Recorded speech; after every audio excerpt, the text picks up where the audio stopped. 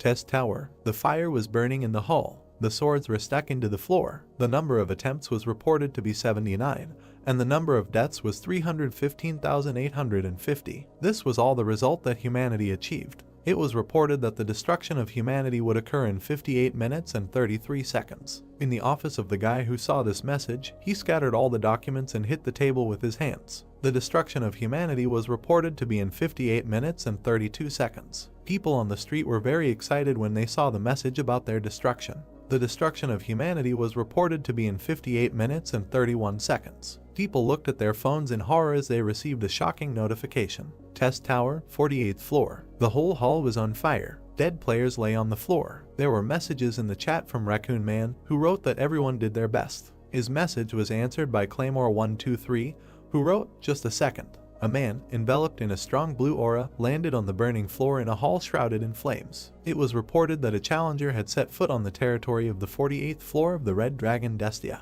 A player under the nickname Claymore wrote that there are still people ready to challenge. In the burning hall stood a guy whose face was covered by system censorship. In his hands was a small blade. In the chat, a player with the nickname Current Writer Josian wrote that this is a challenger in a very bad situation. At the same second, the number of viewers who connected became more and more, breaking the mark of 7,500 players. A huge monster, with a bunch of sharp teeth in its mouth, growled loudly. It was a dragon. He was so huge that the challenger was just a fly in comparison. Fire burned in the dragon's eyes. Bowing his head to the newcomer, the dragon said that people do not know how to give up at all, after which he asked if, having lost such a huge number of their fellow tribesmen, they had really returned again. The challenger immediately said that there was still a lot to be done to prepare the fried lizard, adding that he was still on time. Raising his head proudly, the dragon angrily asked if the newcomer knew that even with such a death the process could be made much more painful. He raised one of his front paws, which began to accumulate enormous magical power. "But what's the point of talking to you?" the dragon suddenly said.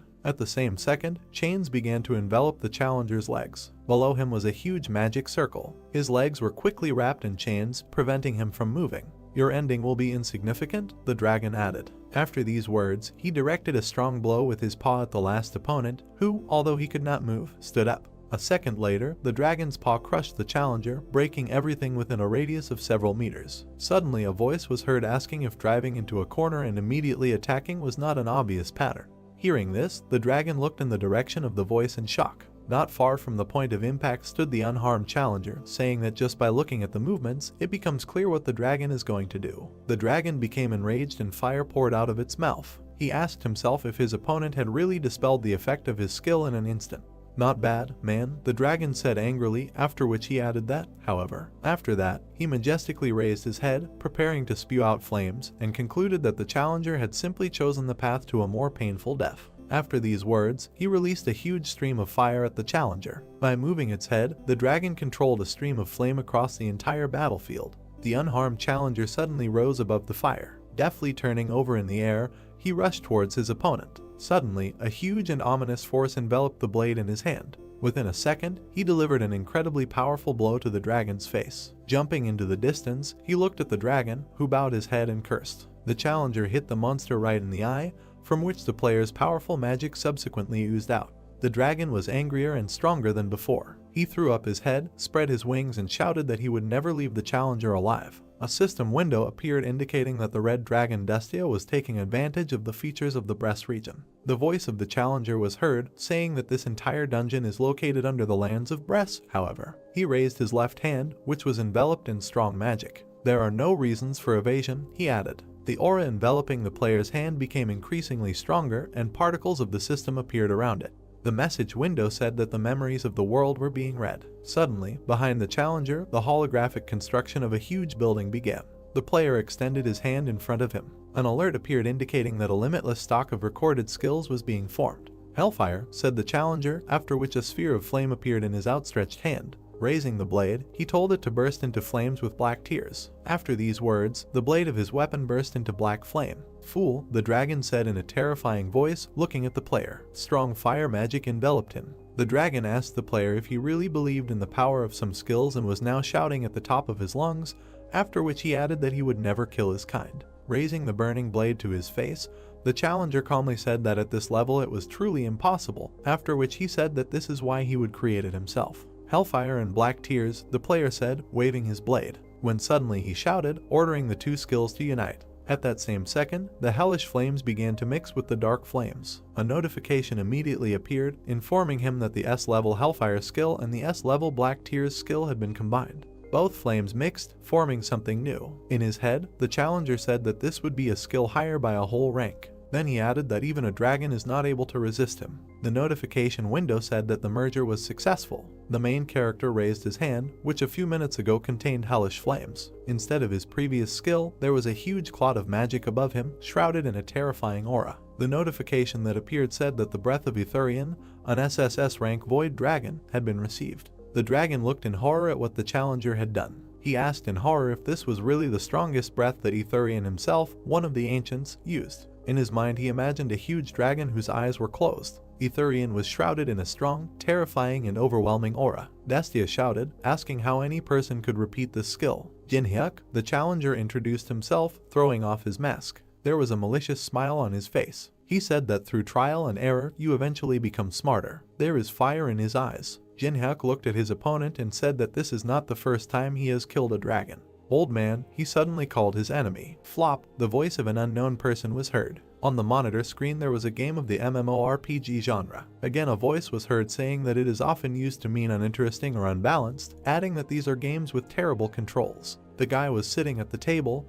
and his face and body were illuminated by the light from the game. He heavily criticized the game, calling it very bad. Or if the game has an absurd level of difficulty, he continued his thoughts. A huge tower was in front of one of the heroes. The guy kept thinking that this virtual reality game Tower of Challenges exactly matched this description. After adding that after the launch of the game, Korean old men, each of whom considered it their hobby to outplay its creators, rushed to conquer this game. He introduced players of different classes who rushed to attack. The guy added that old people will refuse to eat and sleep throughout the year. However, after 3 years, people realized, he added, after some thought, presenting various bosses and mobs, deadly traps and slugs that destroyed players with ease. He said that Tower of Challenges is a game that impossible to pass. He remembered the huge and great Gate Guardian, who deserves to be called invincible. Afterwards, he remembered the many heroes frozen to death who arrived in the polar region with a temperature of -60 degrees, where it is possible to freeze to death in just an hour. The next thing he remembered was a huge labyrinth, more than 10,000 kilometers long.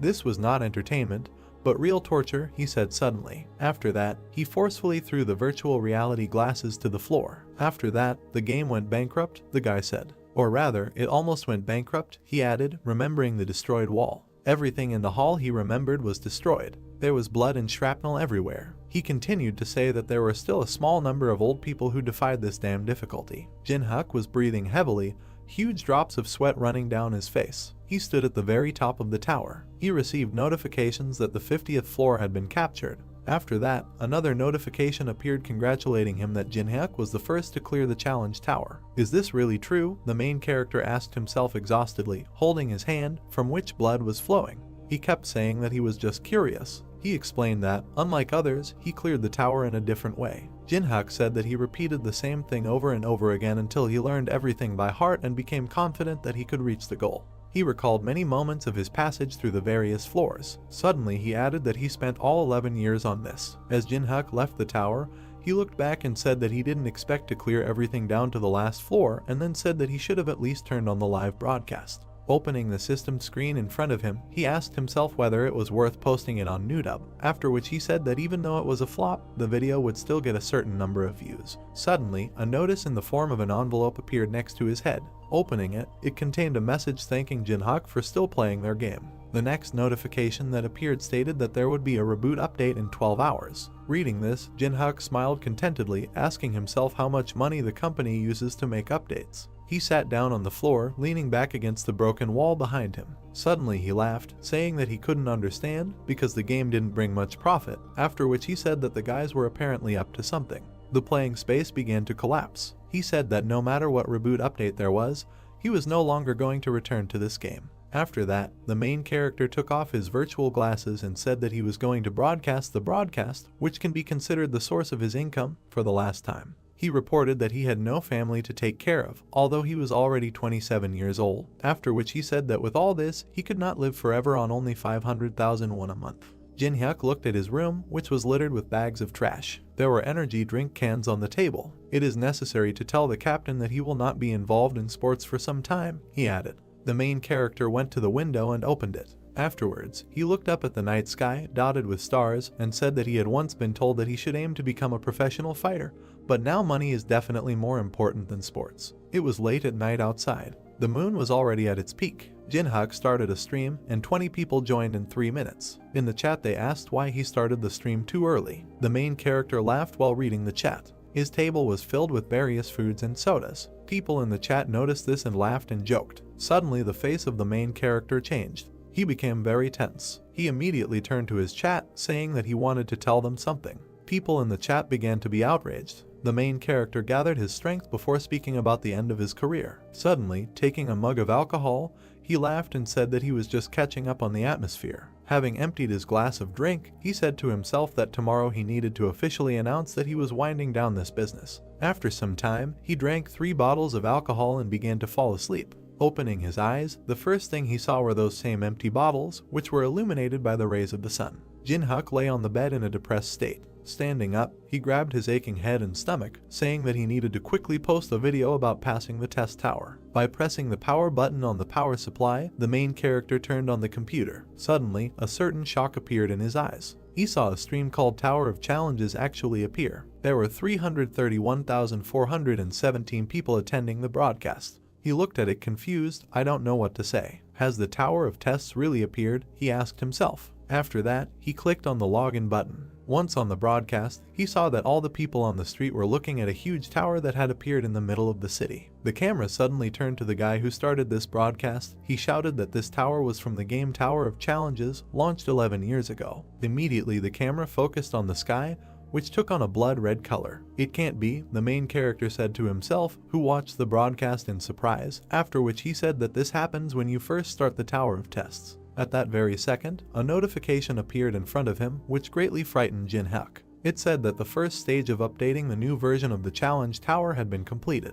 The city was engulfed in darkness and the sky was red. The new message stated that all players must move to the next floor of the tower within 90 days. Exactly the same message appeared in front of all people, no matter where they were. In case of failure, it was written on the next system window. Mothers and their children read in amazement what was written before them. Humanity appeared in the following notice. The chair in the main character's room fell with a crash. Shocked, Jin-hyuk looked at the system screen in front of him. A drop of cold sweat ran down his face. He was confused. "Will be destroyed," the last notice stated. It was again reported that the first phase of the update had been completed. The main character was no longer in the room, only an overturned chair remained. A notice appeared indicating that people's level of adaptability and acceptance of reality was increasing amazingly. "You need to remain calm," Jin-hyuk said, but he himself didn't really live up to his words. Drops of sweat were running down his face, and there was hidden fear in his eyes. As he left, he quickly put on his jacket. In his head, he said that if the Tower of Testing had actually become a reality, then now was not the time to hesitate.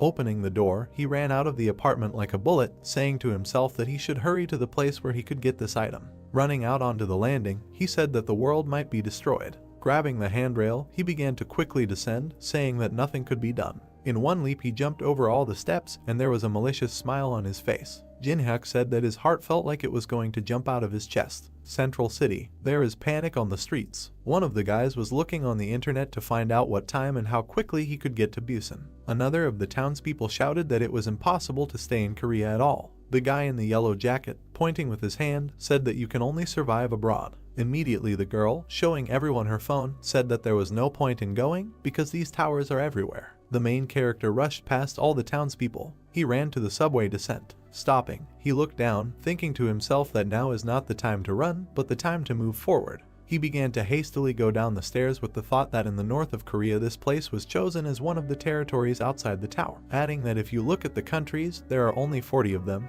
and this place is the closest of all. At the top of the sign it said Central Underground. Below there was a beautiful fountain with statues of angels. Once below, a notification appeared in front of the main character, informing him that he had entered the event area. Jin-hyuk was serious. Looking at all the people below, he said that they were all people who played the first part of the Tower of Trials. He walked calmly between all the people who cast quick glances at him. In his head he said that everyone was just watching each other and there was nothing else left to do. Then he realized that the number of items that would soon appear here was limited, and if he was lucky, there would be about 5 of them. Suddenly the guy behind called out to the main character. Jin-hyuk turned around in surprise. The guy had a wide smile on his face. Recognizing Jin-hyuk, he said that it was a miracle that he really came, because the main character spent all day playing with toys, hiding in the corner of the room. It was Jongsu, BJ partner of Paprika TV and owner of 500,000 subscribers on YouTube, a so-called successful celebrity, and at the same time, a representative of the company of which the main character was a part. Looking at him, Jin-hyuk displeasedly asked if now is not the time for a live broadcast. Pointing to everyone gathered behind him, Jongsu asked if he could see what was happening there. What other broadcast? Having slightly pushed the main character, Jongsu, with a smile on his face, asked what floor he had risen to and why hide this from a colleague with whom he works in the same company. Colleagues, the main character asked himself displeasedly in his head without answering anything to the guy who approached him. Remembering how they did live broadcasts, Jin-hyuk said that in the company created by Jongsu, many BJs were deceived due to an unfair contract, and the more broadcasts BJs did, the deeper they sank into this quagmire, and their protesting voices were mercilessly drowned out by the force of enormous lawlessness, the main character added after a short pause. He remembered one of the BJs crying while doing a live broadcast. He looked at the webcam in the corner of the monitor, when he suddenly grabbed her. Having pulled it out, the guy threw it at the contract. Then Jin-hyuk said that as a result, the colleagues with whom he was so close, all the friends with whom he rose from the very bottom, gradually left the company. Interrupting the main character, Jongsu grabbed him by the shoulder and said that he knew that he was a good player and made delicious mukbang. Jongsu had a kind smile on his face. He said that especially for Jin-hyuk, he was ready to change the terms of the contract to more favorable ones. Jongsu, the main character, coldly addressed his interlocutor. The world has changed. After that, he hit the guy hard in the nose, from which blood immediately sprayed out. Jin-hyuk shouted at him not to throw around words. At that same second, 2 of Jongsu's teeth fell to the floor. He covered his face with his hand, from which blood flowed non-stop. Jongsu fell to the floor, and the main character, looking down at him, said to himself that he even felt better in his soul. Turning away and walking away, he said that gradually he should begin to appear. Particles of magic were flying around the fountain. Suddenly something began to bubble in the water of the fountain. Elsewhere in the fountain, the water also became agitated. At that same second, a huge stream of power burst out of the water. It was a huge tree. Its foliage was lush and green. A strong warm aura emanated from him. As soon as the players saw this, they looked at the mangrove tree in shock. Jin-hyuk smiled contentedly and said that everything was the same as in the Tower of Tests, after which he said that his memory was all right. The message that appeared was that the mangrove of greed continued to grow. Suddenly people saw red fruits appearing on the tree. Seeing them, the main character said, "These deliciously ripening fruits." The fruits were in drops of water, and under the warm aura that barely illuminated them, they seemed magical. Jin-hyuk added that they have an effect that increases the stats of agility, strength, and mana. Suddenly it dawned on him. His view changed. In his head he said that this was all without a doubt very good, but there were only 4 fruits. People around looked at each other. Quite harshly, said the main character. All those present at that very second climbed the tree for 4 fruits. They pushed, fought, kicked, just to get to the fruit. Suddenly a bloody handkerchief fell to the floor. It was Jongsu's handkerchief, who was covered in blood, and said, turning to Jin-hyuk, that if they unite, they will divide the fruit in half and it will be a victory for both. Suddenly he shouted that otherwise the main character would miss the fruit, adding that he was already late. Jin-hyuk looked at Jongsu coldly and did not answer. Turning away, he told him to sit quietly if he didn't know anything. "It's not time yet," he said firmly and with confidence. After these words, the main character smiled widely. People were maliciously eager to get the fruits. Suddenly one of them grabbed the fruit. He tore it off and bit it off greedily. A system window appeared next to him, informing him that his agility had increased by 3. Overjoyed, he waved his arms, shouting that everything worked out. Then Jin-hyuk said to himself that ordinary people don't even know about the existence of a tree with fruits. He saw people climbing up the tree non-stop. The main character added that people who have played only a few times will completely concentrate their attention on eating the fruits. He saw how people, one by one, began to fall from the tree. There was no emotion on his face. He was cool and calm. "And the old people," said the main character, creating intrigue. After that, a malicious smile appeared on his face. Suddenly he continued, enjoying a more perverted and cruel spectacle. A few minutes later, the tree root rushed to attack like a whip. He hit the ground around him with enormous impact force. In horror, people looked at the tree, jumping away. Suddenly one of the guys said that if you eat all the fruits, the tree becomes very dangerous. All those gathered began to leave in horror, passing by the main character, who did not move from his place. He looked at the tree, biding his time. Jiangsu also turned around, preparing to run away. Noticing him, the main character asked if he was really going to give up. Of course, the guy without 2 teeth screamed in horror. Disappointed with the answer, Jinhyuk said that the real reward of the event can only be obtained when all the fruits are eaten. Jiangsu stopped, turning to the main character. He asked, "Is he really telling the truth?" Looking at his interlocutor, Jinhyuk asked why he stayed here if it wasn't true. A bead of sweat ran down Jiangsu's face. Looking at the main character incredulously, he said in his head that he thought why he didn't show any interest in people, after which he said, so that was the reason. When suddenly he smiled madly and said in his head that he could definitely smell the sweet smell. Putting his hands in his pocket and spitting to the side, Jiangsu asked what he was going to do. In the eyes of the main character there was only confidence. He did not doubt anything. Jinhyuk replied, "That you need to get inside." Pointing to the raging tree, he said that if they moved close to each other, they would become easy targets, so be sure to approach the tree from both sides. "Are you really suggesting that we should focus our attention?" Jiangsu asked, interested. "Exactly," the main character answered, putting his hands in his pockets. They both prepared to begin the plan. Suddenly Jinhyuk said, looking at his comrade, that if at least one of them begins to hesitate, then that will all end. Jiangsu immediately replied that the main character should not worry, because this was not his first day in this game either. After a few seconds they moved. "Now," Jinhyuk said, after which he immediately ran in one direction. Jiangsu did not stand aside and also began to run, but only in the other direction. They surrounded the tree from different sides. Suddenly it stretched out huge and long roots. Jinhyuk deftly dodged the first root. Looking towards his comrade, he wanted to know how Jiangsu was doing. Jiangsu stood still with a crazy smile on his face, asking the main character who would listen to him.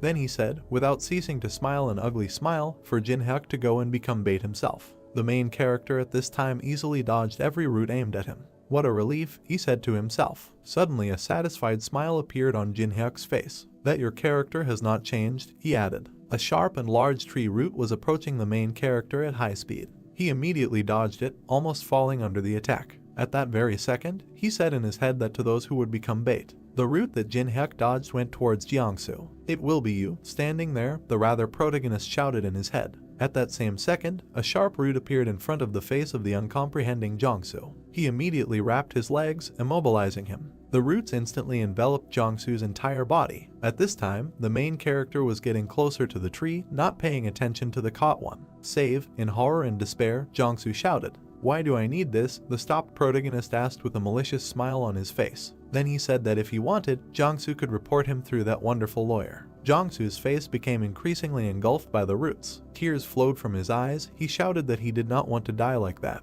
But before he could finish speaking, the roots of the tree squeezed him, turning him into a bloody mess. "Have a nice trip, trash," the main character said to himself as he approached the tree. He has very little left to reach his goal. The roots of the tree again headed towards the main character. To the left, 22 degrees, Jinhyuk said. His eyes quickly ran around the entire battlefield. He watched all the roots attacking him. The roots were getting closer. Looking in the other direction, he said, "To the right, 35 degrees. In his head, he immediately said that it would be easy to evade. At that very second, the roots surrounded him. Suddenly they collapsed, but Jinhyuk was no longer between them. Having collapsed, they bounced off each other and hit the trunk itself in the very center, breaking it. The roots began to break apart the tree bark even more. And finally, the main character said, "The roots have made a passage to the heart of the tree." It was small, but it beat quickly and was filled with powerful energy. In his head, the main character said that a mangrove tree core appeared. After that, he smiled sarcastically and added that there really wasn't a single bit of error here from what he went through in the game, because he knows the exact trajectory. It's difficult to attack himself. Next to him, he saw a fragment of one of the roots. Immediately, Jinhyuk grabbed him. His eyes glowed bright scarlet. Rising, he looked at the tree and asked how about not boring each other and calmly parting with the tree heart. The tree was raging. The main character, looking at him, said that since this is an event mob, there is no experience from him. At most he can raise the honor level for a day. The tree once again raised its tentacles and roots to attack and defend itself. At that very second it directed them towards the main character. Immediately, a message appeared informing that the mangrove tree of greed was using the blood-sucking vine skill. "Even though I'm an old man, it will be difficult for me to dodge this," Jinhyuk said after seeing the monster's attack. The roots of the tree, shrouded in an ominous aura, flew towards the main character. Jinhyuk became very tense and prepared to defend himself. "However," he said. After that, he turned the blade over in his hand. With a deft blow he repelled the attack of one of the roots, but he passed so close that he scratched the protagonist's cheek. The reflected root hit the ground with enormous destructive force. The following roots, Jinhyuk also accurately reflected. In his head he said that he had the power to twist the trajectory and change it to his heart's content. Suddenly, several roots united into one large root and were preparing to rush towards the main character. At the same second, picking up great speed, the huge hero headed towards Jinhyuk. "There's no need to be scared or worried," the main character said right away. His right eye glowed with bright blue fire. He reflected all the roots aimed at him without taking damage. He skillfully redirected all the roots to another place. They fell elsewhere, breaking through the floor. Carefully and deftly, he moved closer and closer to the tree. There was only one scratch on his face, as well as a contented and wide smile. "After all, I've already been through this many times," he said suddenly. The main character, whose face was covered with black hair, waved his hand in the air. His face began to sweat and he thought he was almost there. Behind a tree with a green crown there was a bright light. A blue butterfly was visible. Many of these insects flew out of the leaves of the tree and rushed upward. Jinhyuk frowned when he realized that they were sleep butterflies. He pressed his hand to his face. While dodging the glowing insects, the main character thought that they released sleeping pollen as a defense mechanism, and the sleeping pollen is inhaled instantly, and if you don't know how to protect yourself, you can instantly fall under this influence. Jinhyuk waved the butterfly away with his hand and thought that the method of defense was very simple. He rushed towards a tall tree and thought that the butterfly would not be dangerous if he simply held his breath. Bright winged insects flew around the tree, inside of which there were red veins. Jinhyuk extended his hand forward and attacked the hollow tree. Then the branches shook. The main character clenched his teeth tightly, raising one hand. He slammed his palm down on the trunk. A shock wave passed through, the space was illuminated. Jinhyuk's black hair flew away from the wind. His face became sweaty and bright red sparkles appeared in his eyes. The roots of a tree rushed towards him from below. The burnt leaves smoldered. The system reported that Jinhyuk was the first to bring down the World Tree of Greed. This tree was cut into two halves, it became pale and dry. The main character opened his mouth. He then smiled and thought that he didn't expect that the grip pattern and timing study he had been repeating so diligently and tediously would come in handy like this. Jinhyuk was once again grateful for everything he had been doing all this time. The system reported that within 24 hours the level of honor would be recorded as an achievement of the main character. The system asked for the player's name. The main character frowned in confusion and thought that this was a system that required personal information to raise the level of honor. The word name was visible on the blue screen, and Jinhyuk came to the conclusion that he would remain anonymous. He looked to the side and thought that he was categorically against the dissemination of his personal information, because it would cause widespread interest if it was revealed that he was an old man. The dark screen said that the face would be hidden by a mosaic and the voice would be altered, and Jinhyuk concluded that the system could not achieve complete anonymity, but it still made a compromise and hid his identity. The main character extended his hand to the tree and said that this is important now. He stuck his hand inside the trunk, trying to find something there. Suddenly a satisfied smile appeared on his face. There was a small jade ball in Jinhyuk's palm. He clenched his hand into a fist, grinning contentedly, and the system reported receiving the core of a tree heart. The main character imagined a red fruit with green leaves and thought that if every year the tree fruit raised strength, agility, and mana by 3 points, then the tree heart would provide at least 12 bonus stats. Jinhyuk imagined a glowing green ball and concluded that with the core it would rise by 4 points if you counted 3 as being given for gaining 1 level. The main character brought the core closer to his face, looking at it carefully, and thought that he did not even believe his eyes, because there could not be an item with such a good profitability and, moreover, even after 50 floors, nothing better could be found.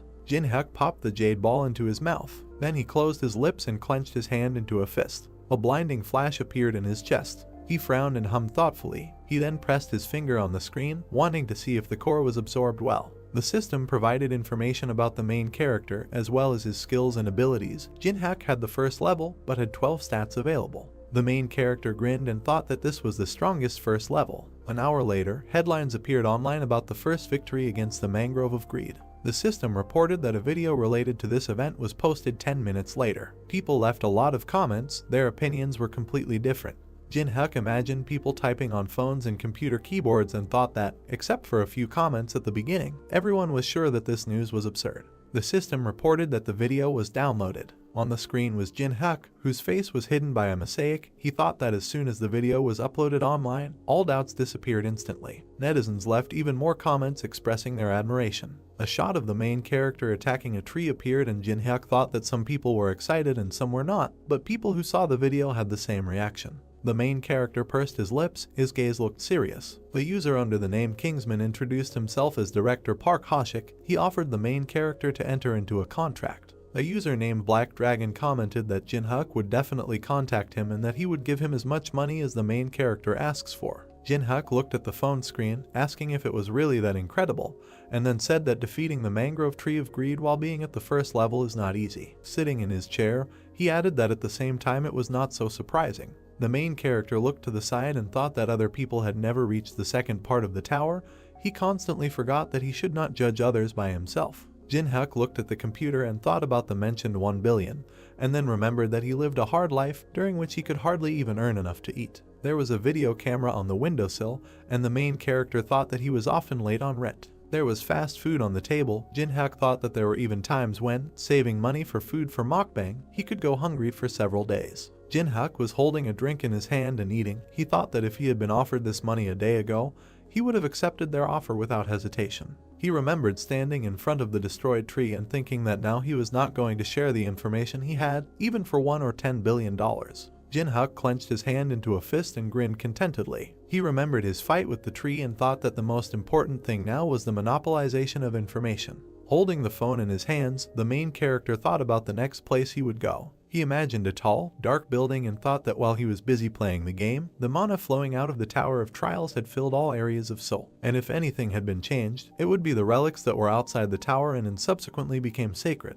Behind the glass was a long sword, illuminated by 2 small spotlights. The weapons began to evaporate, and the main character thought that the sacred relics, which have abilities from legends, are in the tower, so now Jinhyuk is talking about a replica, or in other words, a duplicate. Looking at his phone, he thought about the place where he could get the most lines. The main character stood in front of the People's Central Museum. A jug, a shield, a sword, and a scroll with hieroglyphs were floating in the air, and Jinhyuk thought that the National People's Museum was a place where many relics were kept, and it was like a kind of treasure warehouse. The protagonist frowned and thought that the problem was that he was not the only one targeting them, and unlike the mangrove tree of greed, which only appeared in 7 places in Seoul, the People's Central Museum was only one, and many would definitely gather from all areas those wishing to obtain relics. He imagined 4 people whose faces were difficult to see, and came to the conclusion that among them there would be old people. Jinhyuk grabbed the doorknob. The system reported that he had entered the event area. The main character opened the door and thought that it was quieter than he expected. He assumed that no one had come yet. Suddenly Jinhyuk clenched his teeth tensely. Putting his hands in his pockets, he thought that, as expected, someone had managed to come first. Someone's burnt corpse could be seen against the charred wall. The main character put his hands in his pockets and thought that the world had changed, so he assumed that people were also changing after him. But the difference between expectation and reality turned out to be significant, and within a day everyone became too fearless. He looked at the stairs and thought that they were targeting the sacred relics that were kept in the halls of the Middle and Modern Ages. Jinhyuk presented the Didoyanjido map, a relic that everyone wants to get their hands on. The main character thought that they did not want to look at the 8 provinces of the Republic of Korea, and since the ancient map is saturated with mana and stores information about the Tower of Trials, everyone wants to possess it. There were marks on the map, and Jinhyuk thought that it described in detail where to find the labyrinth with ruins, and what objects and monsters there were. The main character imagined many human hands reaching up, and thought that there was no information above the 10th floor, but this was enough to light a fire in people's eyes. He thought that everyone only wants this card, but they don't know that the truly valuable sacred treasures are hidden in the clay. A pitcher fell to the floor as someone screamed furiously. Many people were fighting among themselves. There were shrapnel on the floor and bloodstains were visible. Someone opened his mouth wide, deafeningly ordering everyone to freeze. The young man with black hair, who was holding his opponent by the clothes, turned around. The broad-shouldered man crossed his arms and said that whoever moves from now on is considered dead.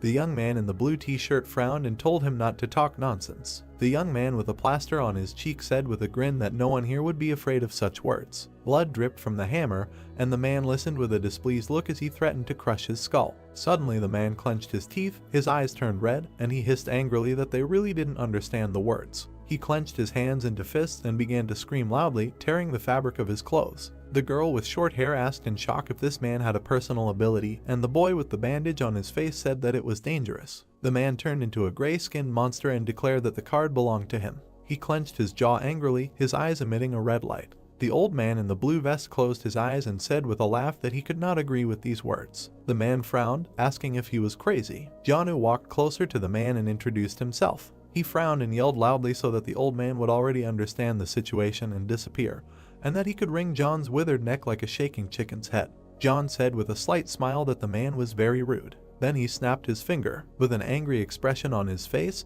the old man asked whether the man would quickly break his neck or turn him into a coal. Fire appeared on John's finger. The man frowned in shock, suggesting that it was magic. The old man extended his hand forward and released a fiery attack towards the enemy. The man's eyes reflected the flames approaching him. The fire completely engulfed his body, causing him to turn black and scream in pain. All that was left of the man was smoldering flesh. He opened his mouth wide and thick steam came out. John, who put his hands behind his back, turned away and said that this was a disaster brought on by the man's tongue.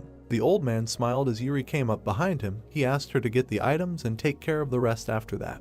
The girl said with a smile that John could rely on her. She touched the small statue of Anubis and said that he would be enough. Yuri's eyes began to emit a purple light. Bright lines appeared around her, and she said that he would deal with anyone who decided to stop them. The man in the wolf mask held a long spear tightly in his hand. A dark silhouette of a creature with sharp fangs and red eyes could be seen. The figurine darkened against the backdrop of a blinding flash. The gold sparkled. Yellow lines were visible on Anubis's body, creating patterns. Yuri crossed her arms, saying human. Whoever moves from his place will be considered an enemy of Anubis. The black-skinned warrior raised his weapon. The girl smiled and offered to cooperate. The young men looked at her in horror. One of them asked why there were so many awakened old people here. Bloody weapons fell to the floor and they screamed that they were giving up the card or anything else. Yuri clapped her hands happily and thanked them. Suddenly a look of surprise appeared on her face. Someone stepped on the fragments. The main character put his hands in his pants pockets and walked around the room. He tilted his head and pointed at the mess. Jinhyuk walked over to the crumpled scrolls and came to the conclusion that these people didn't even have basic antique etiquette. Shaking off the yellowed paper, he said it was a relief that nothing had been torn. The main character bowed his head and fell silent when he heard his name called. Yuri, her eyes burning with rage, asked if it looked like she was joking with him. Anubis stomped his foot, sending dust into the air. The girl with a crazy smile ordered him to kill Jinhyuk. The monster opened its mouth and rushed towards the main character, holding a spear in its hand. Jinhyuk stood motionless. He frowned as the spear blade came in front of him. The main character waved his hand. The weapon fell to the floor behind him. Yuri opened her mouth in surprise. There was a deep crack on the floor behind Jinhyuk.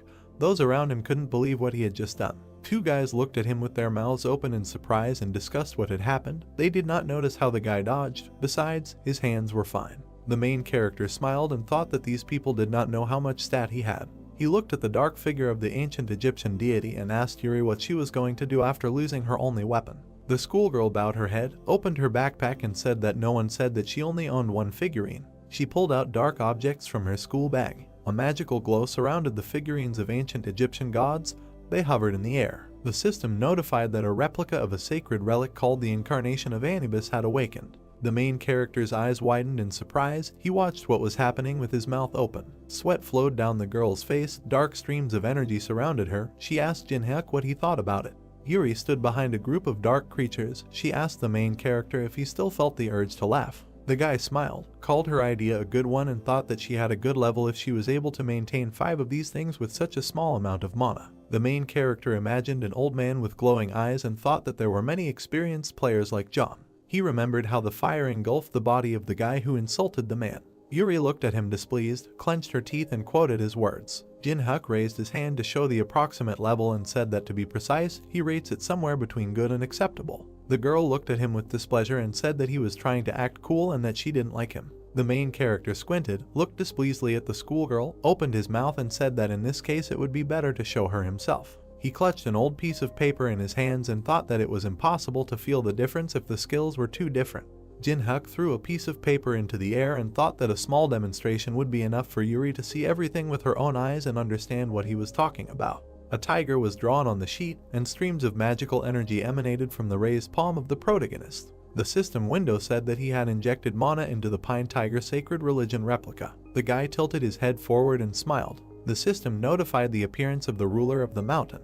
The main character extended his hand forward, guiding the tiger that appeared at his side. Yuri's eyes widened in fear. She clenched her teeth and said that this was impossible. The ground shook from the paws of the animal. The tiger's eyes glowed yellow. The system window said that it was an unnamed creature from the Joseon era. The ancient Egyptian creature bared its teeth. Jinhyuk stroked the tiger and asked how dare some jackal show his teeth to the ruler of the mountains. He waved his hand. The main character pointed his finger at his opponents and said that food was served. The tiger opened its mouth and rushed forward. The opponent raised his shield and growled. The ruler of the mountains raised his clawed paw. A horizontal stripe appeared as the tiger cut off the enemy's head with a wave of its paw. The 3 other incarnations of Anubis bared their teeth and raised their spears. The tiger opened his mouth wide and roared. The animal knocked down another opponent. The muzzle of the ruler of the mountains was stained with blood due to the fact that he tore his enemies to pieces. His eyes continued to glow and he moved so fast that the image was blurry. Sweat was running down the girl's face. She couldn't believe what was happening. Yuri froze in front of the black figure and thought that she had heard of different ways to use sacred relics, but had never heard of this method. She raised her head and thought that the mana emanating from the creature felt like her skin was being torn off. A white flash appeared in front of the girl. She realized that she could not win. Yuri fell to her knees. Her eyes were shining with tears. She was upset because she thought that she had obtained the most powerful items, but she was wrong. The guy put his hands in his pockets and walked up to her. The girl thought with irritation about who this man was. Jinhyuk stopped in front of Yuri sitting on the floor. She pressed her hand to her chest. The main character smiled and ordered her to give the item. Sweat ran down the girl's face. She opened her mouth and asked what he was talking about. The main character sat down next to her, looked displeasantly at the schoolgirl and demanded that she give up the Tutankhamun mask. Yuri frowned, clenched her teeth and asked where he was going to use this item, since it was useless in Korea. Jinhyuk narrowed his eyes and looked at her intently. He raised his finger and moved it, calling someone to him. A tiger's face appeared in front of Yuri, and she stuttered and said that she would give everything up. An open backpack lay on the ground among the shards of glass. A mask with the face of an ancient Egyptian pharaoh hung in the air. The system reported that a replica of the relic mask of Tutankhamun was received. The main character squeezed the object in his hand and thought that he had easily obtained the second sacred relic. The girl raised one eyebrow and asked if he was targeting Tedonjido's card. Jinhyuk tilted his head and said that it was none of her business, but in reality he just forgot about the card. He stroked the tiger and asked the creature to check everything. The animal bared its teeth when the protagonist said that no one should follow him. Yuri pressed her hand to her chest and looked at the tiger in horror. The ruler of the mountain opened his mouth. Dark streams of power emanated from his paws. The main character watched what was happening over his shoulder and thought with satisfaction that all preparations were completed. He looked at the steps leading up and thought that the time had come. Jinhyuk raised his hand and thought that he should get the strongest skill of the trial tower. There were numbers and letters written on the wall indicating the floor. In a dark room, under protective glass, there was a luminous vase. Sweat was running down the old man's face. He didn't understand how Yuri allowed this to happen. The elderly man and the main character stood nearby. Jinhyuk clenched his fingers into a fist and thought that it was not so easy for John to get here. Continuing to sweat, the man thought about how this guy was able to get past Yuri. The doorway in front of them glowed blue. The guy pressed his hand to his face and said that it looks like this is a level 1 barrier. John closed his eyes and said that it looks like the guy knows about it. He reached out, touched the barrier and said that this was the first time he had seen something like this. The man shook his hand and said that physical impact and magical attack would be useless. Jinhyuk extended his hand towards the barrier. He closed his eyes and thought that he needed to find a place where the flow of magic diverged. Blue smoke emanated from a white ball, inside of which there was some kind of inscription. The main character opened his eyes and mentally said the word Carpo. Without lifting his hand from the barrier, he turned to John and said that he seemed to know how to destroy the barrier, but he had one condition. The man closed his eyes and asked what he meant by condition. Jinhyuk opened his mouth and said that if John Woo continuously applied his flame magic to the barrier, they would be able to weaken it. The guy pointed at himself and said that this would have to be done until he returned with the necessary relics. John rubbed his chin, smiled and said that it turns out he should stand outside and influence the barrier while the main character is inside. Jinhyuk gritted his teeth, waved his hand, and said that he himself cannot continuously use powerful attack magic that can damage the barrier.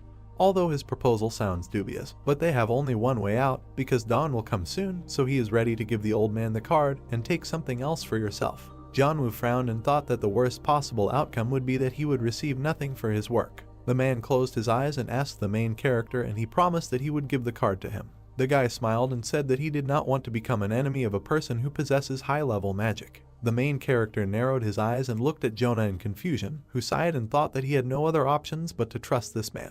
The man hid his hands behind his back and told the guy that he believed him. The young man looked at the barrier and asked to take care of it. The fire enveloped John's hand. He bowed his head and said that he would do his best. He gritted his teeth with effort and summoned even more magic. He directed a stream of fire at the barrier, preventing them from passing. The shield cracked from contact with the fire. Jinhyuk frowned, shouted that he went and mentally said the word Carpo. He covered his face with his hands and jumped through the barrier. The guy landed on his feet. With sweat running down the man's face, John opened his mouth and told the guy to hurry up. The main character smiled, waved and thought that he planned to try his best. The guy turned away and mentally added that he would do everything his own way. Behind the glass lay a book with ancient hieroglyphs on the cover. Magic sparks came from the traditional Korean outfit. The rectangular object also released magical energy. Jin-hyuk hid his hands in his pockets, looked around and thought that, unlike the lower floor, everything here looks as if no one has been here. He looked at the broken display case. This was the only exception. The system window said that there was a sword engraved with Kai and Long. The main character imagined a man with a sword and thought that this man took what he wanted, put a protective barrier on the room and left. The guy pursed his lips and thought with disapproval that the man didn't want to take risks, so he just took what he came for and left, despite the fighting people. Jin-hyuk walked up to the broken display case and started counting something. The main character smiled and said that he had found what he needed, rejoicing that the player ahead of him did not suspect that he had taken the second most important relic. On the red pillow lay a bunch of gold coins. The system window said that these were coins from the Lai dynasty. Jin-hyuk took the item in his hands and thought that this was the last element needed to create a unique strong skill. The guy narrowed his eyes. He squeezed the right eye of the Tutankhamun mask, and there was a ceremonial Persian casting mold on the table. He watched with a smile as the golden streams of energy surrounded him. Energy emanated from the eye that lay on the ceremonial Persian uniform. The system notified that a reaction had occurred between the two relics. The guy pulled the thread and thought that if he wants to move forward, he needs to pay the appropriate price. He broke the thread on which the coins were strung. Jin-hyuk waved his hand and the coins began to fall down. The main character put his hands in front of him, protecting himself from the golden streams of power. The system reported that a reaction had occurred between the three relics. The system window said that Jin-hyuk had overcome the disgusting probability percentage and succeeded in unification. Without lowering his hands, the guy smiled. The system notified that a new relic of the Eye of Truth of rank SS had been received. A golden glow surrounded the black eye. In the system window it was said that this relic allows you to open a window of another person's state and distinguish truth from lies 3 times a day. The main character looked at the object hovering above his palm and thought that the Eye of Truth was the best among the 5 eyes existing in the world, but he did not come to the museum that night for this. The system sent a notification that Jin-hyuk completed a hidden quest by combining 3 replicas below Class B to create an SS class item. Blue streams of energy surrounded his legs. The system window said that he had fulfilled the necessary conditions. The guy closed his eyes. The main character imagined white squares and thought that he would copy and collect the abilities that exist in this world, and then use these skills to create stronger ones. Jin-hyuk imagined a flash of light and thought that this would be his weapon to become the strongest in the trial tower. His body was surrounded by blue streams of energy. The system reported that he had received the personal ability of unification and that the memories of the world were in the process of being created. The system window contained information about the protagonist's personal ability. The level of the fusion skill was impossible to measure. It allowed them to copy other players' personal abilities, store them in the world's memories, and then combine them to create top-level abilities. Jin-hyuk's eyes glowed blue. The system advised that the conditions may be changed if difficulties arise that prevent the skill from being copied. Janu continued to attack the barrier with fire and called out to the protagonist. Sweat was flowing down the man's face and body. He asked the guy to hurry up because he was not sure that he could hold out longer. Jin-hyuk turned his head, pursed his lips, and thought about what he had to do to copy the old man's abilities. His eyes glowed yellow. The man released another stream of fire. The conditions for copying the ability appeared in the system window. It said that since John always hides his feelings, in order to get his abilities, the main character must force him to show true emotions. The guy smiled. He looked contentedly at the system window hanging in front of him and thought that he just needed to anger the old man. Using fire magic, Janu asked his ally to hurry up. With his back to him, the protagonist stated that the old man might not use this skill anymore. The man knitted his eyebrows in confusion, never ceasing to release fire from his hands. Looking around, Jin-hyuk arrogantly added that there was no particular need to use magic. The fire cleared. Janu lowered his hands and asked what this meant and why his ally asked him to do this. The barrier blocking the passage began to disappear. The guy cast the Carpo spell, which was a destruction spell in Latin, with the help of which the barrier was broken through more easily. The player narrowed his eyes as he mentally cast the spell. Covering his face with his hands, he crossed the barrier and the wall of fire. In fact, the old man did not contribute in any way to the destruction of the barrier. The man stretched his hands forward, watching the barrier crumble into small particles. The youth thought that the man's mana was almost completely depleted due to the fact that he believed that his endless attack on the barrier would do no good, although it was impossible to break through it. There was a huge map hanging on the wall. The guy was on the safe side, and now he needs to piss off the old man. Looking at the map, he thought that he already knew everything about the tower down to the smallest detail, so a map with information up to the 10th floor would be absolutely useless to him. Smiling slyly, the young man flicked his lighter, deciding that he was not going to give the card to anyone. Janwoo screamed out of breath, not understanding what his ally wanted to do. With his eyes flashing, the main character recalled what he had said just recently. Taking the lighter to the card, he stated that he did not need it. The fire broke out and engulfed the poster hanging on the wall. With this map, anyone could find out all the information up to the 10th floor, so there were fears that the player's advantage might disappear. The man opened his mouth in shock. The flames completely engulfed the wall. The surest way to maintain an advantage was to avoid the chance of losing it. Raising his tense hands up, the old man shouted angrily, promising to kill and grind into powder the man who burned the map. The protagonist's eyes lit up. The notification announced the fulfillment of the condition. A blue book appeared above the guy's head. A notification informed about the successful copying of the Fire Element B skill. A save button appeared in front of the book. The new notification said that the copied skill was saved in the memories of the world and that it allows you to control fire and increases affinity with the fire element. Looking at the notifications, Jinhyuk thought that the fire element was a good stat for the first copy. Summoning a fiery clod in his hand, Janwoo declared that the boy would regret what he had done and would pay for it. Smirking, the player asked if the old man knew why he burned the map. The alert announced the activation of the first level fire element. The guy's hands were engulfed in flames. The man widened his eyes in bewilderment. Looking at the guy's gloating grin and the rising flames, he realized that this was definitely the same skill as his own, but his strength was many times more powerful. John thought that this was no mere mortal in front of him if he had such a high level, and if he really didn't need some kind of card. Beads of sweat ran down his face. Squinting, the man wanted to ask something, but the player interrupted him, grinning and saying that if the old man was going to continue to calmly climb the tower, then he needed to obey him well. The young man went down the stairs. Imagining the faces of the people he met along the way, he thought that, counting himself, only 4 old people appeared in the National Central Museum, and that now that the test tower had become a reality, everyone's desire to reduce risks had become clear. The guy stretched his arms up to warm up. He was worried about the desire to be ahead of everyone by doing this. A status window appeared in the air, describing the player's characteristics and personal abilities. The main character crossed his arms contentedly, thinking that he should take possession of as many personal abilities and skills as possible, no matter what.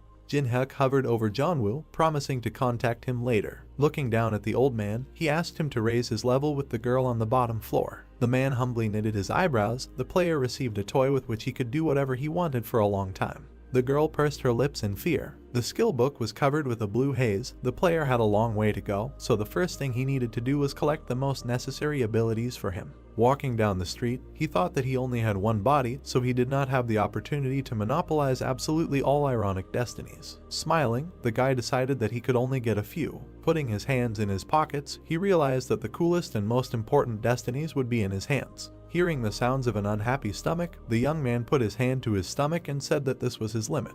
It was time for rice soup, and there was a cafe sign above the glass door. The people inside looked worriedly at something in front of them, not understanding what it was. Their eyes were fixed on the television.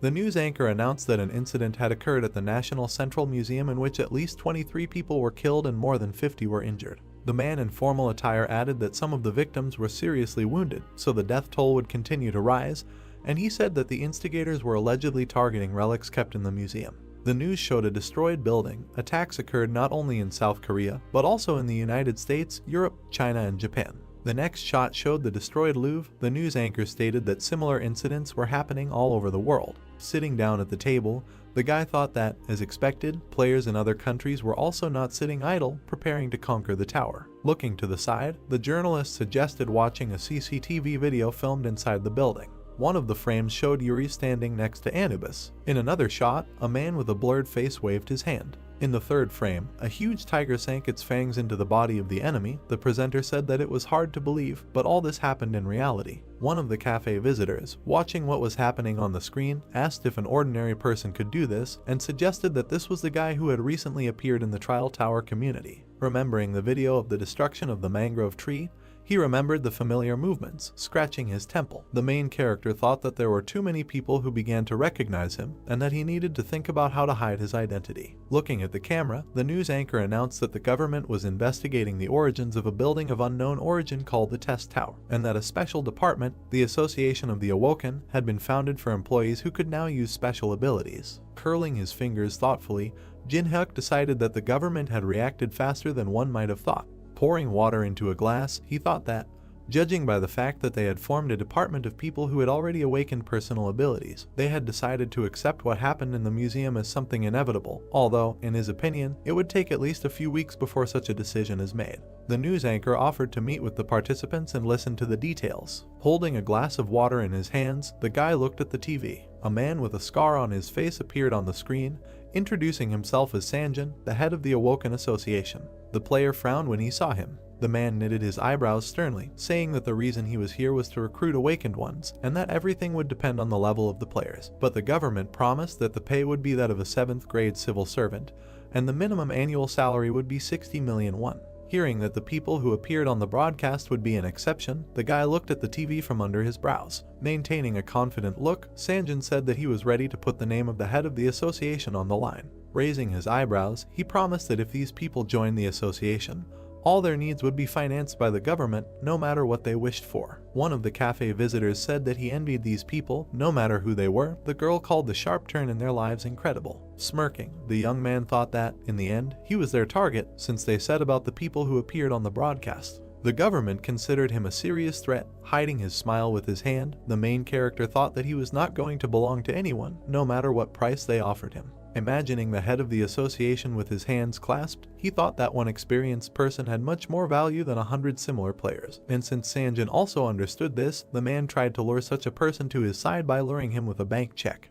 Looking at the TV screen, the player wondered if the fact that Changjin was entrusted with the position of head of the association meant that he had a pretty good ability. Putting his hand to his chin, Jinhak wondered if the man was invited to this position because of his experience in the test tower, but hoped that he did have a good ability. Smiling, he concluded that he would certainly feel the beauty of copying. The guy looked at the wall clock. The time showed exactly 7 in the evening. The hands on the clock showed different times. When the hour hand points to the new time, the tower of tests will open, stars twinkling above the tower that rushes into the sky. The notification announced that the challenge tower had been opened. Players found themselves in front of a river with floating islands floating above it.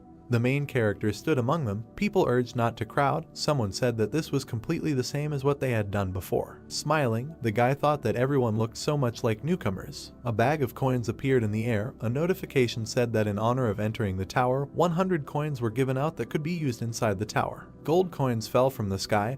Notifications explained that players must film their achievements and upload them publicly to receive 100 coins for every 10,000 views.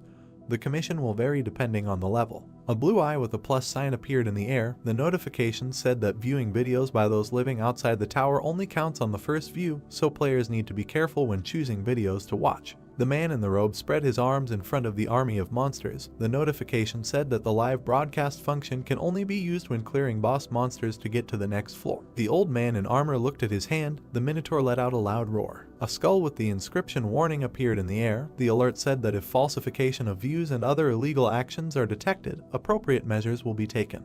The guy thoughtfully put his hand to his chin, realizing something. Residents of the city fixed their gaze on their phone screens. The live broadcast system was a bridge connecting the people rising in the tower and those who lived outside. Viewers watched the video, wanting to see the end of the tower, and thereby increase views. One of the videos depicted pagodas. 900 people watched it. In another video, the warrior stood with his back to the camera. In the third video, the player was about to defeat the dragon with his bare hands, while 1,200 people watched. In front of a huge number of videos, gold coins fell. This system through which famous people could earn money was the most interesting installation of the challenge tower. The people ran forward, planning to first conquer the goblin cave in order to hunt, get their share, and have fun. Someone hit the guy with their shoulder. The man pushed him away. The main character thought that everyone was in too much of a hurry. Standing in the middle of people running forward, he assumed that the newcomers wanted to clear this place as quickly as possible and be ahead of everyone. But for him, getting coins was not difficult, because he already knew everything. But the guy was not going to upload the video so as not to share important information, even despite the reward. Looking back, he decided that this could cause him great damage. Satisfied with his hands in his pockets, Jinhak had already decided what he needed to do first. Smiling, the guy thought that this was a slightly different road, different from the others. At that time, after clearing the beginning of the 30th floor of the tower, there was a period when there was no way to advance further. So the player collected hidden parts, searching the lower floors to climb to the next ones. The young man pulled back the lid of the stone box. Using a torch, he searched it. Moving further through the dark dungeon, the guy constantly analyzed every step of the path traveled. The light of the torch illuminated the carved walls of the dungeon. The player managed to find solutions in the ruins alone. His expression suddenly became very tense. Dropping the torch, he realized that his character was worthless from the very beginning. His hand, clenched into a fist, shook with anger. The result of searching all the lower floors was the realization that the character whom the player had been leveling up, having spent several years in suffering, was himself pathetic. A notification popped up asking you to confirm deleting the character. The guy clenched his teeth in disappointment, thinking that he had devoted himself entirely to such absurdity. Time spent on doubt was an unaffordable luxury for him, so he decided to go all the way from the very beginning and confirm the deletion of the character. Blue particles sparkled around his body. With his eyes flashing, the main character decided to definitely reach the end next time. Looking up at the sky, he thought it was 6 years ago. In front of him stood a huge gate strewn with human skulls and bones. A notification said that inside was the level B labyrinth of Crete, the feature of which was incredible intricacy, and the presence of traps of various types. Crossing his arms over his chest, Jin-hyuk thought that the foundation for a breakthrough above the 30th floor would be the accumulation of the base, and the key to the essence of the cleanup was in the Labyrinthos labyrinth. Gritting his teeth, the guy thought that he didn't expect to have to do this again. By touching the gate, blue runes appeared in front of them. Having opened the gate, the player decided to start walking through the labyrinth. The entrance to the labyrinth appeared in front of him. Ancient Greeks were depicted on the walls. On the floor in front of the entrance to the labyrinth stood a bust of a bull. Seeing a familiar picture and smelling a familiar smell, the guy smiled. White butterflies were flying under the ceiling. One of them flapped its wings and descended. The insect landed on the finger of the player, who was glad to see them. Suddenly he looked back. Seeing a crowd of people in front of him, the young man asked who they were. The girl smiled, stating that they were looking for a place to hunt and, seeing an open labyrinth, decided to go in before it closed. 10 minutes ago, before the invasion of the labyrinth, the squad noticed how someone opened the gate. A guy with red hair said that they followed a man who showed by his appearance that he knew something. Another member of the squad asked why this person immediately went into the labyrinth. They were surprised that the player managed to open the door of the labyrinth without a key. Looking down, the girl offered to follow him. The blonde crossed his arms and protested, saying that they didn't know what type of labyrinth it was or how big it was. Leaning on a tree, the girl said that they need to think with their heads, because they know very well what is most important at the beginning of the Tower of Tests. Looking up, she explained that the player had entered the labyrinth without a key and that the dungeon was on the first level, which meant that its degree of difficulty was not that high. Looking after the man entering the labyrinth, the squad member concluded that this was possible because the labyrinth was located on the first floor. Blowing a bubblegum bubble, another girl asked if this person would obediently share objects with them. Smirking, her ally replied in the negative. Looking at the labyrinth with burning eyes, she declared that the squad would force this player to remain in the dungeon forever. Smiling sweetly, the girl said that her squad saw an open labyrinth and decided to go into it. The other team members stood behind her. The girl stated that it would be better if they entered the maze altogether, because the more people sharing the burden of danger, the better. The main character thought that these guys were confident in their numerical superiority and were trying to outwit him.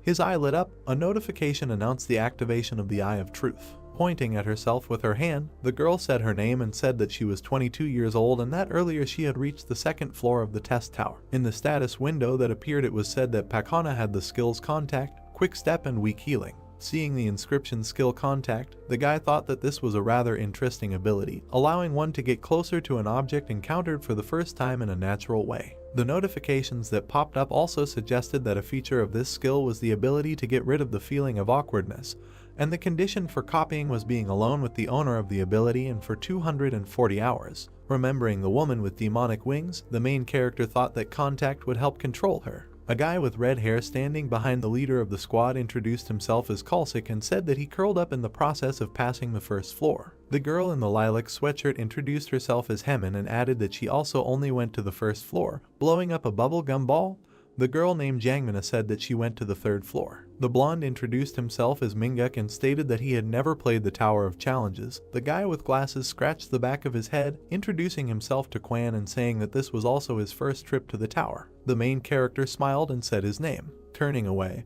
he thought that the squad could hit him in the back of the head at any moment, so there was no need to remember their names. Pakhana hugged his hand and called him by name. Looking into his eyes, the girl asked which floor in the test tower he had reached. Pressing close to him, the squad leader activated the first level Contact skill. The girl smiled sweetly. Red flowers appeared around them. Turning her back to him and replying that he had risen as far as he could, Jin-hyuk understood how this skill worked and thought that if he did not know about the existence of such an ability, then it would have worked. Raising her eyebrows in surprise, Pakhana asked herself what went wrong, because the effect of Contact should have already manifested itself. Hiding her hands behind her back, she asked her new ally to tell her what types of monsters there were in the labyrinth and what abilities they had. The guy agreed, squinting his eyes in displeasure. Butterflies were flying above him. Looking at the squad, the player stated that this labyrinth changes every time at a certain hour. The team members opened their mouths in surprise. The floor began to shake under their feet. Minguk looked around and asked what was going on. Raising her eyebrows in fear, Pakana said that it was just a first-level labyrinth and asked what it was. Stone blocks began to emerge from the walls. One of them appeared right in front of the girl. Someone shouted to her to be careful. A second before the collision, the leader of the squad jumped to the side. Pointing his finger at his friend, Kalsik said that if he stood in one place, he would die and asked him to look up. A huge stone block fell from the ceiling, destroying the dungeon floor. The guys, trying to catch their breath, fell to the ground. The movement of the plate stopped. Dripping with sweat, Pakana looked back. With her hands on her knees, Hyaman said that she didn't see Jangmina. Chalsik gritted his teeth and said that the appearance of such a labyrinth on the first floor is absurd, because everything on the first floor should be the same, except for the ruins. Shaking off the dust, the main character asked if the members of the squad had been to the changing labyrinth at least once. Someone asked how anyone could have visited such a place. Knitting her eyebrows together in frustration, the squad leader said that this was too dangerous for the first level and that they needed to get out of here now. Looking at Hyaman, the girl asked her to find a way out using her ability. Hyaman replied that during the change in the labyrinth, her ability was deactivated, and tears appeared in her eyes. Having widened her eyes in fear, Panhaka realized that they were locked here, not even having the opportunity to find an emergency exit. As Jinhak watched the girls talk, he realized that the group, full of confidence, had only entered the labyrinth because of their ability to navigate, because they thought that knowing about the labyrinth would turn their foray into a trip to the neighborhood supermarket. Looking down, the guy thought that these people were stupid and realized that it was almost time for something to appear. The leader of the squad clenched her teeth in displeasure. Looking at the player facing her, she called out to him. Rushing towards him, Pakana asked why the guy didn't warn them in advance about such an important thing as changing the labyrinth. Pointing her finger at him, the girl said that because of him they almost died and many suffered. Kalsik also pointed his finger at the player and agreed with his friend, saying that only the young man knew about everything. Putting his hands on his belt, Quanwu added that because of him,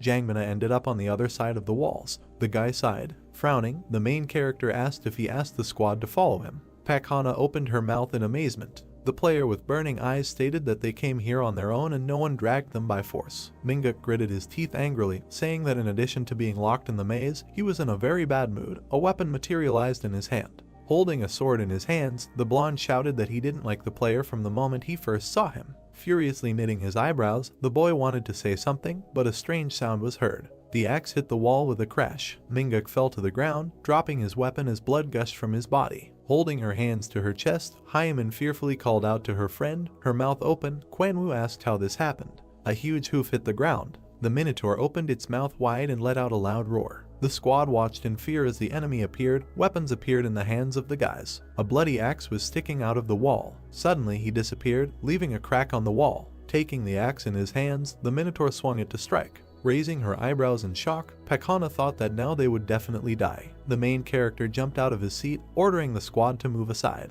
Putting his hands behind his back, he rushed towards the enemy, leaving the guys behind. The leader of the squad watched him in fear, not understanding what he was doing. Just as the monster was about to strike with his axe, Jinhyuk ran up close to him. The monster hit the ground in front of him with force, throwing shards of tile into the air. The player ended up in the air directly above the enemy's head, a notification announcing that the dodge was successful. Smiling, he thought this was a great opportunity. The wound on his shoulder didn't bother him at all. The notification said that the hidden breach stat had been obtained. In the new notification it was written that this stat reduces the excessive difference in levels in a battle with a strong opponent and, conversely, increases it in a battle with a weak opponent.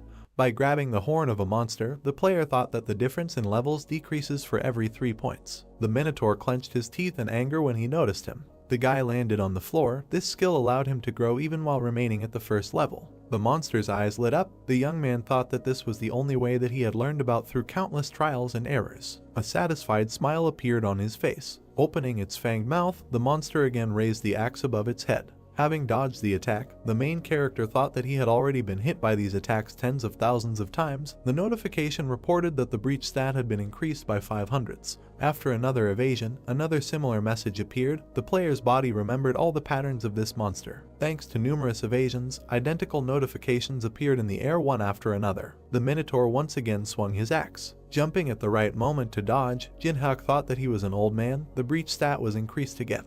Jumping back, away from the enemy, the guy thought that no matter how strong his attacks were, they were of no use if they did not reach their target. The squad members opened their mouths in surprise. Manga asked if they really wanted to deceive such a person. With her eyes widening in fear, Pakana thought that it was crazy to plan to kill such a monster and take away the rewards. The Minotaur clenched his teeth furiously. The player smirked, stating that his enemy was swinging the axe very slowly over and over again, but still hoped to hit at least once. The monster bared its fangs and growled. The axe headed towards the enemy. The blade ended up right at the guy's neck, but the way to become stronger in a short time was simple. This method was to take a chance by placing a bet and putting your life on the line. The blade flew past. A small cut appeared on the neck. The reward was given based on the life-threatening danger. The notification said that the player managed to evade a fatal attack at the last second, so the breach stat was increased by 1. Looking at the notifications, the young man thought that getting 1 stat point for a scratch was a good exchange. His fingers were stained with blood. Having dodged the next blow, he thought that the situation would become much more dangerous if he made a slight mistake, so he needed to finish it. Looking at the squad standing by the wall, the main character thought that the secondary characters had decided to leave of their own free will. Grabbing her friend's hand, Hyaman said that she wanted to leave here as quickly as possible. Pakana asked her to walk, leaning on the wall, because then there would definitely be a way out. Approaching her from behind, the player asked where they were going. The girl looked at him in fear, trying to say something. She opened her mouth in shock when she saw something in front of her. Pointing to the Minotaur, Jinhyuk said that the squad should join the battle if they also want to get stats, because they will be given a hidden stat if the guy's dodge attacks. He added that rewards should be shared. The monster swung his huge axe for another blow. Pakana jumped back. Hyaman put her hand forward in fear. The leader of the squad began to cry, her mouth open in horror. A powerful blow rolled across the entire room, destroying everything in its path. Kalsik ended up on the ground in front of a pool of blood. Tears flowed from the girl's eyes. Smiling, the player stated that they could not stand like a pillar and that they needed to dodge and keep their distance. Looking at the Minotaur, he asked him if it was true. Some noise made the monster stop a meter away from his enemy. A stone block next to him appeared from the wall. The labyrinth began to move again. The stone slabs began to be rebuilt. One of the walls that appeared separated the opponents. Waving his hand, the guy promised to see the monster later. The wall closed the passage, leaving the Minotaur alone. The monster clenched his teeth in displeasure, steam coming from his mouth. Opening his mouth, he raised the axe above his head. The sound of the impact shook the entire dungeon. Butterflies were still flying around the ceiling. Pakana leaned over to catch her breath. Kalsik, sitting next to him, said that they, too, could have died, like Minguk and Hyaman. The girl replied that now the enemy would not be able to pursue them. After introducing a white butterfly, the protagonist said that the pollen from the glowing moths he recently touched was attracting the Minotaur, so it was possible that the monster would continue to search for them. Raising her eyebrows in fear, the squad leader asked why their ally would do something so reckless. Looking at her incomprehensibly, the young man replied that he had to raise his stats. Reaching for the knife lying on the ground, he added that every time the maze changes, there is time to rest and replenish stamina. Waving the knife, Jinhyuk stated that it was fun for him when the monster found him. Looking up at him, Pakana asked how long her ally would do this. Sticking his index finger at the shocked squad members, the player replied that he was going to leave the maze in a month. Kalsik helped his friend get up.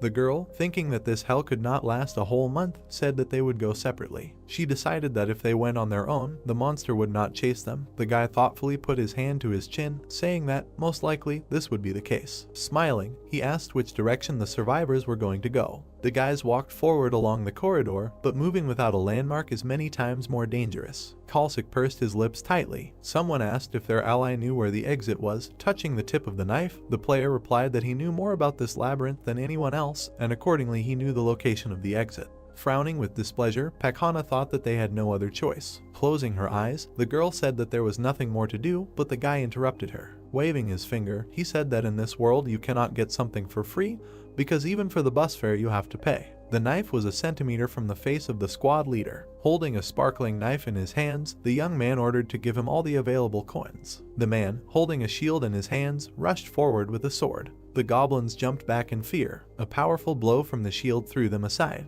The guy with the bandage on his forehead struck with a sword. The video of his battle was paused, and there were a lot of rave reviews underneath it.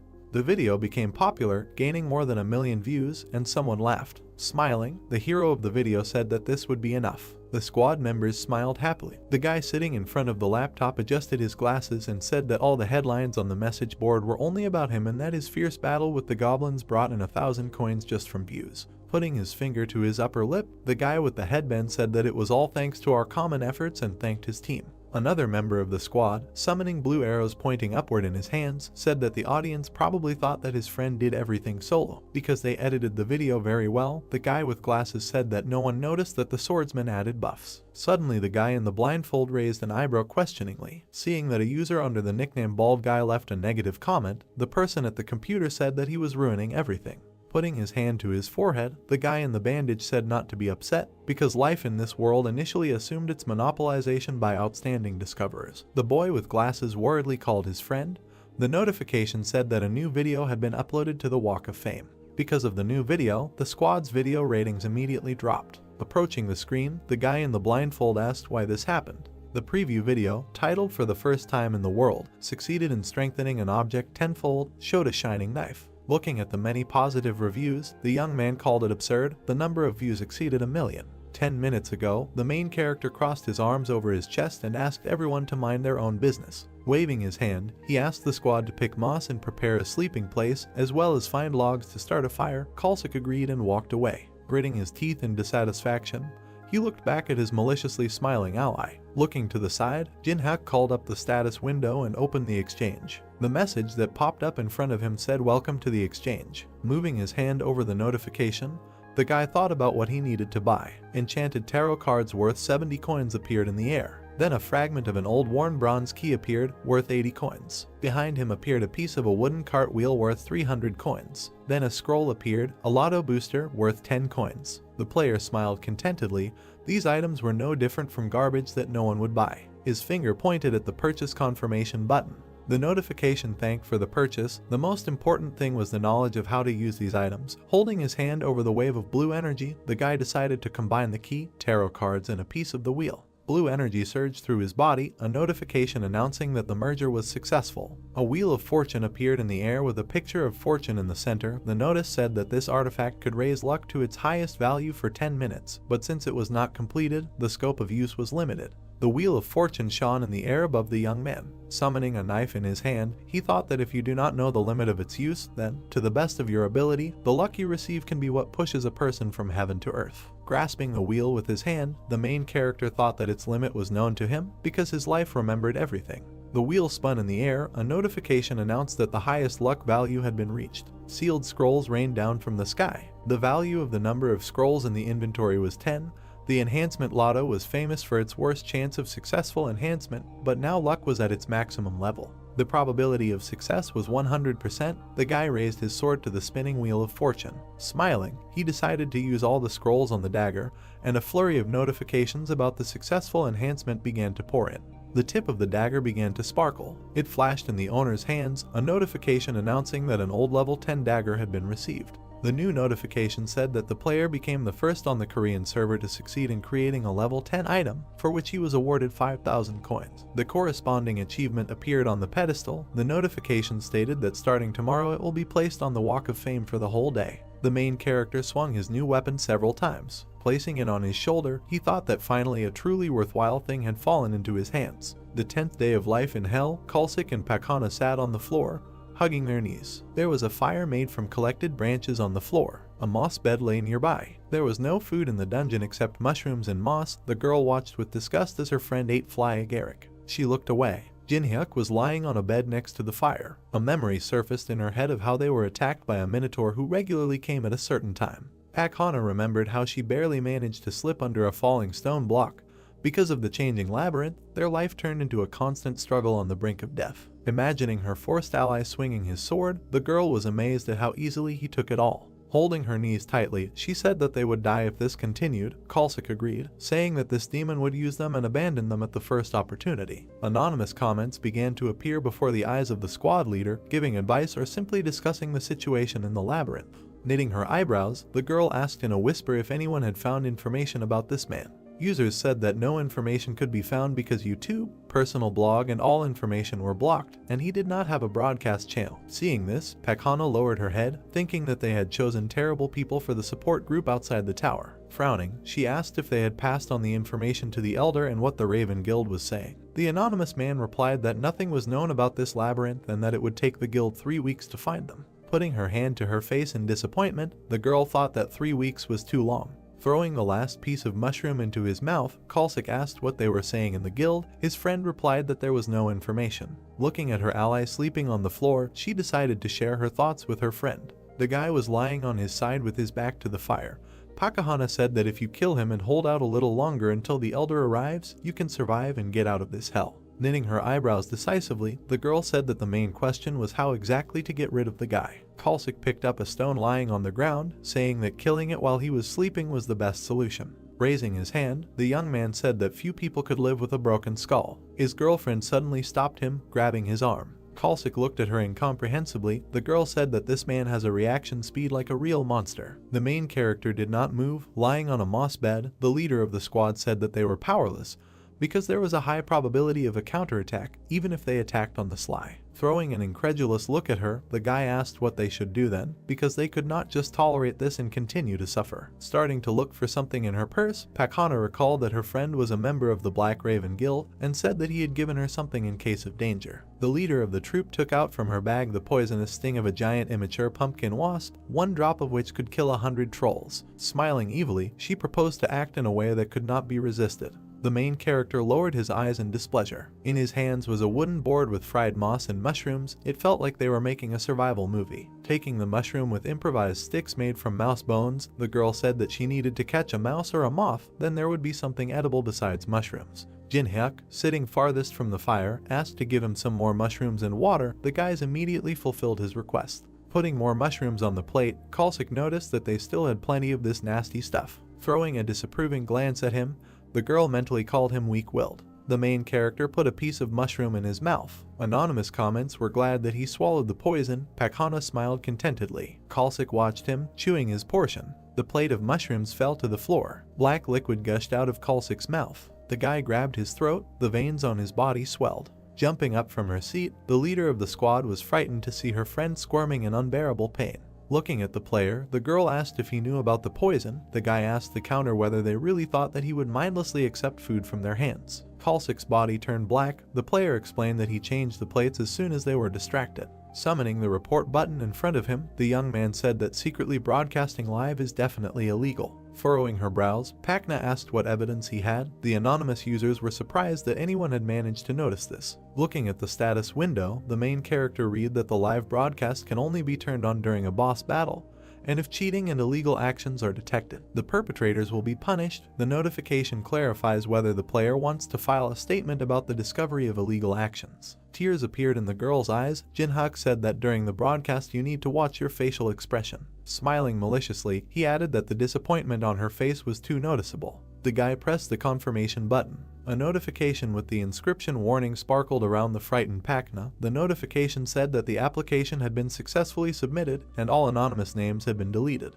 The girl pressed her hands to her chest. The live broadcast screen behind her began to disappear. She turned around to look at the screen. The users did not understand what was happening. One by one they were disconnected from the server until there was not a single connected viewer left. Notifications said that these people would not be able to watch the video for a month, and if they violate it again they will be deleted permanently. Seeing that the number of spectators was 0, the girl asked how this happened. A new notice announced that the player's fine had been replaced by a merciless fate.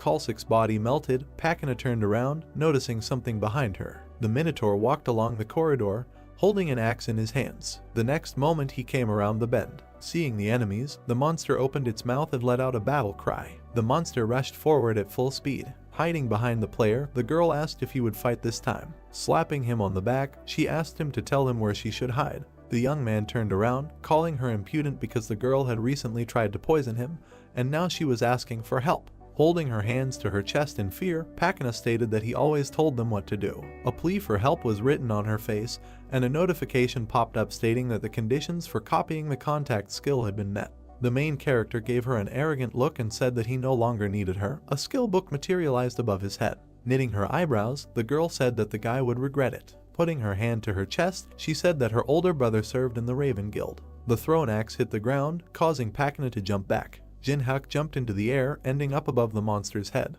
Having fallen to the ground, the girl watched what was happening. The player asked her to carefully look at what the difference was between him and the guild. He swung the sparkling knife. Making a jerk down, the guy hit the Minotaur right in the back of the head. There was a shallow cut on the monster's head. Swinging its fist, the monster hit the wall, causing its enemy to jump back. The player landed on a stone tile, thinking that he was able to deal damage thanks to his breach skill. The powerful tug caused the rocks under his feet to crumble. Rushing forward, the guy concluded that he couldn't just kill the monster. Noticing something, he glanced to the side. The axe flew over him, forcing the player to slide along the ground. To win, it was enough to create the same situation as last time. Looking at the enemy, the young man clenched his teeth. The notification said that the first level fire element was activated. The flames rushed towards the Minotaur, who put his hands in front of him for protection. Breaking through the flames, the monster screamed furiously. Having rushed past, the main character was able to strike at the monster's legs. The Minotaur fell to one knee. The player was behind him and asked the monster not to rage so much. Grasping the knife tighter, he thought that as muscle builds, the meat becomes tougher. A satisfied smile appeared on his face. The Minotaur lowered his head, steam coming from his mouth. The moment had almost arrived for the monster to use his last card.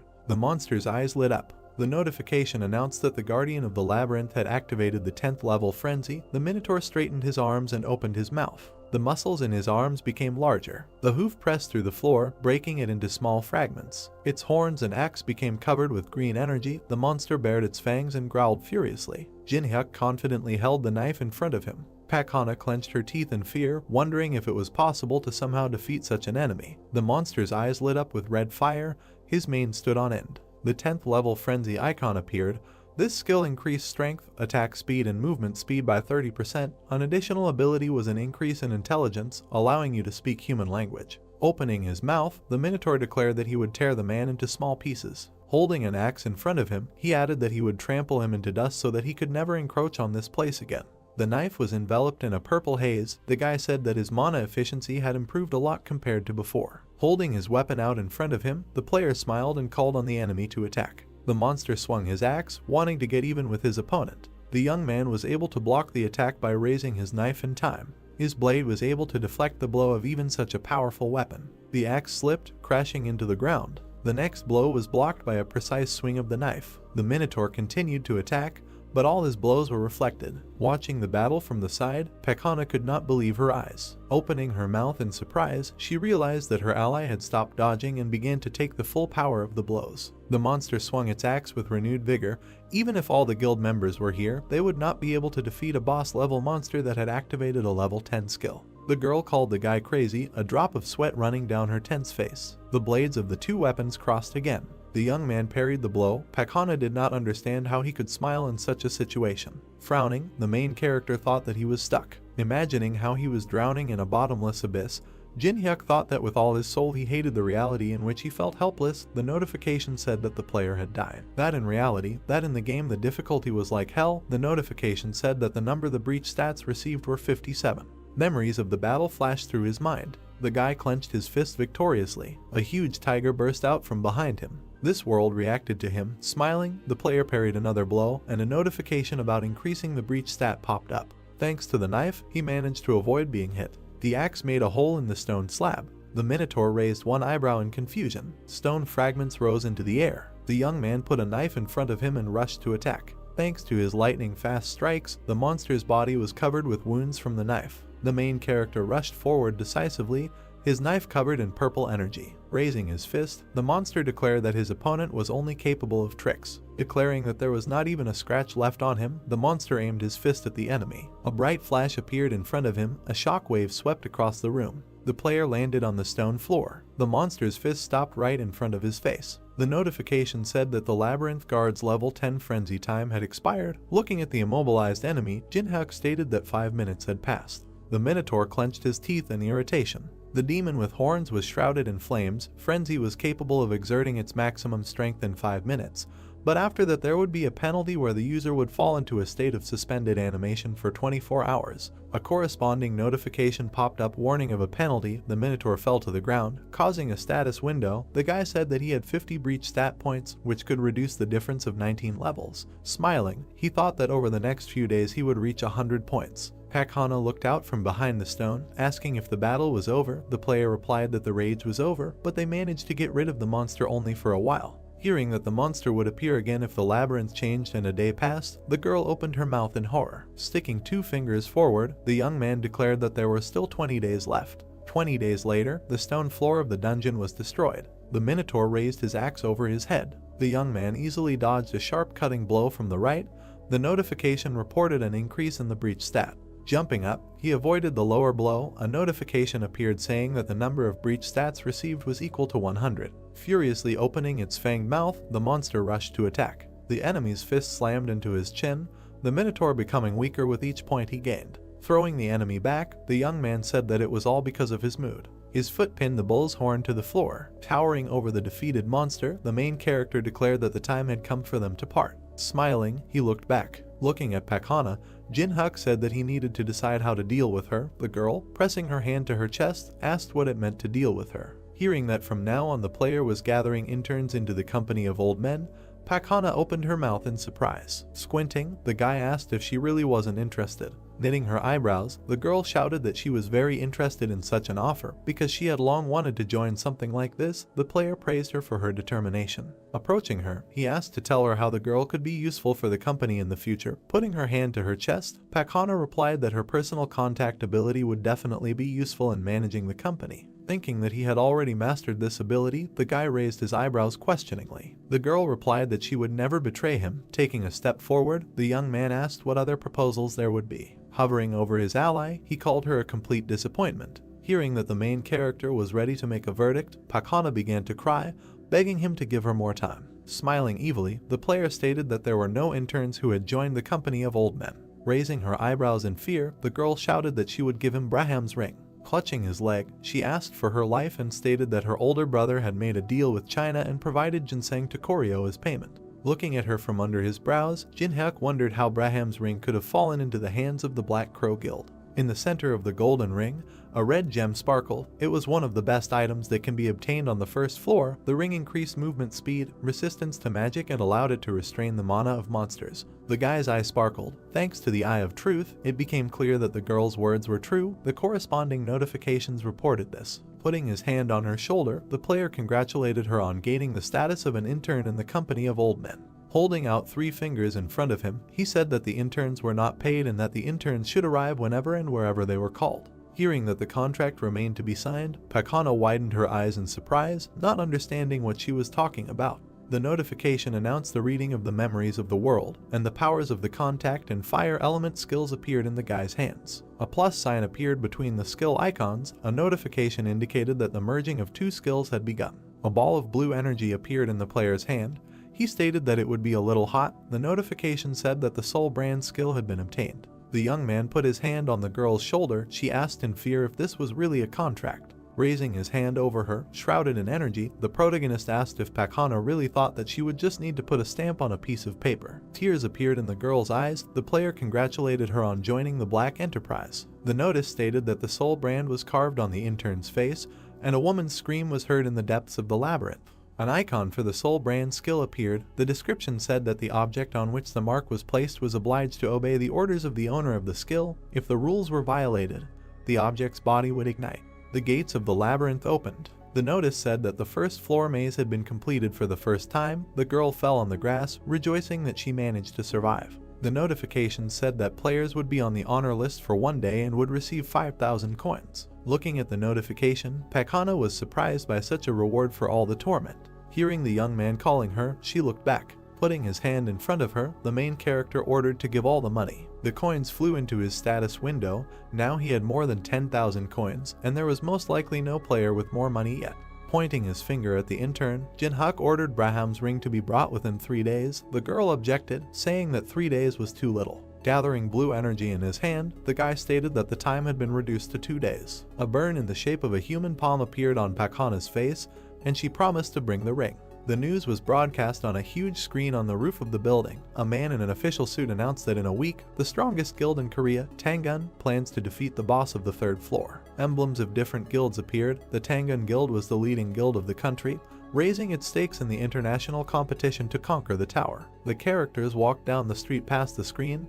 The news anchor asked if there were any statements from the Chinese. Knitting his eyebrows in confusion, the man said that it was better to try to capture the tower on his own rather than wait for help from another country because the Tangun Guild was able to cope without outside support. Watching what was happening on the screen, the player wondered if these people would regret their decision to go after the boss of the third floor. Imagining the tower, he realized that they were in such a hurry because they wanted to get as many resources as possible. Presenting the map of the tower, the young man decided that there was no need to go to the third or even the second floor because only 90 days were given to each floor. A message appeared about moving to the next level. Many monsters appeared in front of the player. In his opinion, the guild would not be able to cope with completing the floor due to the constantly increasing level of difficulty, and humanity would not have a second chance. The light was on in the window of the apartment building. The main character decided to begin by collecting all the information about the events of the last month. There were bags of garbage in front of the front door. Holding the phone in his hands, Jin-hyuk wanted to turn to informants whose information could be trusted in order to find reliable information among the gossip. A tab called Community Challenge Towers appeared on the phone screen. The site had a user search function. The main character was sitting at a table in a cafe. A guy with blonde hair introduced himself as Teeman and said his nickname was Bald Head. His strangely dressed avatar was holding a Molotov cocktail in his hand. The girl with black hair hit her chest and introduced herself as Yanghwa. Her nickname was Firefist, and her avatar was a children's inflatable ring and boxing gloves. Jin-hyuk opened his mouth in surprise, thinking that these guys with whom he played together 2 years ago were not at all similar to their characters. Imagining himself surrounded by avatars of his old friends, the guy thought that this was not how the first group should have been created. The notification announced the use of the Eye of Truth skill. Teeman smiled. All the information was displayed in his status window, including personal skills. The Machine King's ability icon appeared. This magic was quite powerful and had no serious drawbacks, so it was useful in large-scale battles. Yeonhwa took a sip from her plastic cup, her status window describing her stats and abilities. A sign of the Taekwondo Master skill appeared, which helped fight in close combat. The main character realized that the guys were hunting together because they had the same level. He smiled, thinking that they got along well before. The notification that popped up said that the player would only be able to copy abilities if they reached the 20th floor together. Pointing his hand at his ally, Teeman said that it was his turn. Distracted from his thoughts, the young man introduced himself, saying his name. Putting his hand to his mouth in embarrassment, he added that his nickname was Captain Boar, and thought to himself that he created this nickname 11 years ago. Sitting down at the table, Jin-hyuk said that he was 27 years old and that he streamed Paprika TV. Teeman's mouth opened in surprise. He was surprised that his friend was a streamer and said that he also sometimes watched Paprika. Smiling, the player replied that he had already stopped streaming. With a wave of his hand, the interlocutor said that they could relax because they had been playing together for many years. Yanghwa, sitting next to him, agreed with him. The thought flashed through the guy's head that his friends were too sociable. He remembered the smiling Jongsu who wanted to use him. An image of Pak Hana with burning eyes, who was about to betray him, appeared in his head. Sitting at the table with his old comrades, the young man thought that for the first time he felt comfortable after communicating with many hypocrites. In front of the hologram of the earth there was a chessboard. From his friends the player managed to learn what happened while he was in the labyrinth, for example, how the main guilds of the world developed. He also learned about streaming trends. The man opened a window in front of him to record videos. People in robes hid their faces behind black masks. The main character learned about the appearance of a group of miners who created a certain factory and were engaged in kidnapping people. Teeman raised his eyebrows in surprise and asked if his friend had really been missing for the last month. Hearing an affirmative answer, the young man clarified whether his friend had taken the test. After scooping ice cream into a spoon, the main character asked what kind of dough we were talking about. There was a taxi and a traffic jam on the highway. Looking back from the front seat, Teeman explained that a stream of players poured into the tower when it first appeared, but from the second floor the number of deaths increased. The tower rushed high into the sky. The association set a restriction due to which only those who passed the test could climb to the second floor. Pointing to the barcode on her wrist, Yanghwa added that the association issues a verification code to everyone. Remembering the face of the head of the association, Jin-hyuk thought that Sanjin was gathering people with powerful abilities under the guise of reducing the number of casualties. Smirking slyly, he decided to use the system created by the association for his own benefit. There was a screen with the earth depicted on it hanging on the skyscraper, and the taxi stopped at the entrance to the building. The symbol of the association appeared. After its creation, players who received a grade below F lost the opportunity to go to the second floor, and the dossier was stamped failed. People cheered as they stood in front of the man with the sword. Players with high scores immediately began to receive offers from the top guilds in the country, so 3 types of people gathered at the testing site. The first were those who desperately wanted to get the right to enter the tower. The guy clasped his hands, hoping to get a good rank. The girl bit her thumb, expecting to get at least E rank. The second were those who met players with high ranks, reporters prepared to do the interview, wondering which guild would take the A-rank player this time and wanting to do a special report. The man with the camera noticed something in front of him. The journalists opened their mouths in surprise. The third were those who wanted to show their right to enter to the whole world. Pakhana from the Black Crow Guild and her brother Hajin, a rising star of the guild, passed along the road. A man walked behind them, camera flashes shining right in his face. Gait from the guild father of wrestling sternly knitted his eyebrows. The journalist asked the cameraman not to miss a single frame. Taking off his sunglasses, the man asked where the crowd came from. Hajin looked at him and explained that many people want to get rich quickly or gain fame. Frowning with displeasure, the man said that he did not have time and asked the guy to clear the way because reporters were waiting for him. His eyes lit up. Guide said that he came here for the sake of the young guys from Black Crow, so they need to try. Raising her eyebrows tensely, Pakhana asked him not to worry and promised to do everything necessary. Hajin agreed with his sister. Security guards began to push the crowd aside to make way for the celebrities. Among the crowd stood the main character along with his friends. The guard pointed his finger at him and ordered him to get out of the way. Pointing to himself, Jinhak asked why he needed to move if he had his number and was waiting in line. Hajin pushed the guard away, accusing him of not doing his job well. Pointing a finger at the guy, the Black Crow Guild member said that he was making a big mistake by not moving. Hearing a voice from the crowd that said that he was opposing Hajin himself, the player realized that it was his trainee's brother, but did not even move, putting his hands in his pockets. Due to the use of the Eye of Truth skill, his eyes lit up. Hajin looked at him blankly and asked why the young man was staring at him. All the characteristics were displayed in his status window. The notification said that in order to copy his personal ability, the player needed to raise the target's interest to the maximum, and to copy one of the skills it was necessary to raise hostility to the maximum. With his eyes widened, the guy realized that he could provoke the copy target to gain his skill. While Hajin was trying to prove his point, Pakhana approached them. Seeing her boss, the girl opened her mouth in fear. Her brother turned around, explaining that the man didn't want to leave. The main character grabbed him by the index finger. The next moment the finger was broken. Hajin immediately grabbed his swollen red finger, whining in pain. Jinhak calmly drank the water, not worrying about anything. Hajin's eyes lit up and he removed his hand, which was immediately enveloped in strong magic. All the people around were in shock. They called for everyone to run to the scene of the clash and look at what was happening. Janek, noticing something was wrong, looked at his opponent in surprise. At that same second, he grabbed the open bottle of water tighter. Hajin was already heading towards the main character when suddenly water got into his face and eyes. He threw a strong slash,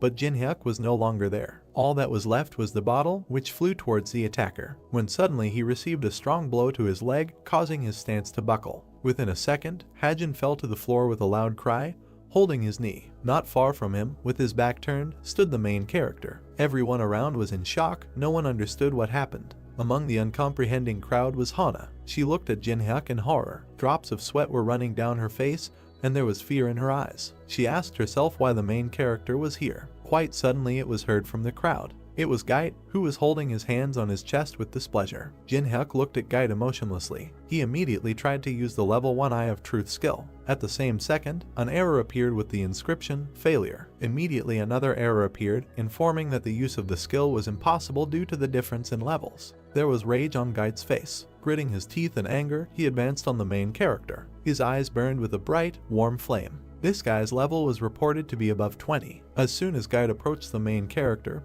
he looked up at him and said that he didn't know that Hajin had a nanny. Then Gait calmly replied that this requires an eye and an eye, but nothing, Kajin is quite a useful fellow. Immediately Jinhyuk tensed. Frowning his brows, he asked if what Hajin supplied to China was ginseng from the Goryeo dynasty. Hearing this, Gait became furious, gritting his teeth and asking how he knew. All the people and reporters around heard this and did not understand what they were talking about. With his arms outstretched, Jinhyuk nonchalantly replied, "Does it matter how he found out?" and then asked if Gait would ask the right question. A malicious smile appeared on his face, and there was a certain idea in his eyes. For example, how to get rid of side effects, Jinhyuk suggested the question. Gait said rather sharply. A message immediately appeared informing that Gait was using the 3rd level dungeon skill. Walls began to appear around Jinhyuk and the enraged Giddy. Hyung, Teeman shouted, throwing himself into the closing walls. Veins appeared on Gait's forehead with anger, and fire burned in his eyes. It exuded strong magical energy. Jinhyuk, Yonghwa immediately shouted when she saw that the dungeon had closed. "Is this really a protective wall?" the main character asked in surprise, touching the impenetrable wall. Gait did not answer the question, but simply asked if Jinhyuk was really asking for 10 dungeons, after which he asked if then the main character could prove that he was not lying. Then Jinhyuk began to explain that the edible item needed to restore stamina and mana was ginseng from the Goryeo dynasty, after which he, imagining the exhausted magician, said that if you simply eat ginseng, a side effect will occur, magical poisoning.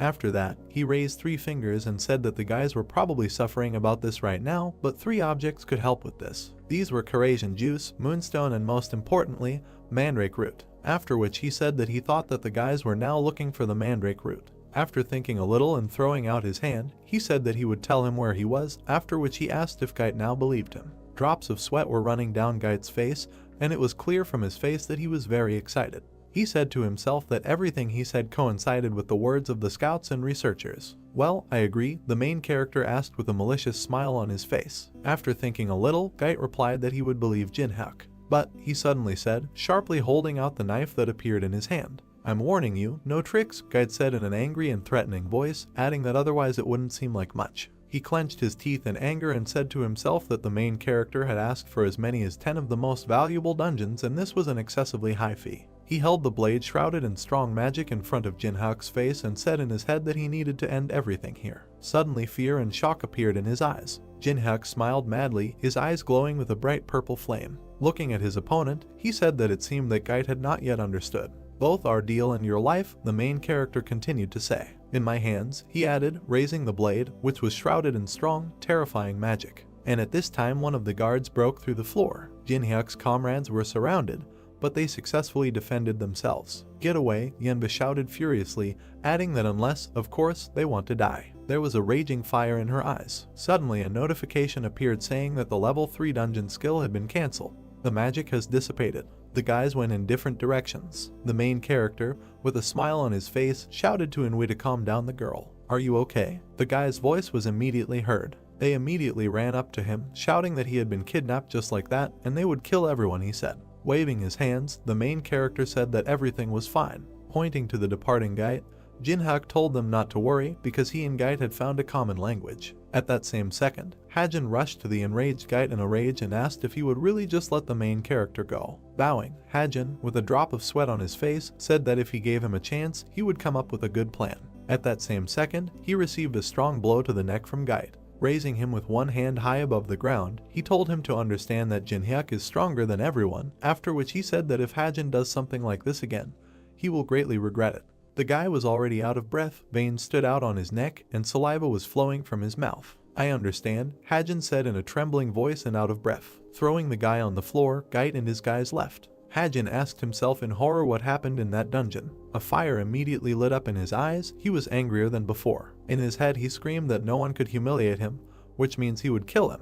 It was immediately reported that by raising hostility to the maximum, you can copy one of the skills. A notification immediately appeared that the conditions were met, which means Jinhyuk copied the stealth skill. It was reported that stealth is a passive ability, difficulty in obtaining, description, breathing, and pulse can be controlled. The next message states that the copied skill is saved in the memories of the world. Jinhyuk, with a malicious and at the same time satisfied smile on his face, looked at the enraged Hajin. After that, he began to walk away while the people around him admired him. In the table rating, Hana was in first place with scores of 1,755. The main character said in surprise, folding his arms over his chest, "Did the trainee really drink mountain ginseng?" Suddenly a voice was heard inviting the next person into the office. With a blade in his hands, he entered the office and saw a crystal with a man standing next to it. He said that the test is simple, you need to hit the magic stone, objects, skills, you can use everything. The hidden power of the stone is revealed during the attack. The guy saw the blade in the hands of the main character and asked if he would really only use it. Jinhyuk immediately extended his hand with the blade in front of him and said that this would be enough. "Okay," the guy said, putting his hand to his chin and looking at something on the tablet, after which he added that the main character would start as soon as he was ready. Suddenly the guy noticed that the main character approached a stone larger than the one he was supposed to hit. He immediately turned to Jinhyuk, after which he said that the stone he approached was a mid-level stone, and pointed to the stone that was needed and told him to go to the entry-level stone. A flame flashed in the eyes of the main character. The guy was enveloped in the strong aura of the protagonist. He looked at Jinhyuk in horror and shock and said that ordinary players could not even activate a mid-level stone. The stone fell with a crash onto the floor, divided into two halves. The guy added that it was impossible to break the middle stone in half. The result of the main character immediately appeared on his tablet, showing that Jinhyuk's rank was as shocked by such results. The guy shouted that he needed to report this to his superiors. Jinhyuk suddenly said not so quickly. Taking the guy's tablet, he told him to report back in a week. Immediately the guy asked in confusion whether he was really asking to postpone the report. There was a terrifying power in Jinhyuk's eyes. He said that this was for personal reasons, and in a week the guy can report wherever he wants. But, the guy mumbled, not knowing what to say. Then the main character straightened up, took out a blade and, playing with it, said that he knew several worldly wisdoms. One of them, the law is far away, but the fist is nearby. In horror, the guy screamed that it was true. The door from the office opened. The main character, standing against the wall with his hands folded on his chest, asked Hana passing by, but they quickly overtook her. Suddenly the girl extended her hand to the main character, which contained a ring. It was Braham's ring. Difficulty of obtaining a magic resistance plus 10, movement speed plus 5%, ability suppression plus 20, description, suppresses the monster's magical abilities. Taking the ring in his hand, he turned around with a satisfied face and was about to leave. Hana immediately screamed, pointing to her face to remove the brand from her because she kept her promise. As he left, Jinhyuk waved his hand and said that he would look at her behavior. Why suddenly surprised voices were heard. These were his comrades. Teeman, with a drop of sweat on his face, asked in confusion whether the main character really had an F rank. Then Yanghwa, in an equally confused voice, said that she thought that the main character would have a higher rank than them. It was day outside. The sun was shining.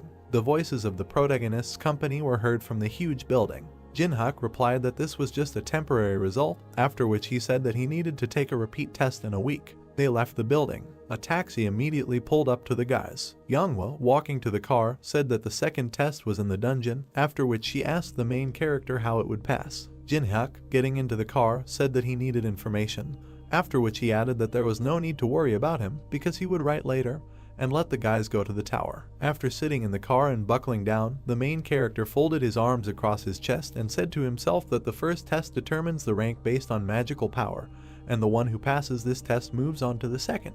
He introduced the huge monsters and orcs located in the dungeon, after which he said that the task was simple. He needed to go through one of the dungeons of the tower. There were no restrictions on difficulty. You could choose any opponents, even goblins or orcs. At the same moment, he imagined a completely different place. In the hall that he presented, a beautiful girl with beautiful wings was sitting. Jinhyuk said that the place where he would go is the ancient ruins on the first floor, after which he added that neither in the 11 years that they played the tower, nor now that it appeared in reality, no one was able to pass this forbidden zone. When was the last time I was here? He asked himself, finding himself in a new dungeon. He had a satisfied smile on his face and a huge backpack behind his back. They came to the abodes of the fallen, when suddenly his thoughts were interrupted by a can of soda hitting him in the head. They immediately shouted at him to tell Jinhyuk to drag his suitcases. Mountain ruins, first floor of the Tower of Challenges. Warkug was very beautiful. Waterfalls flowed and rocks flew in the air. In his head, Jinhyuk said that with an F rank, he couldn't go there alone because the guild guarding these ruins wouldn't let him through. They marched forward in a huge expedition. He added that the best option was to go as a porter. Suddenly, one of the team turned to Jinhyuk and asked how he got here. The main character looked coldly at the questioner. He smiled and said that he needed a lot of money to survive. To this the stranger smiled back and said that everyone needs money. Suddenly, he showed a picture of his family on his phone and said that he was here to feed his wife and children. Jinhyuk's face changed at that very second. He immediately realized that this man was one of the suicide players. They moved further and further. The traveler said that both of them with rank F should be extremely careful. Where they point, that's where we go, because the equipment doesn't work inside and the ambulance won't come. Don't worry, the main character said with a confident and warm smile on his face, after which he added that those who are here will at least return home unharmed. Yes, the stranger asked, a little confused, turning to the main character. Cold sweat broke out on his face. The sky was blue. The sun illuminated the mountains and the earth. The stranger suddenly laughed and thanked Jinhyuk for his kind words, after which he praised him for being braver than the others. It was reported that the quest for the raid group was beginning. A scroll appeared indicating a raid. It was reported that this is a raid on the capture of ruins.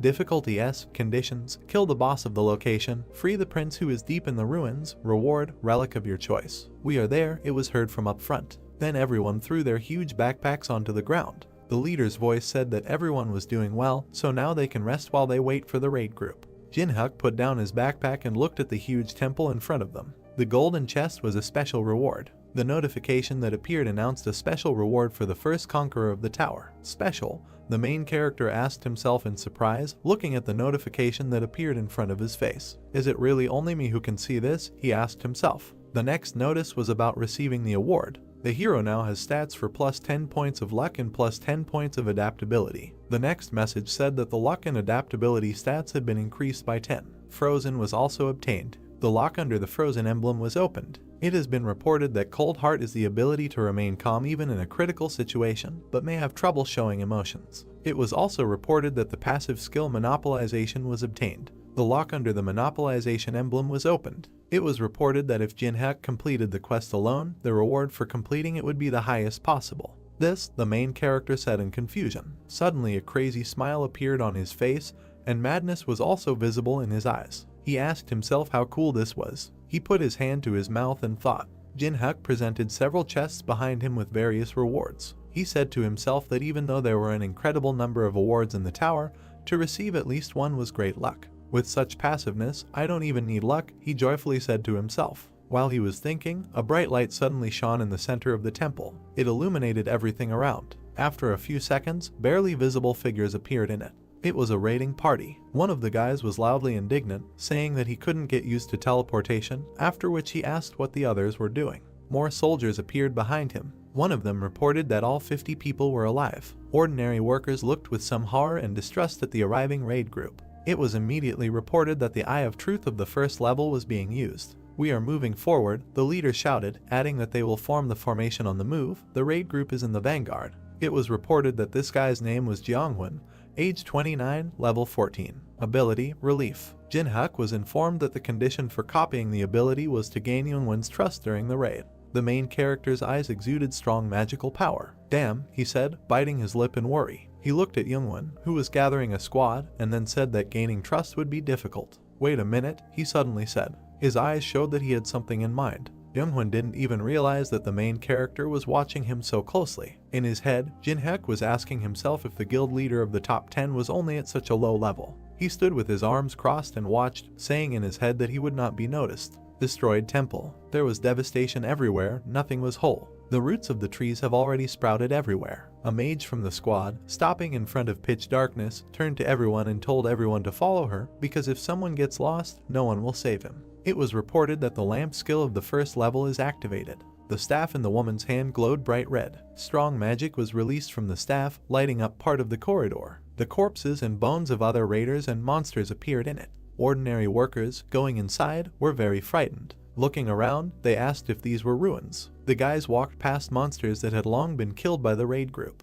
Well, there was a massacre here, said a passing worker. They walked further and further. Looking around, they said that the atmosphere here was very scary. Suddenly Jeonghwan and his troops discovered what they had come for, after which he called all the workers to come to them. There was no positive emotion on Jinhyuk's face. He looked at the squad leader with contempt. It's strange, the main character said in his head, asking afterwards if there really were any losses, although they endured so many monsters. Remembering how Jeonghwan had just recently shouted about formation on the move, he said that guy's strategy seemed rather strange. Suddenly, the main character's thoughts were interrupted by a strong blow on the shoulder from another porter, who angrily told Jinhyuk to go and distribute water. Then the main character remembered that he was just a porter. He smiled evilly, and veins stood out on his face. The man who hit him on the shoulder pointed his finger in the other direction, saying that here they could handle it themselves, telling the main character to help the foreigners. Foreigners, the main character asked himself in surprise in his head, looking at the guys in gold-colored armor, when suddenly he saw a strange sign on the shoulder of one of them.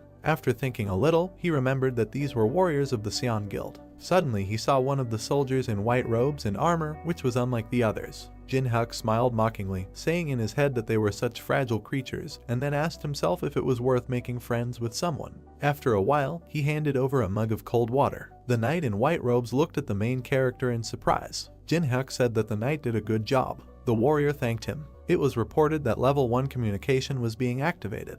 Jin-hyuk smiled contentedly when he learned about this. It was immediately reported that there was little interest in him. Suddenly the knight began to take off his helmet. Taking it off completely, it was a beautiful girl with brown hair. What Jin-hyuk saw shocked him. He understood everything immediately. She was the youngest daughter of the Laurentia family of aristocrats from Europe. She is a versatile player associated with divine power, with offensive, defensive, and healing skills. The girl looked incredibly heroic. She held the sword confidently in her hands. Jin-hyuk continued talking in his head. She, the hero who saved Amsterdam from chaos, is one of the most famous players in Europe. She is the Saint of Amsterdam, Teresa de Laurentia. Looking at how Teresa greedily drank all the water from the glass, he said in his head that it was now clear why there were no losses, adding that Teresa showed herself best in battles with the undead and other evil spirits. But, he suddenly said, after which his eyes glowed with a bright flame. He added that many want to go higher, and Teresa is here, although there is now a raid on the boss of the 3rd floor. It was reported that the level 1 Eye of Truth was being used.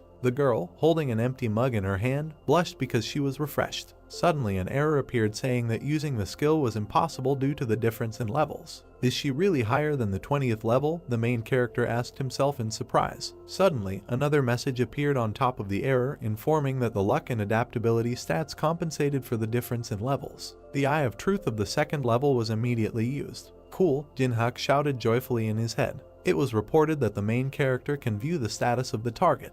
Looking at the system screen in front of him, he said with a satisfied smile on his face that now he could appreciate everything. After looking at the girl's stats, he saw that her age was 22, level 29, and her special ability was the protection of heaven. Teresa was incredibly beautiful. There was no anger or greed in her blue eyes, only love and kindness. The conditions for copying were that Teresa is one of the top 100 players in the world, and if the main character rescues her from a dangerous situation, he will be able to copy one of the abilities or skills. Well, numbers, Jin-hyuk said in shock, looking at her characteristics on the system screen, after which he added that now it's clear why everyone admires Teresa. Suddenly, at one of the points, he noticed a quest to choose a profession. It was then that he understood why the girl went to these ruins. At that same second, Teresa, with a wide and kind smile on her face, handed the empty mug to the main character and, thanking him, said that she had quenched her thirst. Taking the empty mug, Jin-hyuk smiled kindly and said to himself that it was he who needed to thank her. Ability, which is highly valued by warriors, Jin-hyuk continued to say to himself. He understood that now he had a chance to receive the patronage of heaven. Jin-hyuk only had to find out what situation could be dangerous for this paladin and how he could save it. Suddenly the temple began to shake violently and collapse. The warriors called for their leader. He ran as fast as he could towards the soldiers. He was terrified, there was fear and bewilderment in his eyes. What he saw left him speechless. Trouble, said one of the soldiers. Sentinels, he said slowly. Already dead? The girl continued, sitting next to the corpse of one of the guys on their team. Further down the corridor there were more corpses. Ruined guardians were reported to be keeping an eye out for trespassers. A huge mechanism flying in the air looked at the entire raid squad. Remaining time is 10 minutes. Unknown cubes, shrouded in strong magic, began to appear around the guard. It has been reported that the ruin's security system sleeping bomb activates when intruders appear and summons guards when activated. In his head, the main character said that if you don't touch her, nothing will happen. At this moment, Chongwon grabbed his head in horror and panic, shouting to the entire audience who turned on this monster. It's late, only 10 minutes left, Jin-hyuk said to himself. Veins appeared on Youngwon's face. The leader's face was illuminated by the light from the guard. There was fear and the reflection of a monster in his eyes. In his head, Jeongwon said that fighting the guards with their strength would be suicide, adding that at least half, even more, would die. After that, he began to wonder what if they evacuated the civilians in 10 minutes. It's impossible, Jeongwon suddenly thought. This word seemed to be endowed with magic that forbade him to make the right decision. There was madness in the leader's head. He screamed to himself that he couldn't stop even before he started, adding that he worked so hard to become the head of the guild, so he couldn't stop now. We continue the raid, Chongwon said firmly. The terrified soldiers ran up to the commander, saying that they had not even gone halfway, so the guards would attack from all sides. Drops of cold sweat ran down Youngwon's face. Gritting his teeth, he ordered the soldiers to shut up and follow him, adding that he would take responsibility for everything.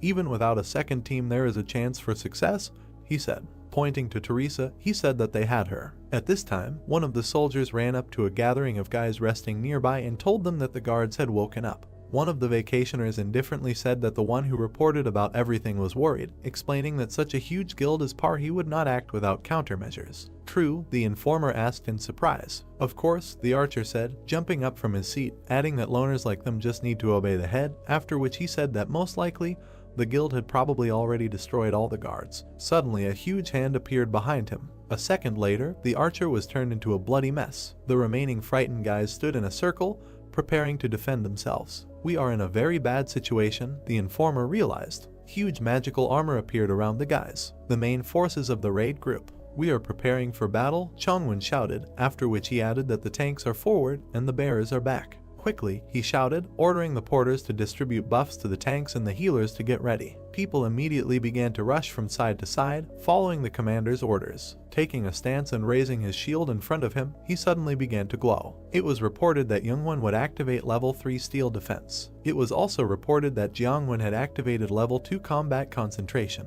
Tanks began to gather next to him, on which buffs began to take effect. The mage behind them took off, a magic circle appeared below her, and the staff she raised above her began to glow. It was reported that this girl had activated the second level angel song. The stats of all warriors have increased. They're getting closer, Youngwon shouted, ordering everyone to stay in formation. At that same second, huge armor jumped onto the line. A blow from a huge axe struck the commander's shield. He was able to contain it. Then the guard stood up. Leader, it was suddenly heard from far away. It was those three guys resting to the side. They were very exhausted defending themselves from the guards. The informer shouted, asking for reinforcements because they could no longer cope. The mage girl pointed at the guys, saying that they needed to help the solo players. At that same second, Youngwon ordered the girl to shut up and concentrate on the battle. The commander understood that in any case there would be casualties. Beads of sweat ran down his face. There was rage in his eyes, and his teeth were clenched from tension. In his head he was screaming that there was no time to think about solo players. The solo players were very scared.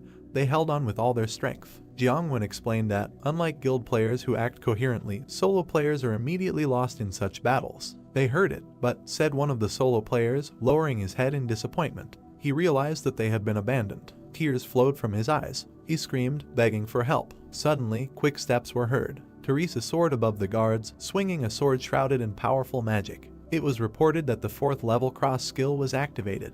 There was a warm flash from the ceiling. At that same second, all the guards were struck by Teresa's strong, well-aimed and quick blows. The girl's eyes burned with a bright blue fire. The desperate guy suddenly saw the light. Teresa, he shouted joyfully, looking at his savior. A bead of sweat ran down Teresa's face. There was composure and calm in her eyes. In her head, she analyzed that 2 guards had passed through the raid team's positions. The non-combat units were in danger. She immediately rushed to the defense of the soldiers. Teresa understood that she needed to hurry up and cover the rear. In the rear guard, there was devastation in the hall. Many of the porters were dead. One of the workers was sitting on the floor, saying that they were in trouble. Blood was pouring from his mouth. One of the guards swung a huge axe at him. Suddenly, cuts ran down the guard's arms and legs. "What are you talking about, uncle?" The voice of the main character was heard. At that same second, the guard fell apart into many pieces, out of action. In front of the man, who was already ready to die, stood Jin-hyuk, who, with a smile on his face and a blade in his hand, said that he had already said that he would return home alive.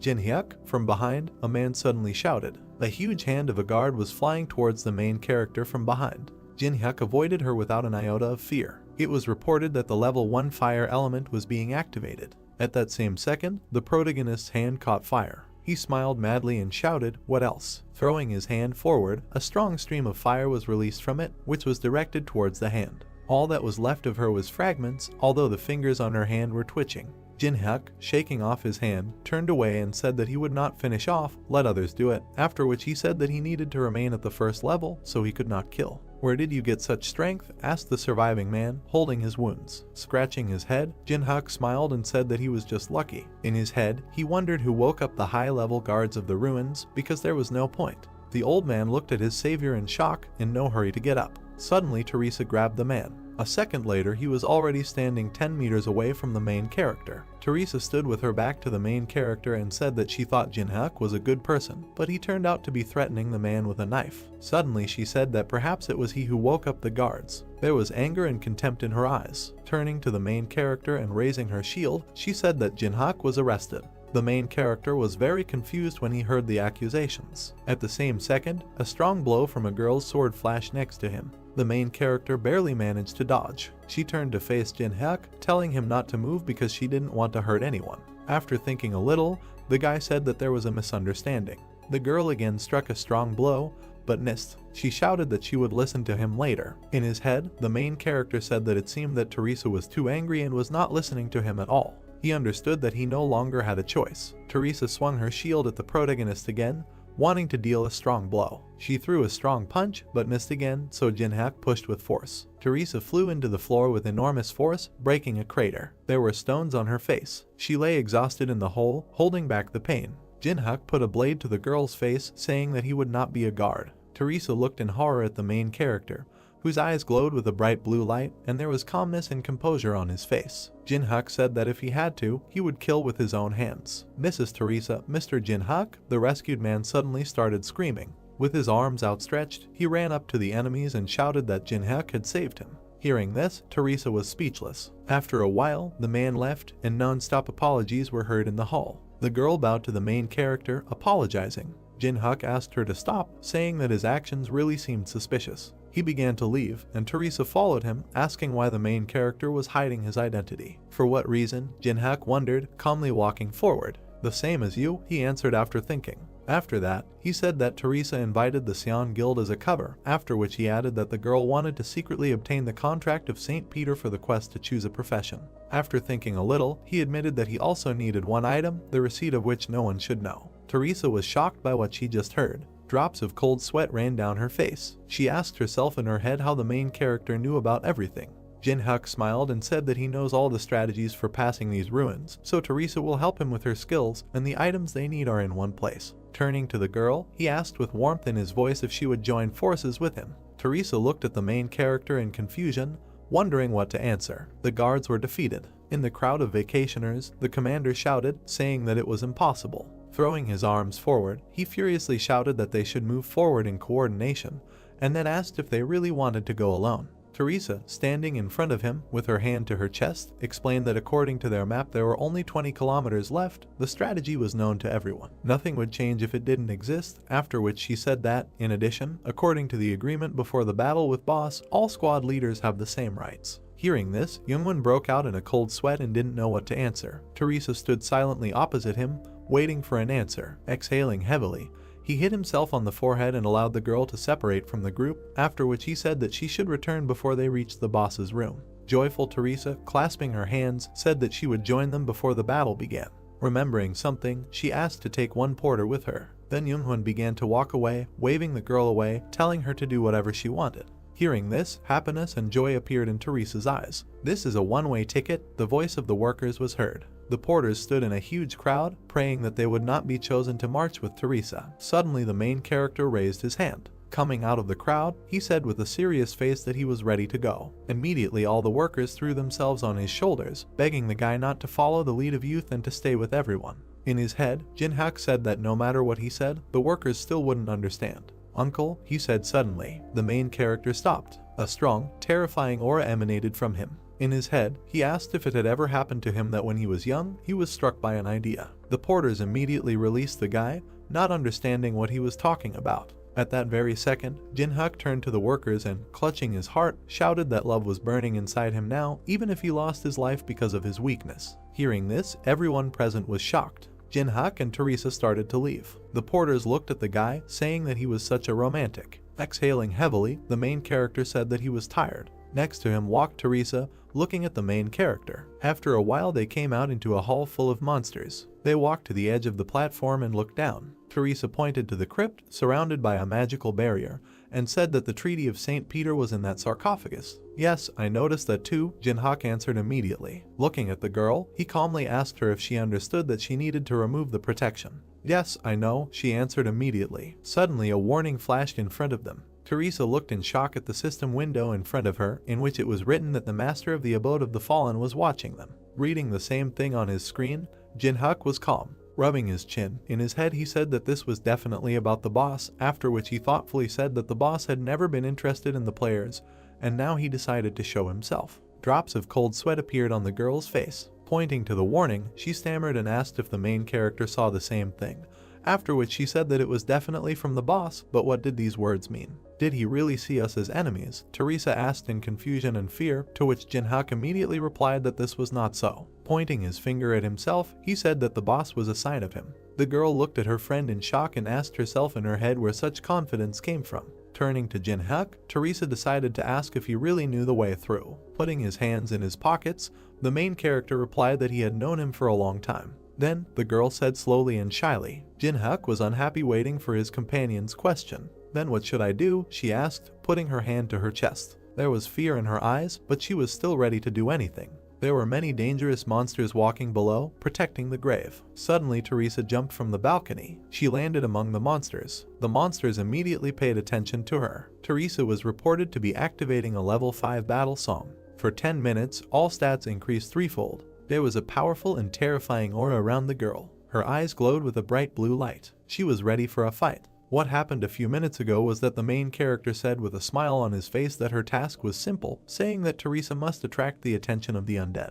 The monsters quickly rushed towards Teresa, who was already preparing to defend herself. She recalled the words of the main character, who said that if the girl released her divine energy, raising her hand with the sword, Teresa began to gather all her strength. Then all the attention will be only on you, the main character said in her memoirs. Suddenly she opened her eyes. They were filled with enormous power. The sword in her hands was shrouded in a strong aura. It was reported that the power of a level 5 saint was being activated. A few seconds later, a huge light was heard, illuminating everything around. Its source was Teresa herself. At that same second, all the monsters rushed at the girl. A glowing blade immediately appeared in front of the face of one of the monsters. She immediately cut it down and started working on the others. She handled everyone without much effort. An endless crowd of monsters ran towards Teresa, ready to kill everyone. Immediately, the main character's foot stepped on the head of one of the monsters. Jinhyuk jumped from head to head, realizing that all the undead were now directed at Teresa. He jumped further and further, moving towards the sarcophagus. In his head, he said that thanks to the control from his companion, he would not enter and increase his level. Suddenly, he felt incredibly strong and ominous magic. The huge sarcophagus exploded at that very second. A huge skeleton emerged from it, shrouded in strong and terrifying magic. It was reported that elite undead had appeared and special dead had risen. The floor was on fire,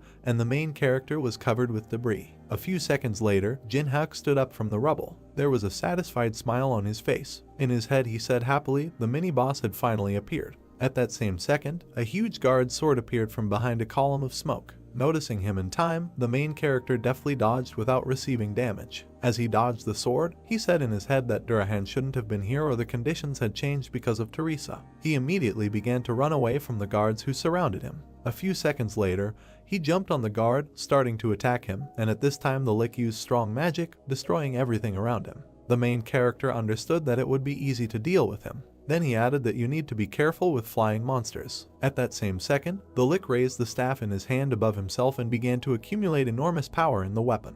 After a few seconds, he pointed his staff at Jinhyuk, about to release strong magic at him. Black lightning bolts of black magic were released from the staff. Noticing them, the main character smiled contentedly and began to dodge. The lightning passed right next to his face, but without hitting him, it rushed towards the protective barrier of the crypt. Upon reaching it, the barrier cracked. In his head, Jinhyuk said that in general, such a defense would not be difficult to deal with. A few seconds later, the barrier shattered into pieces. It was reported that the 5th level magical defense had been destroyed. The lick didn't know what to do because he was the one who destroyed the barrier. Without wasting any time, Jinhyuk ran towards the lick. A blade appeared in his hand, shrouded in powerful, terrifying magic. And there was a crazy smile on his face. He ran through all the guards blocking his path, cutting them down. He looked with contempt and hatred at the severed parts of the guards. Looking at Teresa, who was constantly slashing at the monsters around her, he said that it looked like she would be done soon too. "There is only you left, skeleton," said the main character, looking at the lick, who, apparently, was confused. At that same second, with one powerful and sharp blow, he was cut into 2 parts. Surprised, Jinhyuk looked at what happened to the lick. "I finally found you," came the stranger's voice. A foot stepped on the monster's crushed skull. At that very second he was crushed with force. The one who reads all the movements of monsters like an open book was suddenly said by a stranger. It was a small guy with a sword in his hand. He said that he was sure that the main character would come here. "Long time no see," he said, extending his hand with the blade towards Jinhyuk. This guy's eyes glowed bright blue. "You," the main character answered in confusion, looking at the guy. Not recognizing the stranger, Jinhyuk shouted, asking who he was, to which the guy with the sword replied that the main character should remember him. When suddenly veins appeared on his face from anger, he angrily asked if he really didn't recognize him. "You don't recognize me?" the stranger shouted again, pointing his sword at the main character. The Eye of Truth has been reported to be used. Lightning oozed from the main character. It has been reported that stat effects compensate for the difference in levels. The player's status opens. The guy did not lower his sword, aimed at the main character. This guy's name was Yusung, age 28, level 29, ability Sword Song. It was reported that the copying conditions are such that Yusung believes that he is the best swordsman, so Jinhyuk needs to defeat him in a sword fight, breaking the guy's self-confidence. Looking at Yusung's sword, he recognized that the iron sword was from the Qianlong dynasty, when suddenly he remembered that this was the same item that had disappeared from the museum. He imagined Yusung stealing that sword and then said in his head, what if it was that guy? Afterwards, he remembered the times when Challenge Tower was a virtual game. That's when Yusung lost to him. It was after this defeat. The next moment when Yusung came to him was on a completely different floor where Jinhyuk defeated the next boss. Wherever he was, the main character said, Yusung challenged him again and again. This warrior is eager to fight. Pointing his finger at Yusung, the main character recognized him as that same stalker. The guy himself was very angry. Gritting his teeth, he angrily said that Jinhyuk didn't recognize him because the game became a reality, after which he asked if the main character really underestimated him that much. Putting his hand to his face, Jinhyuk tiredly asked if it was Yusung again, adding that he constantly challenges him to fight just to play. This time it will be different, Yusung said, holding the sword in front of him. He was very angry and said that they are both at the very beginning of their journey, so Jinhyuk has no advantage now. The main character turned away and coldly said, what if Yusung wants to fight, then he won't stop him, when he suddenly asked if he could handle it. At this time, his partner ran up to him from behind. Pointing his finger at her, Jinhyuk said that she wouldn't just stand by and watch. Teresa ran at all speeds to her comrade. Exhaling angrily, with hatred in his eyes, Yusung said that his opponent had an interesting partner, when suddenly he shouted that he would not allow anyone to interfere with them. Suddenly it was reported that Yusung was using the level 5 battlefield selection skill. Yusung's blade was shrouded in strong magical power. The guy pointed his blade at the floor. Hitting the floor with force, a huge blast wave was heard. The main character stood next to a broken grave with things. In the very corner there was a small glow, from which strong magic emanated. The space began to change. Teresa called out to her comrade, who was reaching into the grave for light. Jinhyuk took out a small ball from the sarcophagus. With a satisfied smile on his face, he looked at Teresa and said that they would meet again. Within a second, he and Yusung disappeared. They both found themselves in some kind of space. Raising his blade and taking a stance, Yusung shouted that now nothing would hinder them anymore, after which he challenged the main character to a fight. It was reported that Yusung would activate the 5th level duel. All of Yusung's stats increased by 10%. The main character just stood there, waiting for the fight to start. It was reported that all of his stats were reduced by 10%.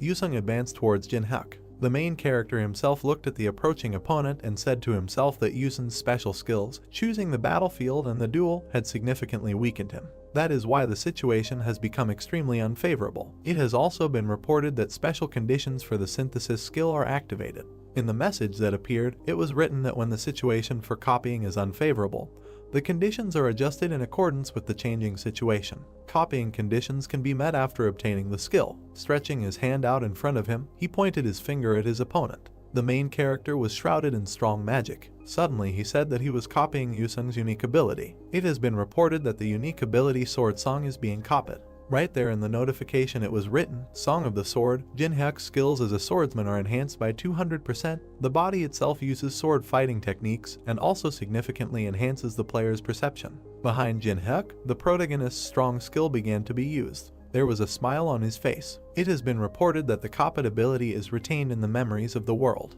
You're ignoring me again, Yusung shouted furiously. He immediately ran towards his opponent, shouting at him not to relax. A blade appeared in Jinhan's hand. At that same second, a fierce battle began. Every blow was repelled. The main character struck. An enraged Yusung, parrying his opponent's blows, shouted, asking what he was counting on, adding why he was fighting at medium range, using only a dagger. Jinhyun had a sly smile on his face. Inflicting and repelling blows, Oo replied that it seemed to him that this was enough, because fighting with swords was also interesting. Hearing this, Yusung's rage awakened. He pulled his sword behind his back and shouted that Jinhyun was still underestimating him. After that, he pointed his sword at the main character. It was reported that Yusung would activate the 6th level Sword Soul skill. At that same second, waving his sword, which was filled with enormous strong magic, he sent a shockwave towards the enemy. Easily dodging, the main character asked if he was trying too hard, adding that Yusung was just using the highest techniques in a fight with a newcomer. Hearing this, Yusung sent his opponent away and shouted that Jinhan was no longer a beginner. It's a pity that the main character once said to himself, after which he rushed towards his opponent. He understood that if the enemy continued to parry the attacks, the dagger would come to an end. So it's time, he said. After these words, he took out the sphere that he had previously taken from the grave. For a skill that can withstand a sword, he added to the previous sentence. Immediately after this, he placed the ball on the blade of his blade. After that, he said that he was combining the sword song and the demon soul. Suddenly the ball disappeared, being absorbed into the blade. Synthesis was reported to be taking place. In the next window that appeared, it was written that the ability sword song and the item demon soul were combined. The light that appeared from the synthesis blinded everything around. Because of this, Yusung had to close his eyes. There was a fire in the eyes of the main character. The notification that appeared stated that Jinhan had received the unique ability Sword Graveyard. In the window that appeared, a description of the skill was written. All the owner's skills are enhanced by 500%, the body uses only the most effective sword techniques, perception is at maximum, one of the abilities required to obtain the title Demonic Swordsman. The glow faded, and then the main character extended his hand with the blade to the side. There was not an iota of fear on his face. It has been reported that the unique ability Sword Graveyard will be activated. It was immediately reported that the skill Knight of the Dark Moon of the first level was activated. A huge force spread through the protagonist's hand. In his head, he said that the ability so far produces barely a tenth of its total power. He understood that he did not have enough mana to control this power, so he needed to increase its supply as soon as possible. Yusung stopped. He didn't understand what was happening. A huge strong magical wave flew next to him. Cold beads of sweat ran down his face. He didn't dare move. In his head, Yusung only asked himself what kind of incredible power this was, after which he added that this is the most convenient battlefield for him. He tries not to fight at the distance familiar to his opponent in order to maximize favorable conditions. Yusung was furious, causing him to bite his lip and veins to appear on his forehead and cheek. He screamed to himself why he couldn't win. He remembered how many times he died in the game. And out of the game, he said. Yusung recalled how he collected many articles and photographs in the room in order to reach the main character. Because of his anger, he broke his virtual reality glasses. He kept saying that he did everything to defeat Jinhak. Throwing his head up and spreading his arms, he shouted, asking why he could not surpass the main character. "I will not put up with this," he shouted again, after which he sent many strong blows towards his opponent. Noticing them, Jinhak stood up. His eyes burned with a bright violet flame. Yusung's punches were right in front of his face. At that very second, he repelled them, cutting them with his blade. Did he really parry these attacks too? Yusung shouted in shock, looking at his opponent's results. Suddenly the main character appeared behind Yusung. With a malicious smile on his face, Jinhak said that he had already fought with someone who was much stronger and faster than Yusung, but now he was tired of it. Immediately after these words, he raised his blade, shrouded in terrifying magic, above his head. And within a second he struck a strong blow at Yusung, who managed to block it with his sword. Due to such strong pressure, he lost his balance and began to fall. His sword began to crack due to the enormous strength of the protagonist's blade. With a deft movement, Yusung's sword was knocked out of his owner's hands. Jinhyuk had a crazy smile on his face. The sword landed 10 meters from its owner and stuck into the floor. After lowering the blade, the main character said that it seemed like he had won again, after which he added that he didn't even remember how many times he had won against Yusung. "This is the 138th time," Yusung answered, standing on one knee and bowing his head. "Kill me?" he suddenly asked. Hearing this, Jinhyuk smiled contentedly. Suddenly he said that next time, it would be his 139th victory. Hearing this, Yusung was shocked. Waving his hand on his face, the main character told the defeated man that he himself knows that the Tower of Tests is no joke, because even the strongest players sometimes die here due to negligence. "But we need strong players," he added. After that, he extended his hand to Yusung and said that people as persistent as him are needed even more. Hearing this, the guy looked at the outstretched hand. A strong player, he asked himself. In his head, Jinhyuk said that he needed to wait 60 days to copy the player's abilities again. In reality, he smiled, looking at his opponent, but in his heart he laughed insidiously, saying that there was no need to waste energy on searching if there was an excellent target to copy. Yusung took the main character's hand, rising from his knees. It was reported that the first level communication ability is activated. Standing up, Yusung immediately turned around and began to leave, saying that he accepted defeat, after which he added that next time the outcome would be different. Hearing this, Jinhyuk laughed. He said that he would wait. It has been reported that the effect of the battlefield selection skill has been cancelled. The space began to break down. Before everything finally breaks down, Yusung said that he still doesn't know the main character's name. "Why do you need to know my name?" Jin-hyuk immediately asked. Pulling the sword out of the stone, he said that then he would call the main character as before. As before, the main character asked himself in surprise. Suddenly he understood. Beads of sweat appeared on his face. Throwing the sword over his shoulder, Yusung turned around and called the main character by his in-game name. Not only he heard this, but also Teresa, who was a little confused by this. A scream was heard in the dark room. Someone called out to Jiangwen. There was a system screen hanging in front of the hooded guy. He looked at the leader and asked if they hadn't killed all the monsters. Chongwen asked what he was talking about. The guy pointed his finger at the screen and said that the scanning artifact had lodged something, although there shouldn't have been anything left there. The red dot moved quickly. Youngwon realized that someone was moving in their direction. The squad members looked fearfully at something ahead. A monster in armor approached them. It was an iron golem. A man with long blonde hair sat on a golem. Youngwon frowned. From the stranger's appearance, he guessed that this was a high vampire. The man put his hands behind his back and went down to them. He bowed, greeted the guests, and said that his name was Baluz. The vampire smiled and said that he was accompanying the lord, the owner of these ruins, and also his blood relative. Chongwen pointed his sword at Baluz, opened his mouth and asked why he came, because it's unlikely that he just went out for a walk. The vampire looked with hostility at the swords pointed at him and said that he had a proposal to the leader of the group. He held out his finger to the blade and said that he was giving them a choice. The first option was to simply follow him without arguing. The vampire pressed the tip of the sword, blood flowing down his fingers. A scarlet stream fell to the floor. The system reported the activation of a bloody plague of an unknown level. Red streams of magical energy wrapped around people's bodies. Youngwon opened his mouth, sweat running down his face. Magical currents engulfed the bodies of his team members.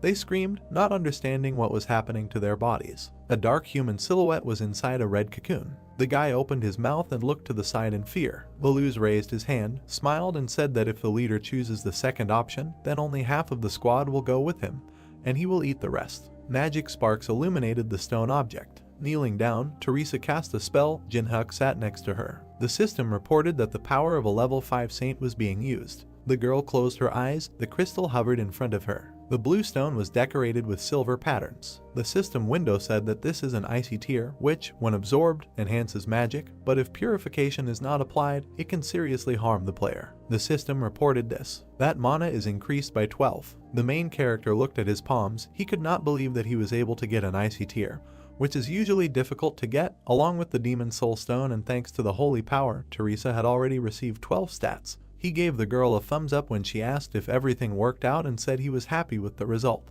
Her eyes widened in surprise as the system window appeared in front of her. A system for notifying that an invitation has been received from the owner of the monastery. In the system window it was said that if Teresa wants to save the members of her group, then she needs to go to the farthest room. The reward for this will be a meeting with the owner of the monastery. The system also notified that upon accepting the invitation, all monsters and traps will be deactivated. Her eyes glowed blue. A drop of sweat rolled down her face. She opened her mouth and said that the entire squad had been taken hostage. The girl could not believe that someone could kidnap an entire group. Jin-hyuk pursed his lips as he watched Teresa lower her head and say that she needed to act quickly to save anyone. She clenched her hand into a fist. Something was bothering her. Teresa imagined a woman with black wings and wondered if he could defeat the Lord. The girl imagined a dark figure with red eyes opposite her and thought that they might fall into a trap prepared for them. Teresa opened her mouth and said that without a raid group they could not defeat the Lord, and thought about whether the outcome could have been different if she had stayed with the squad. The girl imagined a multicolored symbol with a cross in the center and thought that she joined the party as a paladin simply because she wanted to protect other players. But perhaps she made the wrong choice. Yusung closed his eyes and sighed heavily. The guy leaned forward and said he would go because it had nothing to do with him. As he passed the girl, he said that he thought she was having a hard time making a decision, so he would like to give her some advice. Yusung looked displeased at the guy standing with his back to them and said that Jin-hyuk doesn't have a drop of honor.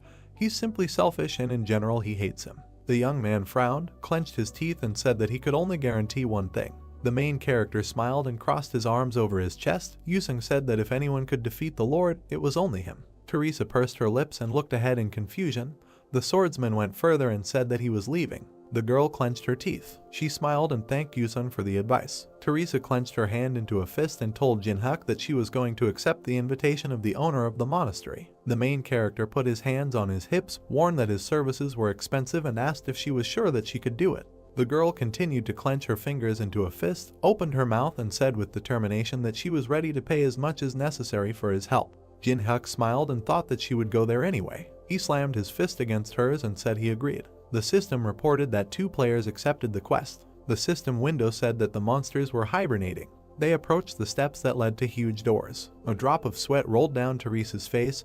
He thought that there were some unreal volumes of mana here. She opened her mouth and looked fearfully at the main character, who said that she did not need to be afraid because now they had an idea of the enemy's strength. Jin-hyuk put his hand in his pants pocket and said that in battle the strongest does not always win. Teresa assumed that he had a plan. The guy clenched his teeth, bowed his head and answered that he did. The doors began to open, revealing a red glow behind them. The girl pressed her hand to her chest. The shadow of the doors fell on her. Jin-hyuk said that no matter what happens, she must trust him and believe in him. They found themselves in a room with red flags, red carpeted steps leading to the throne. The main character and Teresa walked forward. Baluz narrowed his eyes slyly and pursed his lips. It was difficult for him to hide his glee. Jin-hyuk walked a little ahead of the girl. Someone said that they had finally arrived. On the throne sat a girl with silver hair. This was the Lord, also known as Alice von Ataraxia. She pressed her hand to her face, turned her head and said that she was tired of waiting for them. The main character calmly looked forward and asked if people were safe. The Lord snapped her fingers and invited him to see for himself. The system reported that a measurement gap was being applied. Tied up people appeared in front of Jin-hyuk. The guy's eyes turned yellow, and sweat rolled down Teresa's face. The dark-haired man's eyes and mouth were covered with black cloth. The main character recognized him as Hajin. The young man's eyes lit up when he suggested that Hajin had awakened the guards. 2 people froze in the middle of the red carpet. Lord said that she invited them here because of the smell that comes from Jin-hyuk. The woman crossed her legs and said it was the sweetest smell she had ever smelled. She smiled, put a finger to her lips and said that she liked the smell of his blood. The Lord stuck out her tongue and said that this sweet smell, which was incomparable to the smell of other people, excited her. The main character opened his mouth and looked at her with disgust. Nothing like this had ever happened before. The Lord smiled and said that she felt his anxiety. Jin-hyuk bowed his head, pressed his finger to his forehead and said that a person cannot be calm when a vampire talks about blood. The woman smiled and said that he had nothing to worry about. She eats delicious things very slowly, so he can live another 60 years. A drop of sweat rolled down the guy's face. He opened his mouth, thanked her for her concern, said that he did not want to live like an expensive dinner and thought that Lord's words meant that she wanted to insert a tube down his throat and keep him with her. A red beam appeared next to him. There was a hole in the carpet behind the main character. Blood was coming from a wound on his cheek. The vampire said that his opinion did not matter. She pointed her index finger at him and said he had no choice. Smoke was coming from a hole in the carpet. Jin-hyuk bowed his head and hid his hand behind his back. Teresa asked if he was okay with concern in her voice. The guy leaned forward, gritted his teeth and said he had something else to offer. The girl opened her mouth in surprise when the main character dropped to one knee and told Lord that he could give her something sweeter than blood. The vampire narrowed her eyes and left. She leaned forward, waved her hand, and said that for them there was nothing more important than blood, so that no matter what he offered her, her opinion would not change. The guy smiled and asked if she was sure of her words. He imagined lions with spikes and asked if she would refuse if he offered them freedom. The Scarlet Lord's eyes widened in surprise. The other vampires bared their teeth and growled, outraged by his words. Someone raised his hand to stop the angry crowd.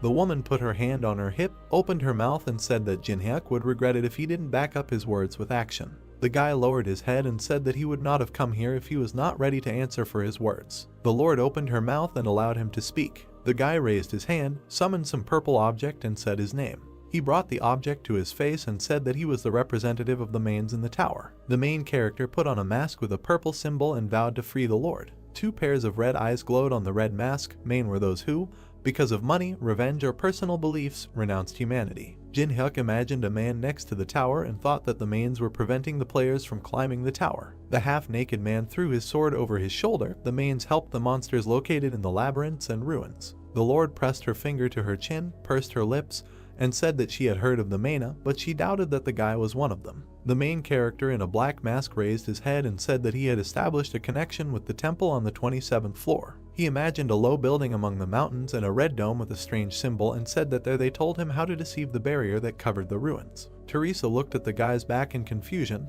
thinking about what it all meant and why he said that he was Main. The vampires in black hoods were heatedly discussing something.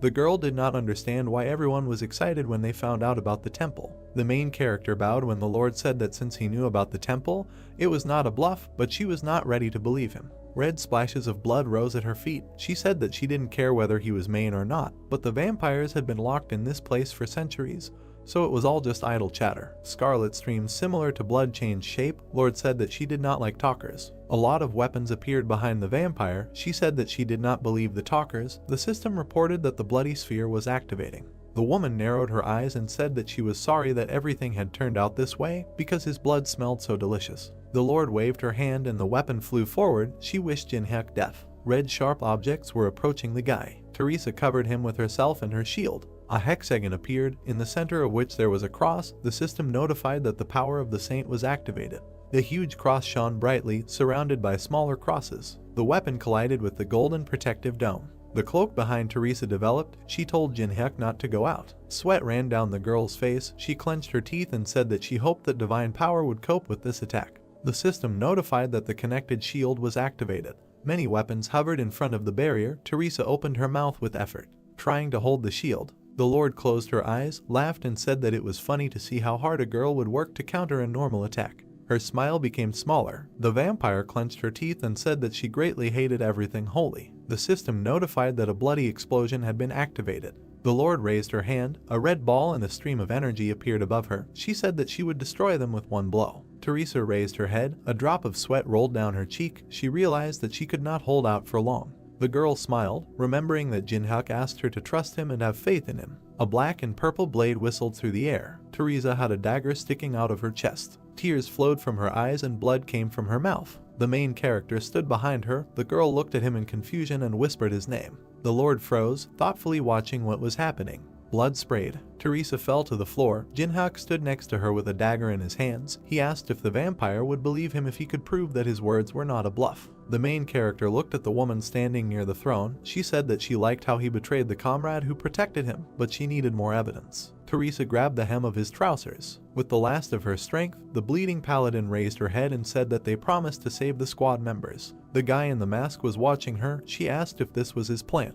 He raised his hand with the dagger and swung it. Blood spattered the shield. Jinhyuk tilted his head slightly. The Lord smiled contentedly. She opened her mouth wide, laughed, said that she was convinced that he was on her side and said that she would give him the opportunity to explain himself. The main character bowed. Something red flashed in his hand. He said that he had prepared a special spell that would allow her to overcome the barrier. A ring was clamped between his hands. The system window said that this was a Braham ring. Jinhyuk said that if you put the Lord's soul in the ring for a while, you can deceive the barrier. The woman in the black dress said that this was the first time she had heard of soul sealing. The main character continued to stand with his head bowed. He imagined his eyes glowing red and thought about the reason why he was giving up all the experience points. The guy imagined how many system windows appeared around him and thought that for the same reason he remained on the first level. He imagined how he jumped over a crowd of fighting monsters.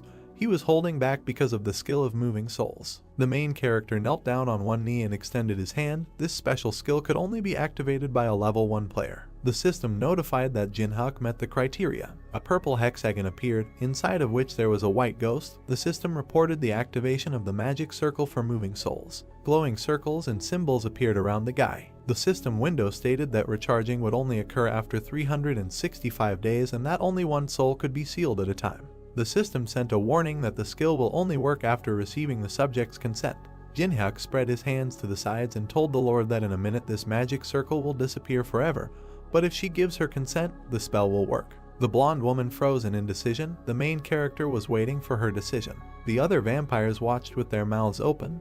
They were surprised that this circle was using it in such a way. A blue beam touched Beluse's forehead. The Lord turned to him. The woman pursed her lips and, using a mental connection, said that it was difficult for her to trust this person and asked to kill him and destroy the circle if Jinhyuk did anything suspicious. Beluse closed his eyes, indicating that he understood the order. The Lord began to walk down the steps, thinking that although it was difficult for her to trust her life to this guy, she had been imprisoned for several thousand years, so if she didn't try now, she might never be able to get out of the dungeon. She stepped to the edge of the circle. The leader of the vampires pointed her finger at the main character and said that she was asking for the last time whether she could trust him. The main character bowed, extended his palm to her and said that if she trusted him, she would not regret it. Their fingers touched. The system notified that Jinhyuk had activated the first level communication skill and that the subject was slightly interested in the main character. The woman opened her mouth, said her full name and said that she allowed her soul to be moved. The ring with the red stone began to glow. The system reported that the soul of the Lord, known as Alice, is moving into the ring of Braham.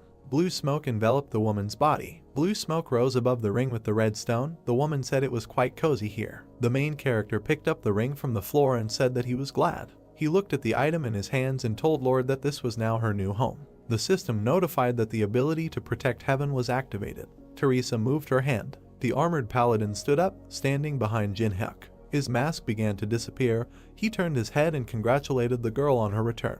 There was a golden cross in the dark blue hexagon. In the system window it was said that the patronage of heaven allows one to return the deceased to life, but instant death did not allow this to be done, and it took 240 hours to recharge. The girl stood bent over and pressed her hand to her shoulder. She raised her head and smiled widely.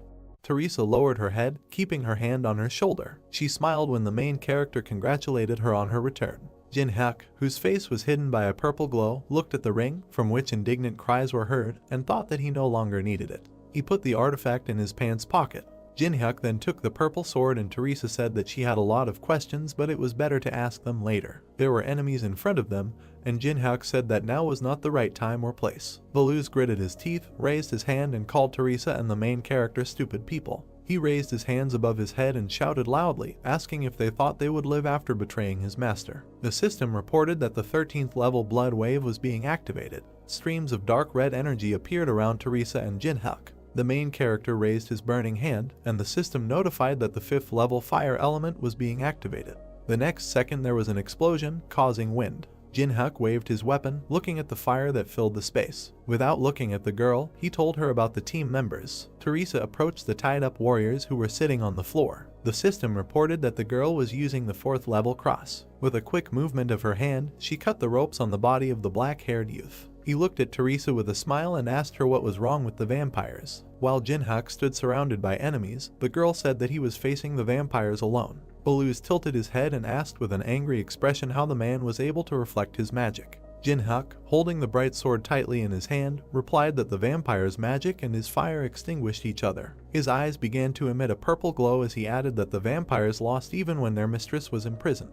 An inscription appeared on the dark screen that Jin-hyuk was activating a unique ability called Sword Graveyard. The system then reported that Baluz was activating a level 9 dark martial art. The white-haired vampire gritted his teeth tightly and extended his hand in front of him, shouting that he would kill Jin-hyuk with his sword if he could not do it with magic. The vampires rushed forward as Baluz ordered them to break the ring and free their lord. Youngwon opened his mouth wide, saying Teresa's name. Then he furrowed his thin black eyebrows. The vampires fell to the floor. Jin-hyuk and Baluz stood opposite each other, and the black-haired youth asked who the main character was. The girl thought with a smile that Jin-hyuk didn't want to reveal his identity if he was still wearing a mask, and replied that they met completely by chance, so she doesn't know much about him. Bellis also fell to the floor and Jin-hyuk turned away from him. He approached Teresa, who said that she had died for the first time, and at the hands of an ally, the main character replied that they still managed. The girl lowered her head and agreed with these words with a smile. A tear rolled down her cheek. The mask on Jin-hyuk's face began to disappear and his eyes were now visible.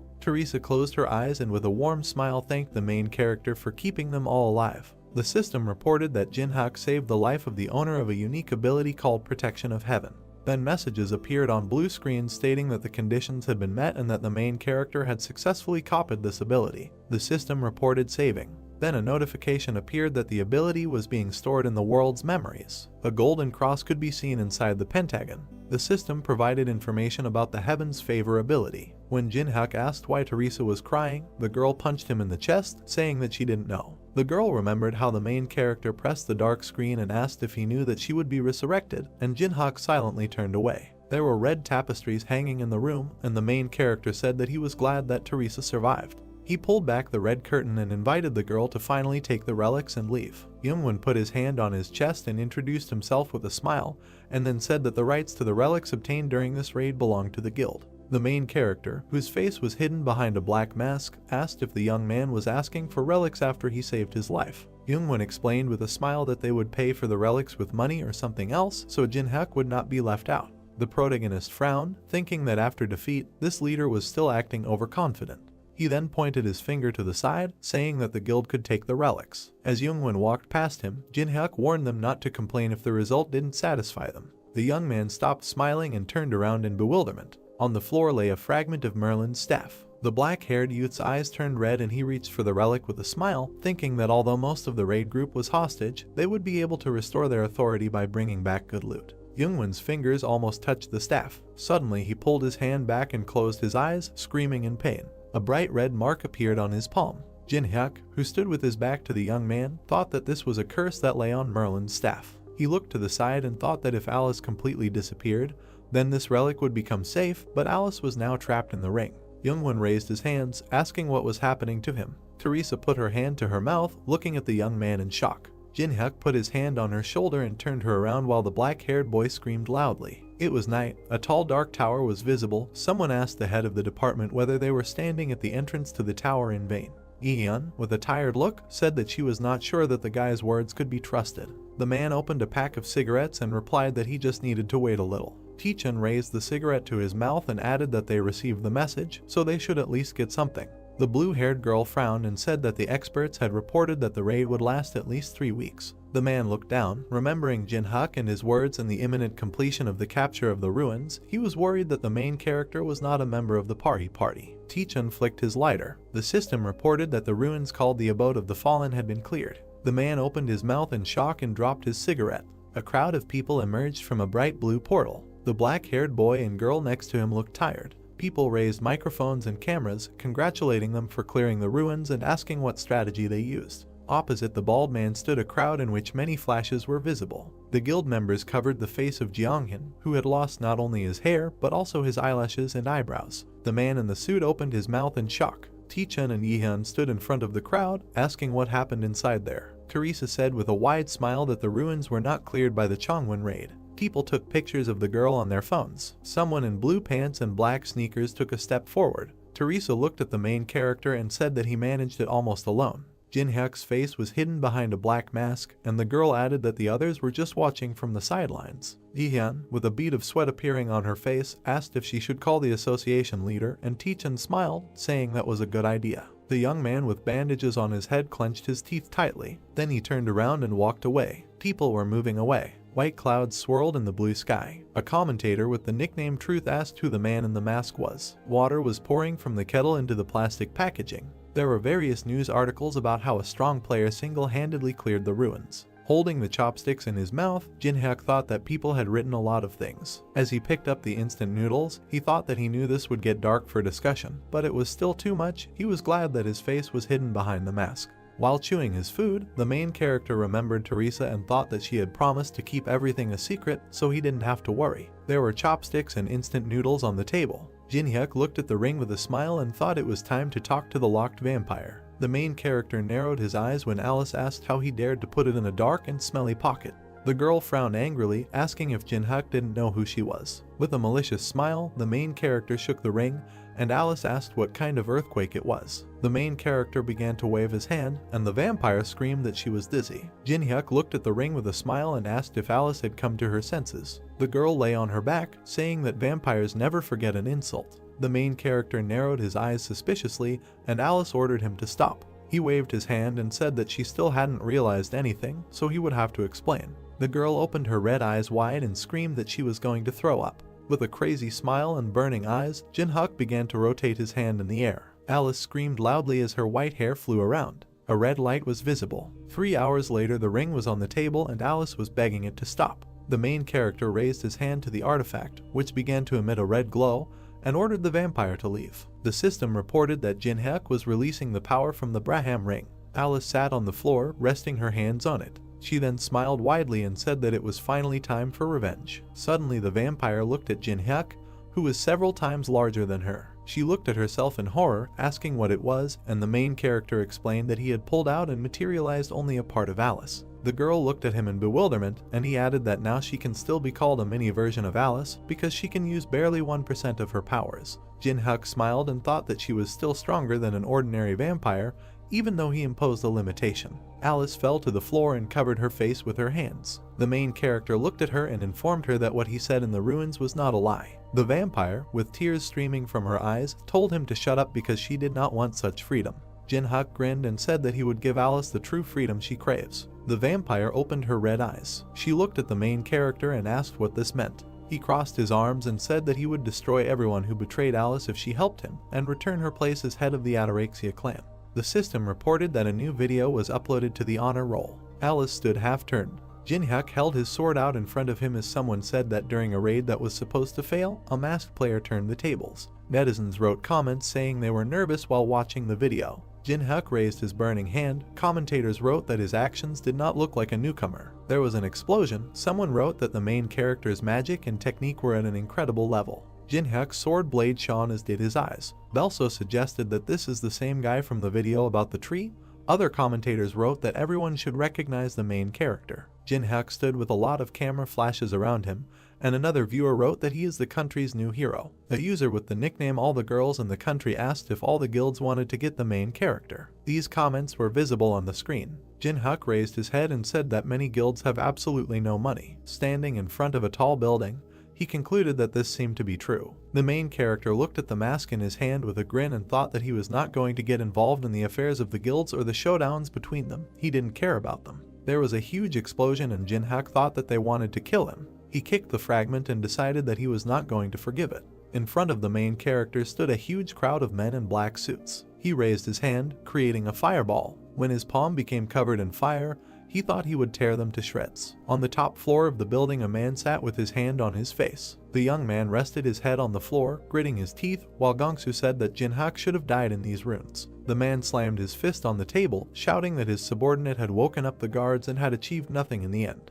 Gongsu frowned and shouted loudly that because of some fool they couldn't handle, their guild would lose its reputation and might cease to exist altogether. The head of the Black Crow Guild kicked Hajin, who let out a painful sigh. Two guards in black glasses and suits stood at the white door. From the fiery explosion, Hajin flew into the air. A man in black sneakers entered the room. The main character clenched his hand into a fist, asking Gongsu if he was the master of this guild. Gongsu grabbed the arm of the chair and ordered his subordinate to grab Jinhyuk. Hajin sat down on the floor, thinking that this was his only opportunity to restore honor in the face of the head. Then he jumped up, thinking that he would be called Super Hands again. Suddenly, the main character removed the mask from his face and greeted the man with a smile. He then punched Hajin in the face. He flew into the wall. Gongsu put his hand forward and shouted that because of Jinhyuk they lost positions in the association.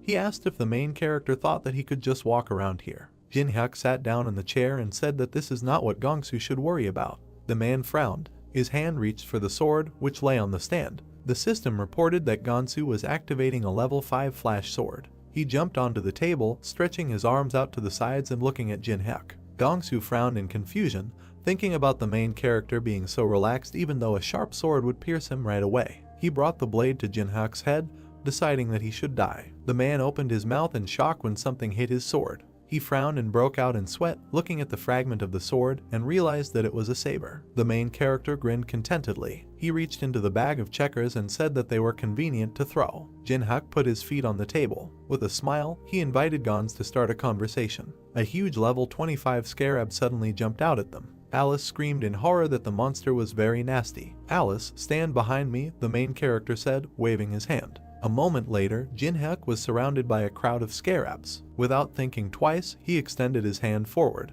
It was reported that the unique ability Heaven's Favor was activated. A giant flash illuminated everything around. Suddenly there was a deafening explosion. A very bright light came down from the ceiling to the ground. It illuminated every monster around the main character. The monster's physical defense decreased by 30%. Immediately, Jinhyuk turned to Alice, who was hovering next to him, and told her to show her strength. The angry girl raised her fist and asked why a noble vampire should fight such nasty monsters. A crazy smile appeared on the main character's face at that very second. He began to twirl his finger, around which magic began to accumulate. What? He asked, looking at the vampire, who was very scared. At that same second, she put her hands in front of her, in front of which a magic circle immediately appeared and strong magic was released. It was reported that Alice was activating bloodbinds of an unknown level. Blood began to envelop the scarabs. By completely enveloping the scarabs, they created huge drops of blood containing the monsters. "Great," said the main character, smiling and preparing to attack. It has been reported that the power surge stat is applied. 100 stats, the difference is reduced by 33 levels. In 1 second, Jinho cut through all the huge drops of blood, destroying all the monsters. Notifications immediately started pouring in that the main character had raised his level by several points. Stopping, he lowered the blade, which was covered in the black blood of monsters, and said that it was very difficult for him to hold back, adding that while he remained at the first level, he had accumulated so much stress. At the same second, a new crowd of scarab monsters surrounded Jinho. The unique ability Sword Graveyard is activated. The main character stood up again. A powerful and terrifying aura appeared around him. He smiled madly, and incredible power oozed from his eyes. He shouted that he was very happy about the appearance of monsters. Clear day. The sun illuminated everything around. Olympus Guild. There were members of the guild in the meeting room. Folding his hand, the head of the Titan Guild, exhaling heavily, said that it seems that almost everyone is assembled, so it's time to start. Looking at everyone present, Frederick said that everyone already knew that the 8th raid on the 4th floor ended in failure. He stretched his fingers first on one hand, then on the other, saying that out of 100 people, divided into 15 detachments, only 9 returned alive. He remembered the powerful boss of the 3rd floor, and then said that although the boss is very ordinary, he summons thousands of statues, so he needs a way to defeat them. Damn, one of those present hit the table with a loud scream. It was Tenwei, the head of the China Guild. Sticking his hand in front of him and gritting his teeth in anger, he said that they could not cope even with the use of a divine artifact, after which he asked how Frederick would order to get rid of these statues. Immediately Maria, the head of the Olympus Guild, calmly replied that the 2nd and 3rd floors were completed too quickly and good players had too little time to level up. Teresa stood behind her. A dissatisfied Jinho sat next to her with his arms crossed over his chest. Maria continued to say if only there were more players above level 15. That's right, Jinho, the head of the 3rd squad of the Tengan Guild, immediately answered. Suddenly, with a frown, he decided to ask if it was because they were having problems because guilds like China were monopolizing dungeons for control of magic crystals. Tenwei immediately reacted with displeasure to this and indignantly asked if he was really challenging him. What did I say wrong? Jinho asked in response. At that very second they started shouting at each other. Their faces were several centimeters away. Tenwei shouted that they were just passing through the tower for the sake of humanity, adding that he would not tolerate insults. Do you think this excuse will help? Jinho shouted furiously. Frederick watched all this. When he got tired of this, he asked the guys to stop, adding that the only thing they were missing was civil strife. We have gathered to solve another problem, he said calmly, while those who had quarreled looked at him angrily. Jinho sank back into his chair, folding his arms across his chest. Maria, also holding her hands on her chest, asked if Frederick had any thoughts. Yesterday, he said, clutching his head, a message arrived from Maine. Having gathered his strength, he continued that if they fulfill one condition, then they will help them.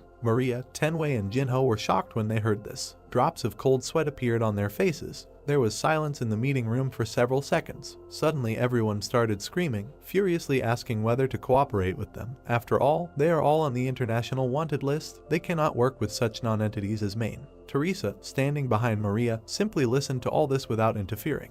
A bead of sweat ran down her cheek. She herself said in her head that everyone present is afraid to interact with Maine, adding that this is not surprising because the influence of the guilds is already higher than the influence of the government. At one point she calmed down and simply listened to the indignant screams of the heads. She continued to reflect that the greater the influence, the more important moral character becomes, adding that they must act with this in mind. The source of light in this room was a bright chandelier from above. Suddenly the aura in the hall changed to a more sinister one, and the light from the chandelier began to fade. Non-entities, a voice was heard. It's somehow unpleasant to hear this, the stranger said. All the light from the room was absorbed by the fireplace from which this voice came. Everyone looked in that direction in horror. Suddenly the fire in the fireplace flared up even more. He was unusual. The normal flames were mixed with black fire. Pride is a good thing, said the voice. At that same second, a man wearing a dark cape appeared in the hall, from behind which only his thick gray beard was visible. In his hands he had a staff, at the end of which there was a skull. He looked at those present, asking if they understood that they would not be able to cope only on their own.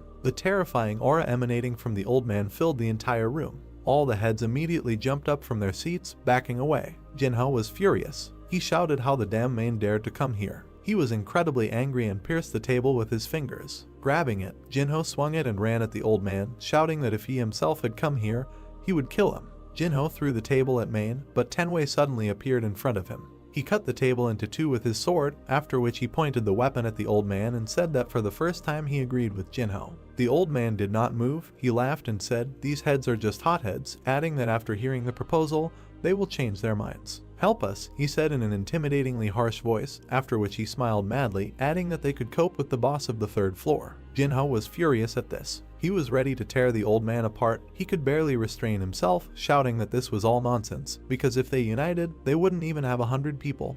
After which he asked how he could cope with a huge army. The old man, holding his hands on the staff, calmly answered that such a quantity could be created. At that same second, the old man was enveloped in incredible magical power. It has been reported that the skill Black Cemetery Guardian is used. Suddenly Frederick looked out the window and saw that something had started to happen on the street.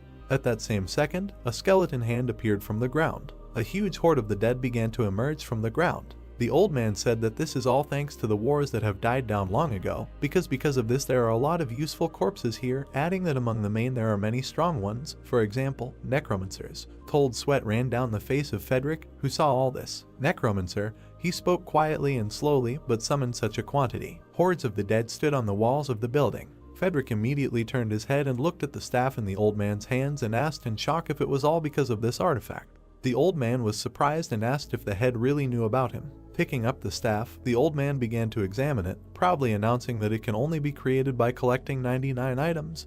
"This is the Staff of Greed." Tenwei looked at the old man intensely, when suddenly, exhaling, he said quietly, "A combination of the necromancer and the Staff of Greed. There is a chance to deal with the boss of the third floor," he humbly admitted, lowering his sword. At that same second, Maria shouted that Tenwei was even talking, because this was Mana. "We know," Jinho answered, standing 5 meters from the old man, adding that now the right decision would be to kill him right now. There was no more rage and anger on his face. He humbly said that if the public does not know about the agreement, then the game is worth the candle. "Even you, Jinho," Maria shouted furiously, to which he furiously asked if they had any other choice now. Teresa watched all this from the side. In her hand was a sword and shield. How did it all turn out this way, she asked herself. Everyone went crazy, she added in her head. She silently watched everything that was happening, not understanding anything. She imagined the image of the main character in her head, and then said to herself that if Jinhyuk had been here, then nothing like this would have happened. "What should I do?" she asked herself, abandoning her imagination. She continued to hear how the heads argued among themselves and could not come to a common decision.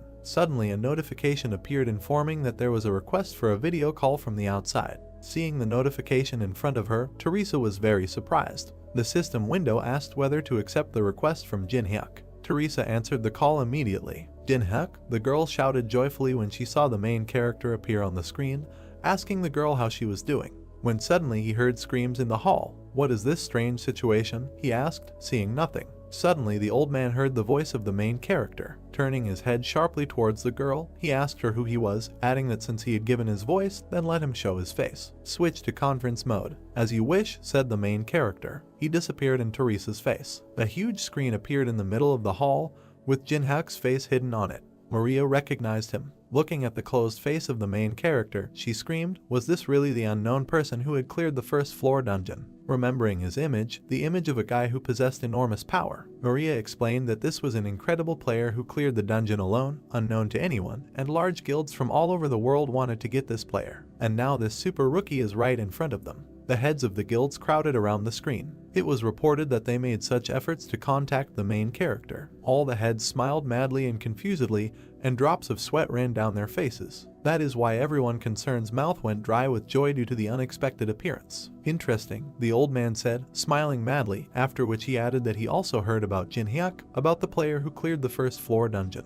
He stroked his beard with interest and asked if the main character knew that this time there would be a capture of the boss of an absoluteness of another level. Hearing this, Jinhyuk asked if it was possible for a necromancer to defeat the boss. Of course, the old man answered immediately. Outside the window was a terrifyingly huge army of the dead. The old man said that so many summoned people thought that it would be enough, after which he added that even the heads of the guilds agreed. "True," the main character asked sarcastically. "Are you sure you can handle this fake staff?" Jinhyuk suddenly asked with a mockery. Hearing this, Teresa was surprised, and the old man shouted in rage, "How dare he?" Then the main character said, "The heart of a saint and the prison uniform anointed with oil." It was without these two items that the old man created the staff. Listening to this, everyone gathered in the hall was shocked. Suddenly Frederick asked, looking at the closed face of the main character, if he had evidence. After thinking for a while, Jinhyuk replied by pointing to the staff, that the real Staff of Greed has a red stone under its skull, and the open floors do not have some of the materials needed to create a real staff.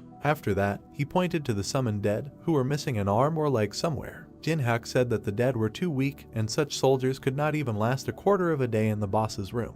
I think that if there is danger, the old man will simply abandon you, running away with the loot like a typical swindler. After these words, all the guild heads were opposed to the old man. The necromancer himself did not know what to say. Suddenly, through clenched teeth, he said that the main character was impudent. At that same second, power enveloped the old man. He immediately waved his staff, dissolving and shouting at the end that they would still regret that they did not accept his offer, after which he added that they would not be as calm the next time they met. "I will keep an eye on you," he said finally. After these words, he disappeared, leaving behind only smoke, and the dead collapsed from loss of strength. The sun shone again, illuminating everything around. Seeing the scattered dead, Frederick was very scared. "What to do now?" he asked, without leaving the window. "Leave it to me," the main character immediately replied. All the heads glanced at the screen in which Jin-hyuk said that no one would have to cooperate with Mainami because he was taking responsibility for the operation. Frederick approached the screen and asked in surprise if the main character really wanted to say that he could cope alone.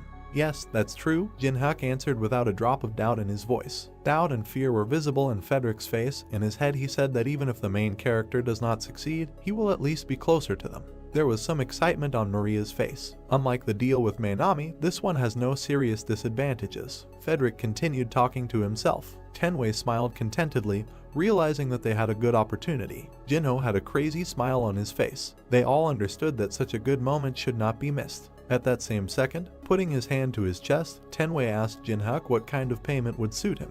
He was immediately interrupted by Maria, who with a malicious smile on her face said that Olympus would fully finance the main character. Friedrich interrupted her, calmly saying that Titan would provide financial support. Behind him stood Jinho, who raised his fist and said that the main character may not want money, which is why he is ready to provide everything necessary. "I don't need anything," Jin-hyuk interrupted the guild leaders. He calmly added, in addition, that the heads would restrict the entry of other players so that he could go through alone. "I don't need a reward," he said firmly. Confused, Maria thoughtfully asked why Jin-hyuk needed all this. "This makes one doubtful," Tenwei added, looking at the screen with some disbelief, after which he asked what the reason was. "The reason," the main character said thoughtfully, scratching his cheek. After thinking, he replied that he was simply doing what was necessary, when he suddenly added that this was also for the sake of his dear colleague. Hearing this, Teresa blushed with embarrassment. Behind the screen, the main character pinched his leg to restrain himself. He didn't like so much senseless pathos. Teresa smiled warmly with a slight blush on her cheeks from Jin-hyuk's pleasant words. "I'm delighted," Jinho shouted loudly, causing smoke to come out of his mouth. The main character looked at Jinho's face, who said contentedly that as a representative of the guild, he had nothing to add because Jin-hyuk's words deeply touched him. "Good atmosphere," the main character said to himself. There was a camera next to him, which notified that a video was being recorded. All the heads moved away from the screen and began to discuss something. At this time, Teresa was left alone with the main character. In his head, Jin-hyuk said that ordinary players would ask for good payment, but here it is worth thinking about the prospects. Behind the mask, the main character had a crazy smile on his face. He said to himself that a player who sacrifices rewards for the sake of his comrades, after which he added that thanks to these words he could get much more than he would have been paid. He also understood that he could not conflict with the guilds, so he would upload a video, editing the moment with Main. Immediately after these thoughts, he ended the video call. Having opened his characteristics, the main character saw that his level was already 12. He was pleased with the results, so he had a satisfied smile on his face. Jin-hyuk said to himself that he had only been in the spawning ground for a day, and was already level 12, adding that everything was going even better than he expected. When suddenly he was called from behind. He immediately turned his head in the direction of the scream. Evil Alice shouted at him, saying that he couldn't leave everything to her. At this time, mountains of scarab corpses lay behind her. Then Jin-hyuk, turning to her, said that since she has the strength to argue, she will not die. "Do you really think this is the norm?" she shouted. When tears suddenly appeared in her eyes, Alice immediately began to wipe them away with a handkerchief, saying that they did not have equal cooperation, but slavery. Dissatisfied, Jin-hyuk put his hands on his hips and said that this was an unfounded accusation. A few seconds later, he opened a store in front of him and, choosing an order, said that he just wanted to buy the girl mana replenishment. "I'm sorry, but that's not enough," the vampire replied. "Not enough?" the main character asked in surprise, turning to the girl. Alice looked at the floor and said emotionlessly that this alone would not restore her strength, adding that if the mana ran out, how then would she help the main character? When suddenly she raised her head. There was a crazy smile on her face. Saliva was flowing from his mouth, and there was bloodlust in his eyes. She extended her hands towards Jin-hyuk, saying that she should restore her mana the traditional way. The frightened protagonist, waving his hand, told Alice to calm down. In a second she was next to Jinhyuk's beckoning neck. Cold sweat appeared all over his face. There was a bite. "Yummy," shouted a joyful and happy Alice, wiping her mouth with a handkerchief. Jinhyuk, holding his neck with displeasure, asked himself how much the vampire drank of his blood. Satisfied Alice behind him said that she had replenished her mana, and then asked him what they would do now. The main character again approached the screen with the store and said that first he needed to stock up. The main character's basket contained a strengthening pill, an incomprehensible cube, an ability counter, a sticky glue, a forest web, and a two-headed ogre's snot. Having purchased all this, a notification appeared thanking you for your purchase. Alice immediately flew up to the main character and said that he had bought some strange rubbish. Jinhyuk immediately told her with a kind smile on his face that although it may seem so, even trash is sometimes useful. Alice, the main character, suddenly turned to his companion. They stood in front of a huge hole in the ground. Jinhyuk said that from now on they will have a lot to do. Alice sat on his shoulder. The main character looked at the girl with a smile on his face and said that they must clear the minus floor in a day. "Hang in there," he added. After these words, he jumped headfirst into the hole. He flew down with a calm smile on his face, and Alice, holding onto Jinhyuk's jacket, screamed that he didn't even know the depth. How could he even jump like that? "Do I know the depth?" the main character asked himself in his head. Opening his eyes, he looked at his approach to the ground and said that he had already jumped here more than 100 times, so he knew everything for sure. "Alice, now," Jinhyuk said with a satisfied smile on his face and purposefulness in his eyes. Alice didn't understand at all what he was talking about. It was reported that reverse gravity of an unknown level was being activated. It was Alice's ability to soften her fall. The main character carefully stood on the ground, and Alice, falling on all fours, breathed heavily and said that Jinhyuk was too reckless. Suddenly he felt something. At the same second, the 4th level fire element skill was activated. The main character lit a torch in the destroyed hall. "It's okay," he said. Huge worms with sharp teeth began to appear from everywhere. "We came to the right place," Jinhyuk said. Huge beetles and cockroaches crawled out of all corners. Insects were descending from the sky. Looking at them, the main character said that such weak insects could not defeat him, and then asked if you could come out yourself. He asked this from a huge monster sitting on a throne in front of him in the form of a huge statue. "So you know about me?" Suddenly an ominous voice was heard. "Of course I know," Jinhyuk answered with a satisfied smile on his face. The statue's eyes lit up, the monster's face distorted into a mad grin. It was the hound that roamed the desert, Anubis. The statue tilted its head towards the main character and said that Jinhyuk was the first person to come down here, so he wanted to have fun first, but the main character brought his death closer. There was not an ounce of fear on Jinhyuk's face. With his hands in his pockets, he said that he didn't come here to chat. "And you are ridiculous," said Anubis. Immediately after that, he laughed, asking if he really thought that the Magnificent he would personally fight Jinhyuk. Alice immediately covered the body of her comrade with hers, saying that Anubis is very dangerous, so she will try to deal with him and let the main character himself leave. Jinhyuk smiled contentedly. In his head he said that Alice seemed to care about him. "Don't worry and just watch," he said as he walked past her, heading towards Anubis. Confused and frightened, Alice stretched out her hands, asking him to moderate his ardor. Then Jinhyuk told the girl that he would show which person she entered into an agreement with. He was heading towards a huge evil monster. "Interesting," Anubis replied, holding out his hand with a weapon. It has been reported that Anubis activates the personal ability Judgment of Anubis. He screamed loudly, and his staff in his hand was shrouded in strong magic. Anubis asked whether Jinhyuk learned about him from this vampire or not. The first question has been asked. A girl from magic appeared behind the main character, in front of whom there were scales. Jinhyuk said in his head that Anubis always uses this ability on the enemy, and when he answers all the boss's questions, the absolute judgment of Anubis's judgment is activated. A notice immediately appeared in which it was written that the copying conditions were such that it was necessary to destroy the embodiment of Anubis, the container of his consciousness, by driving him crazy. Having learned about the conditions, the main character said to himself that if he pisses off Anubis, he will receive the power thanks to which he will be able to ask questions, so there is no need to answer the questions precisely, a short answer is enough. After that, Jinhyuk smiled and answered Anubis's first question, right? Otherwise how would he have known about this place? The subject answered the question. Of course, Anubis answered with a terrifying grin, after which he asked if he had come here for the hive. Second question asked. Of course, the main character answered, showing a hand sign, without thinking, adding that on the black market they would give a lot of money for him. The subject answered the question. A heart appeared above one of the magical scales. It slowly dropped onto the scales. "Then I'll ask the last question," Anubis said, after which he asked if the main character had come to his territory and thought that he could stay alive. After asking this question, he leaned over Jinhyuk. The third question has been asked. Showing a dislike with his hand, the main character with a confident smile on his face said that if he couldn't win, all he could do was throw away all his things and die. The subject answered the question. At that same second, sharp stakes imbued with strong magic appeared around him. All conditions are met. The Court of Anubis is activated. A huge magical crocodile swallowed the main character and reduced all his stats by 50%. It was also reported that all abilities and skills are sealed for 1 minute. Then Anubis, raising his staff, summoned a huge mantis and with a crazy smile on his face said that he would now need to present it for sentencing. It was reported that Anubis chooses the representative. It was an unusual mantis. It was also imbued with strong magic, which is why its appearance changed. "I present him to you," Anubis said solemnly. Alice looked at this in horror because she couldn't stand bugs. There was no emotion on the protagonist's face. A huge black mantis with enormous power appeared in front of them.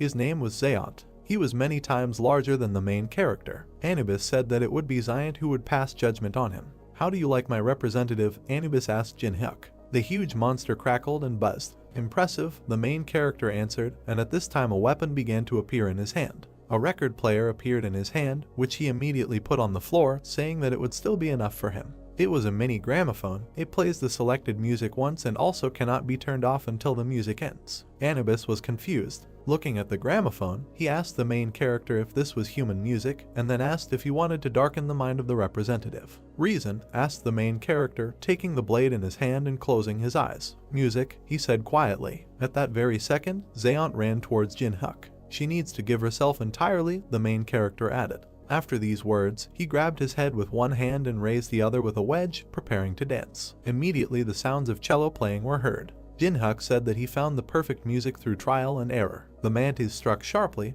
but the main character easily dodged it, moving to the beat. He continued to say that it was a rhythm that fit perfectly with Zayant's attack patterns. Immediately the sounds of trumpet playing were heard. As always, following the rhythm, he spoke. He dodged every unpredictable attack from Zayant perfectly. He controlled this battle. In his head he said that escaping from an attack using music is not luck, it is an exact calculation. Seeing what the main character was doing, he was shocked that he even opened his mouth. Drops of sweat were already running down Jinhyuk's face.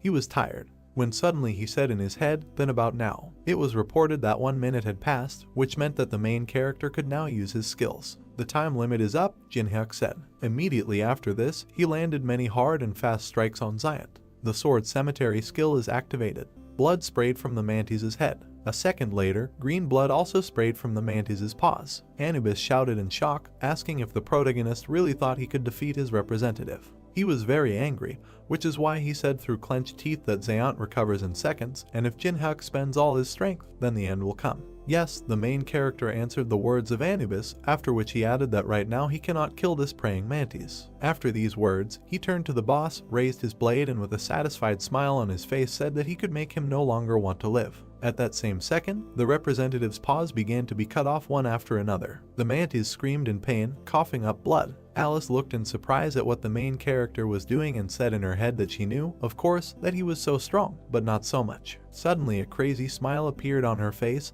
and she said to herself that it was possible if it was him. She raised her head, her cheeks flushed and her eyes filled with hope. "Then he will help me take revenge," she continued joyfully. The bloody mantis fell to the floor. His paws were scattered all over the hall. An enraged Anubis shouted at the main character to fight and not run away. The representative trembled exhaustedly. "Proud warrior, chosen by God, representative." Jinhyuk walked towards the mantis, passing through the remains of it. He dispelled the blade in his hand. In his head, he said that the last stage is that it destroys his, the great warrior, faith in his own invincibility, humiliation and provocation. After that, he sat on the head of the dead mantis. At that same second, the mantis rose from the ground, completely restored. After that, he put his battle claw to his neck, and he cut off his own head. The representative of Anubis was defeated. Horror and fear enveloped Anubis. Did he commit suicide? The boss asked himself. The main character was informed that his level had increased. The mantis's head fell not far from Jinhyuk. A notification appeared stating that after studying the magical tome of the Duchy of Peltaris, you can learn ice magic.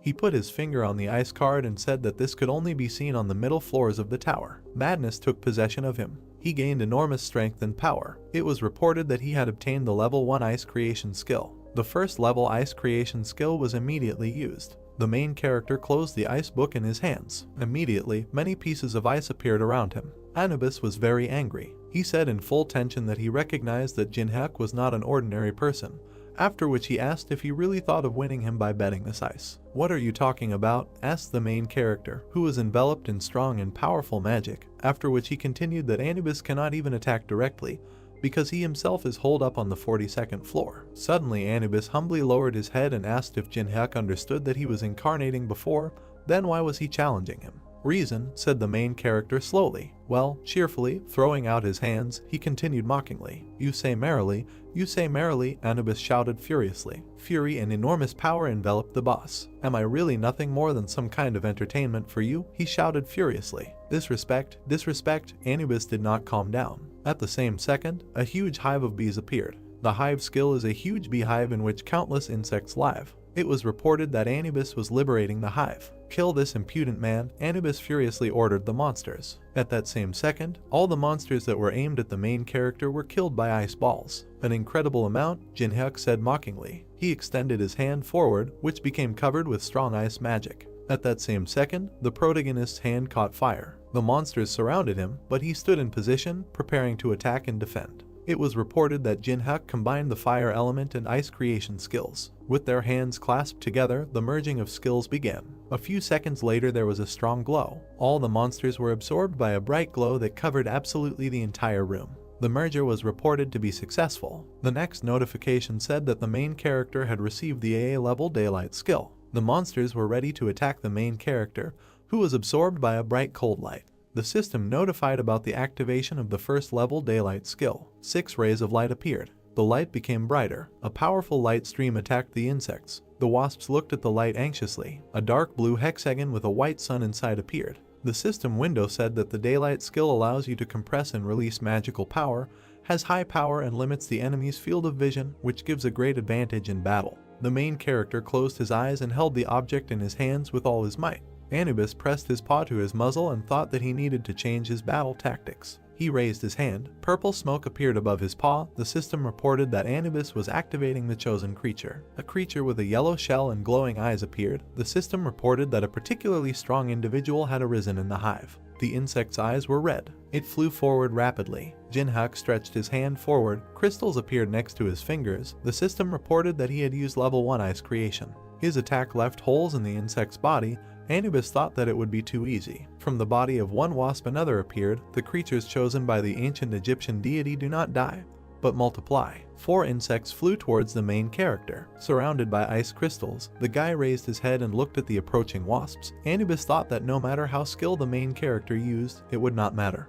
Jinhyuk squeezed a small object in his fingers, smiled and said that it had finally happened. The system reported that the enhancement pill increases the size of the object tenfold. The guy waved his hand. The white beam hit one of the wasps. The insect fell. The main character jumped up, hunting for others. The system reported that the effect of the pill would appear in 1 minute. The wasps fell to the ground. Jinhyuk jumped onto the back of one of the insects. He grabbed the insect's antennae. The main character wrapped his legs around the wasp's head and controlled it. Anubis opened his mouth, asked what they were doing and ordered them to kill the guy immediately. Jinhyuk rode a wasp as he flew towards the hive, thinking that their ability to multiply rather than die would drive any opponent to despair. There were many insects behind him. One of the wasps hit the other with its sting. The main character thought that in the terrible absurd conditions the enemy could not sensibly assess the situation. A blue cube appeared around a ball of insects. The system reported that an incomprehensible cube had been activated. In the system window there were the names of the items: ability counter, sticky glue, forest cobweb, snot of a 2-headed ogre. Jinhyuk put his palm in front of him. The system window began to glow. The system reported that 4 objects were combining, strengthening an incomprehensible cube. Glowing rays touched the surface of the cube. Flashes were heard. The main character stood on one knee, pressed his palm to the ground and thought that thanks to endless repetitions he could understand the tactics and then correctly assess the situation. Insects fought against the walls of the trap and flames appeared outside. Jinhyuk smiled and snapped his fingers. The system notified that the 5th level fire element had been activated. The main character flared up inside the cube. It was an unusual decision that the main character came to. The system window said that the enhancement pill was starting to take effect. The wasps began to grow, then there was an explosion. There were many system alerts that the enhancement pill had dropped out. There were a lot of pills at the bottom of the cube. The main character thought that in order to become an equal opponent for the boss with a huge army, the maximum number of these pills was needed. Many system windows appeared in front of Jinhyuk with a message that the level had increased. Looking at them, the guy thought that thanks to the endlessly multiplying monsters, he received not only a lot of experience points, but also valuable items. Anubis clenched his teeth, sweat running down his muzzle. He could not understand what was happening. The main character smiled broadly. Behind him was a blue cube and a web. Anubis realized that he had prepared the items for unification in advance, learned the features of the hive, and created a trap. The guy's eyes glowed. He put his hands in his pockets and looked up. The ancient Egyptian god realized that he had succumbed to his provocations. Anubis slammed his hand on the armrest. His face contorted with rage. He raised his hand and cursed. God clenched his fingers into a fist. The system reported that Anubis had destroyed the hive. The fragments scattered in different directions. The main character clenched his teeth and, looking at the fragments, said that he was just getting the hang of it. Anubis frowned in irritation and asked how the man dared treat him with disrespect. God leaned forward and began kicking the floor, repeating the word disrespect. Anubis pointed his staff at the guy and said that he must survive and rise to him. Jinhak smiled and said that there was no need to shout like that, because he himself planned to do so. God smiled bloodthirstily and said that she would punish him for his disrespect. His eyes went dark. The system reported that the Anubis container had been destroyed. The system window said that the conditions were met. The main character smiled, and a square with the inscription saved appeared behind him. In the system window there was information that to activate the Judgment Anubis skill, you need to ask 3 questions, after which the enemy's strength is reduced by 50% and all skills and abilities will be blocked for 1 minute. A purple hexagon appeared with an ancient Egyptian symbol inside. The system reported that the skill can be used on one person only once, and if abused, punishment from the Egyptian gods awaits. The main character presented a fresco on which there was a creature with a bird's head and a human body. The system reported that the gods of Egypt were showing interest in him. He also presented an image with green skin.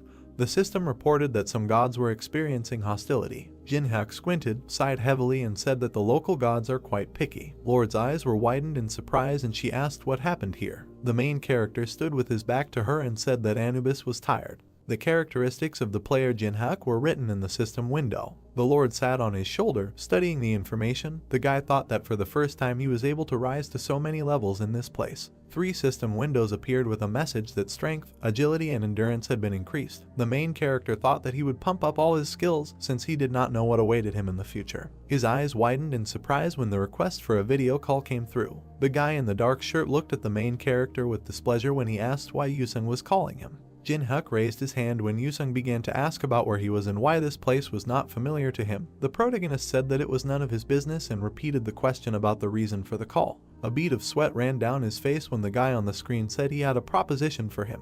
Yusung introduced several people and said that in 24 hours, a martial arts tournament would begin at the Awakened Association, to which players of rank AA and above, including himself, were invited. Sweat flowed down Jinhyuk's cheek. He looked at his interlocutor in bewilderment and said that the association decided to hold the tournament despite more important things, such as the boss of the 3rd floor. Yusung frowned and asked the protagonist to take part in the tournament so that they could fight. The protagonist asked why he should waste his precious time on such nonsense and mentally added that his decision might change if the guy had new skills that he could copy. Continuing to frown, the guy in the dark shirt said that Jinhyuk couldn't refuse. The main character looked interestedly at the screen in front of him. Yusung showed a black card with gold designs and said that he had a pass to the black market. Someone tapped a brown object on the stand. The blonde man said the item was sold. The auction host waved his hands. According to Yusung's explanation, the black market was not a place where players could buy something with coins. The knight crossed his arms and smiled.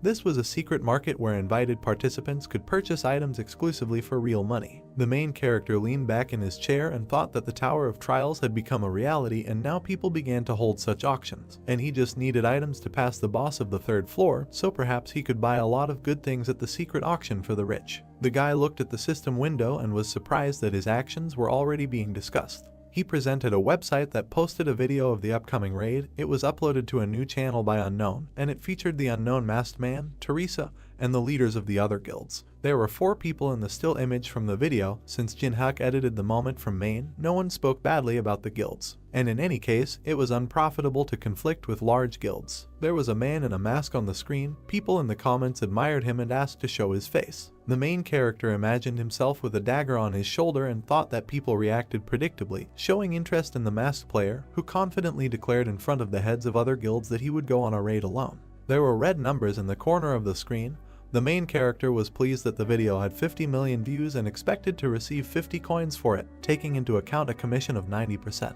He smiled, looking at the screen, and thought that although the commission was simply incredible, the amount was still not bad.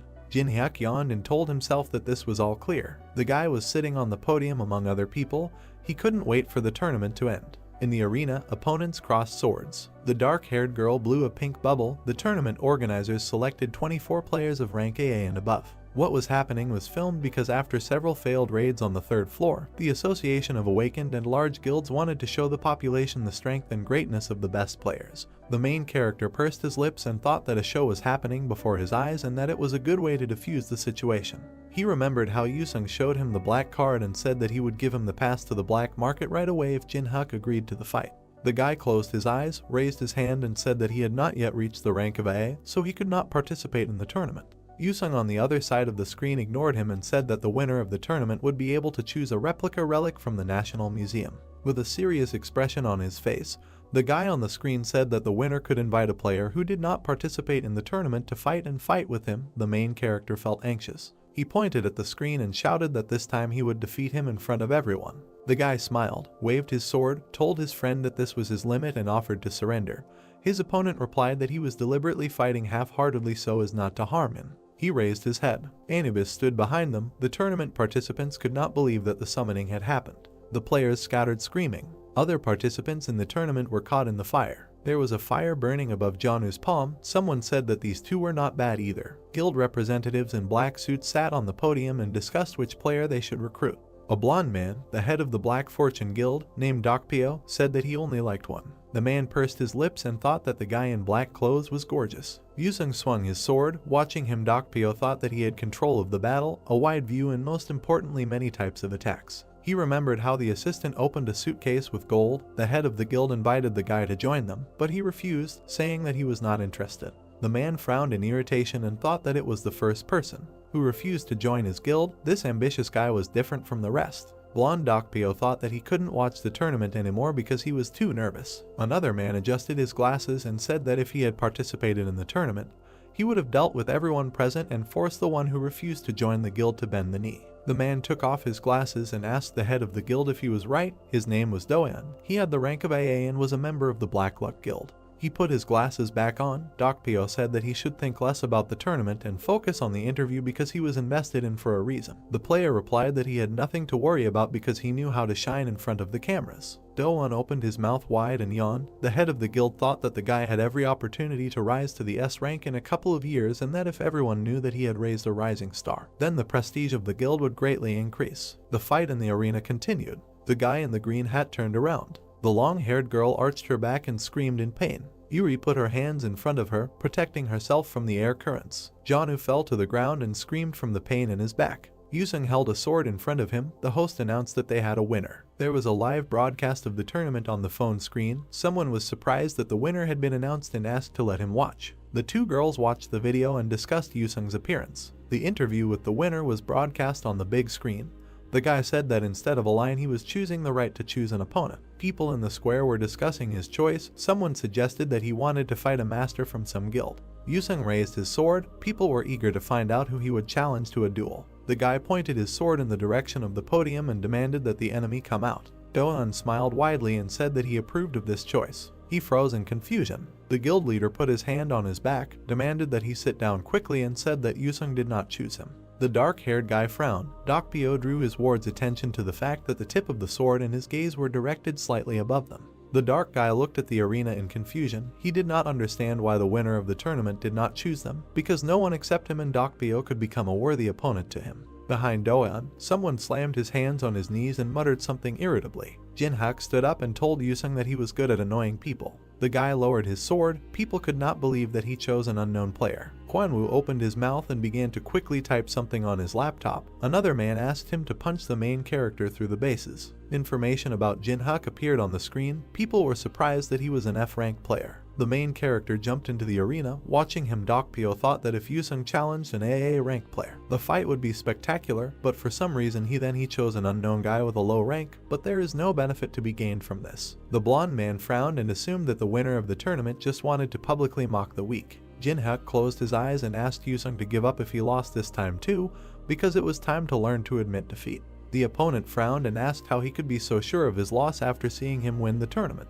The main character gave him a thumbs up and said that he had definitely become stronger and asked if he had trained hard. The swordsman clenched his teeth and said that, without stopping for a second, she did everything to catch up with him. Yusung waved his sword and said that in order to get a pass to the black market, Jinhyuk must fight at full strength. The system notified that the player was using the sword soul skill. Blue streaks appeared when the guy activated the second stance sword soul technique. He gritted his teeth and activated the blazing swordsman soul technique. The main character tiredly closed his eyes and thought that Yusung had taken up his task again. He raised his hand, summoning fire magic, and said that he was ready to fight.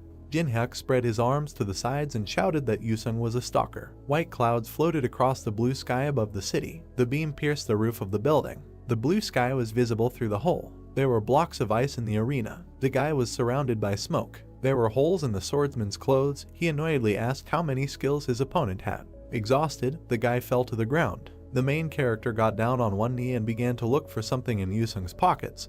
He believed that he was simply taking what was his since the enemy promised to give it back. He clutched the black and gold card and said that he would gladly take advantage of the invitation to the black market. People in the stands were discussing the battle that had taken place.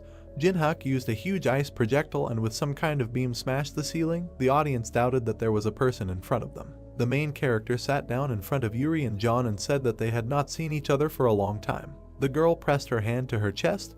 The old man said that this was their first meeting after the museum. The guy smiled, said that their first meeting was a little rough and suggested leaving everything in the past. John and Yuri were told that they don't want to be his enemies. Jinhyuk squatted down and said that since they decided to live peacefully, he wanted to ask for Yuri's phone number. He handed her the phone and said that if she didn't want to, then she didn't have to do it. The girl thought that in that case she would refuse. He opened his mouth and said that everything is not so simple. The main character turned the phone towards her and said that Yuri should be confident that she can cope with the consequences. She squeezed the black phone in her hands and thought that this was a request only in words, but in reality it was blackmail. The people in the stands screamed in fear. Someone jumped down behind Jinhyuk and said that it was amazing. He didn't expect an F-rank player to be able to win. The main character's eyes turned yellow. The system reported that the Eye of Truth of the second level was activated. The system window contained player Doan's data. The guy waved his hands and said that he did not expect to see such a show. The system notified that in order to copy the giant's hand skill, it is necessary to unravel the hidden intention of this person. Jinhyuk squinted and thought about how the system determined the intentions and desires of the object every time. He believed that this was beyond the capabilities of artificial intelligence. Doan raised his hand and said that there was no need to look at him so hostilely.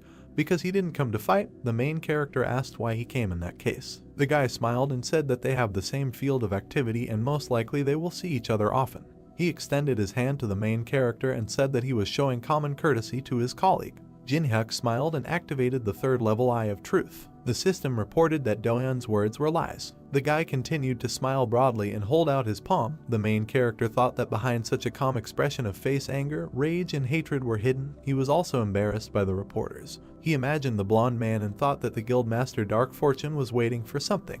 The main character introduced the giant and thought that Doc Pio wanted his guild member to defeat the newcomer who defeated the winner of the tournament in front of reporters in order to draw attention to himself. Jinhyuk smiled and thought that they were like an open book to him. The system notified that he had figured out Doan's hidden intentions and that the copying conditions had been met. A golden hexagon appeared. The system reported that the giant's hand skill had been acquired. In the system window it was said that the giant's hand increases the grip strength and makes it possible to lift objects that weigh 10 times more than it does. The main character presented a machine with prizes and thought that when the challenge tower was a game, it was not possible to copy this skill, because there were few users who had it. But now that the game has become a reality, skills that others have difficulty obtaining are just waiting to be. He collected them. His eyes turned purple. He said that it was unusual to hear his colleague call him and asked if it could be considered that this greeting came from the head of the Black Luck Guild. Doan opened his mouth and said that Jinhyuk doesn't seem to be in the guild, so they would be happy for him to join. The guys smiled broadly at each other. The main character asked if they would give him a deposit if he decided to join. Doan replied that he only needed to name the amount. They shook hands. The dark guy tensed. The main character looked at him with displeasure and asked if he really thought that he could defeat him with sheer force alone.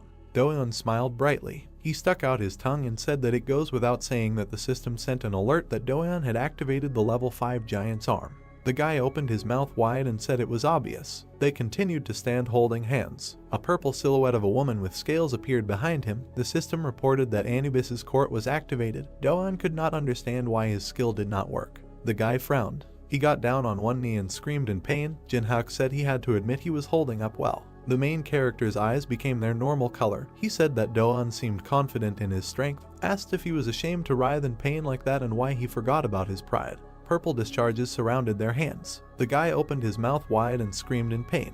Golden lines appeared between them.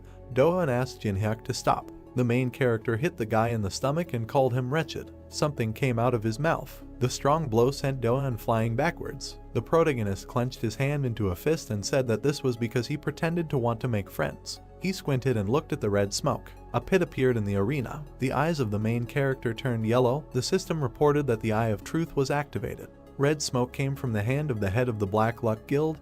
He was outraged by it. That Jin-hyuk dared to beat one of his best players and said that he put in a lot of effort for this day. The system window contained information about the player Dokpyo. The system reported that in order to copy the ability to the energy of bloody rage, the main character must break the man's pride. The guy pressed his hand to his chest and said that he understood that the head of the guild was angry, but he should have behaved more restrainedly. Dokpyo's face contorted with rage. He assumed that Jin-hyuk was scared. The main character looked at his palm and said that he simply did not plan to defeat the guildmaster yet. The man's eyes were black. He jumped up and called the protagonist's names. The system reported that the energy of bloody rage was being activated.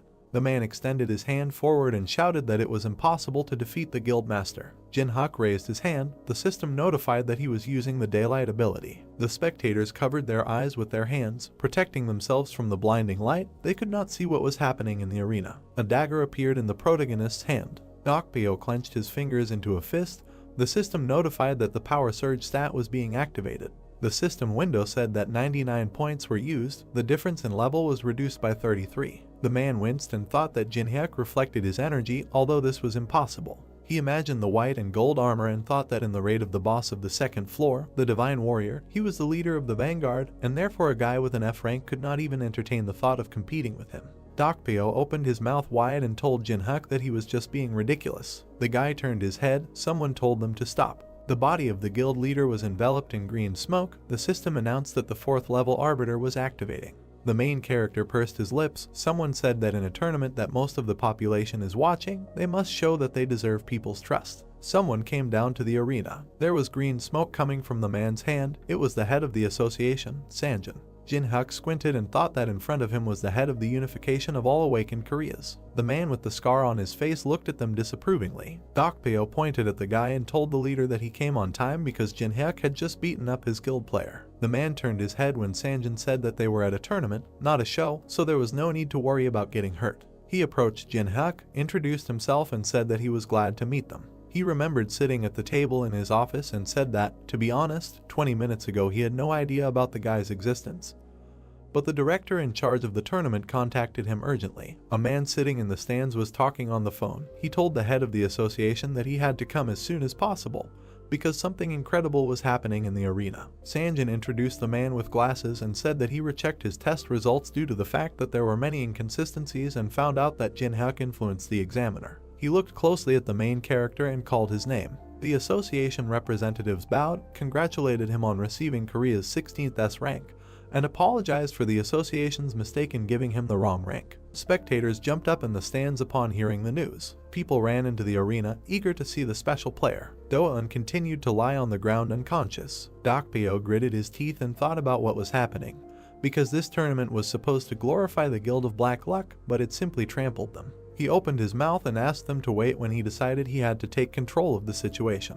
The man grabbed the reporter's hand and said that he had to report that their guild was planning an attack on the boss of the 3rd floor. The reporter's jacket remained in Dokpyo's hands. He said that they would talk about this another time and asked him to contact the editor. The man froze with someone else's jacket in his hands. The journalist was filming Jin-hyuk. Dokpyo's eyes turned black with anger. He turned around and walked away from the crowd. The system reported that the conditions for copying the Dokpyo skill were met. A red hexagon appeared. The system reported that it had received a unique ability, the energy of bloody rage. A news site was open on the screen. There was a photo of the main character smiling. The comments discussed Do-eun's loss. Jin-hyuk smiled. Looking at the phone, he was pleased with the public's reaction. He remembered Sanjin raising his finger and saying that as an apology, the association would provide him with a plane to fly to Las Vegas. The guy leaned back in his chair and said that everyone wants to have a high rank because the attitude towards such players is radically different. The plane took off into the sky. A flight attendant approached the main character. She placed the food in front of him. Jin-hyuk was delighted with the level of service in first class. He tasted the food. The main character closed his eyes and smiled blissfully. The Lord called him. The blonde guy was chatting with the flight attendant. The vampire asked the main character to pay attention to him. The man was surrounded by smoke. Lord said there was a strange smell coming from him. His blood smelled so bad that she didn't even want to taste it. Jin-hyuk looked to the side and asked what she was complaining about. The vampire said that this was not a joke and that guy was not an ordinary person. His eyes turned yellow. He thought that if the Lord, who considers people to be mere bags of blood, speaks like this, then something is really wrong with that person. The system notified that the Eye of Truth of the 3rd level was activated. His eyes widened in surprise. In the system window there were characteristics of a player named Alex Jedro. The guy waved his hand. The system said that depending on the degree of closeness with the object, you can copy one of the skills, but for the maximum degree of closeness you need to join the Mana Association. The main character pursed his lips and thought that he couldn't even imagine that guy was one of the Mana because he walked around with such a calm face. Alex walked past Jin-hyuk. He pointed his finger at the main character and asked if he was the same player from Korea who received S rank. Jin-hyuk imagined a man in a black mask and thought that Alex had boarded the plane on purpose and assumed that after the news came out, not only large guilds were interested in him. The guy smiled and said that he had recently changed his rank to S. The suspicious man said that he was amazing at the tournament. Alex handed over his business card and introduced himself. He gave us a thumbs up, said it must be fate, and suggested they have a drink together to pass the time on such a long journey. The main character took the black business card, decided to play along and said that he was right. There was a bottle of alcohol on the table. Taking out expensive cognac, Alex began to talk about himself. They sat opposite each other. The new acquaintance told Jin-hyuk about his cosmetics business and the difficulties he had to endure after the appearance of the test tower. The main character closed his eyes, smiled, and thought if this man knew that he knew who he was. The blonde guy smiled back. He raised his glass and said that to be completely honest, he didn't come to Korea for the cosmetics business. Alex tilted his head and said that he wanted to expand his business and start doing business with the awakened ones to keep up with the times. The guy raised the glass to his mouth and said that he had a problem. Jin-hyuk asked him to tell him more about it. Alex put the glass on the table and asked if the main character had heard about the masked player. The interlocutor realized that he was talking about the unknown.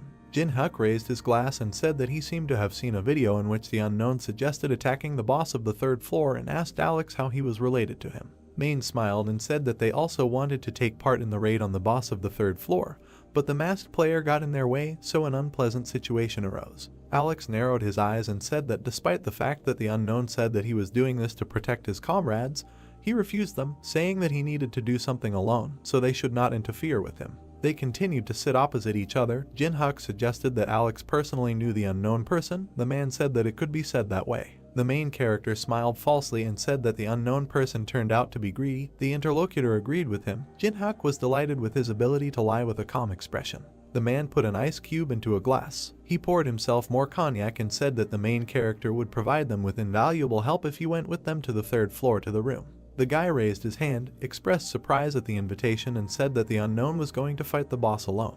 Alex handed him a bottle and said that S-rank players are given the right to freedom of action, so that no one will touch them and they will be able to get items from the 3rd floor. The main character closed his eyes, thought that even the large guilds allowed the unknown to go through the floor alone, and agreed to block the entrance to the boss's room and assumed that the main wanted to get there with his help. He opened his eyes and said that Alex's request was too serious because he had just received rank S and his new acquaintance wanted him to go against large guilds. The man smiled and said that he was a businessman and that he not only asked a lot, but also offered a lot. A vial appeared above his palm. Main said that there is a medicine that helps with incurable diseases and even with cardiac arrest. His eyes lit up and he showed the main character a bottle of elixir. Jin-hyuk's eyes widened in surprise. He took the bottle in his hands, said that his interlocutor's offer interested him, and thought about how the Mana Association was able to get such a rare thing. Alex hid his hand under his jacket and said that many people wanted this elixir, but he was ready to give it to a new acquaintance as an advance. He put the contract on the table and asked Jin-hyuk to sign it. The system reported that Main would activate the contract with the 6th level dead man.